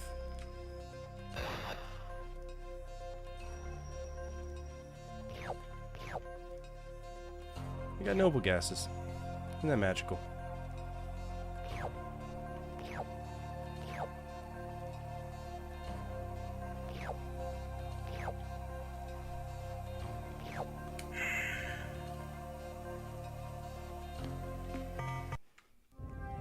Gas giant? Yep. Can't do anything there.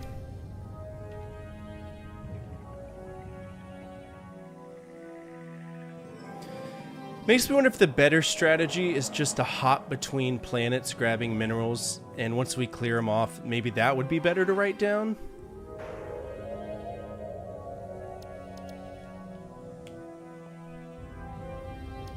I don't know. It's definitely a learning experience. There's a curve to this. 4 planets? Jeez. Is this gas giant?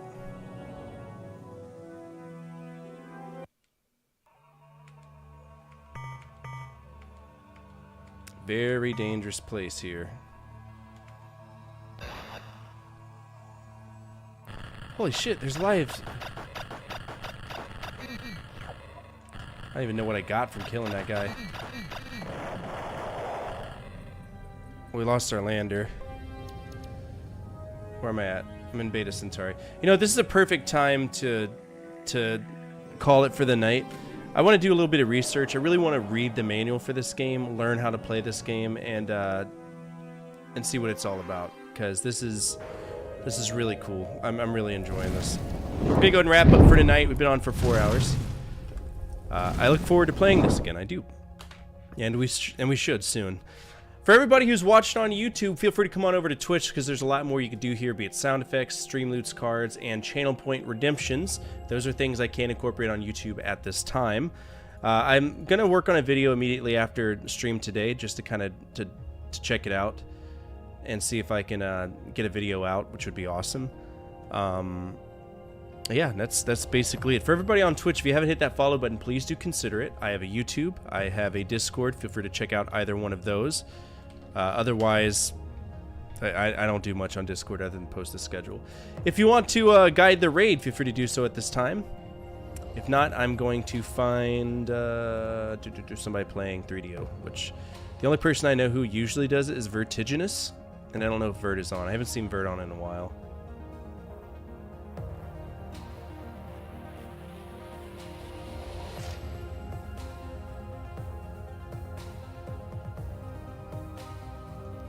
Tell you what, since my cousin Joey raided us, we're going to go hang out with King of APOC and tell him Joey stopped by.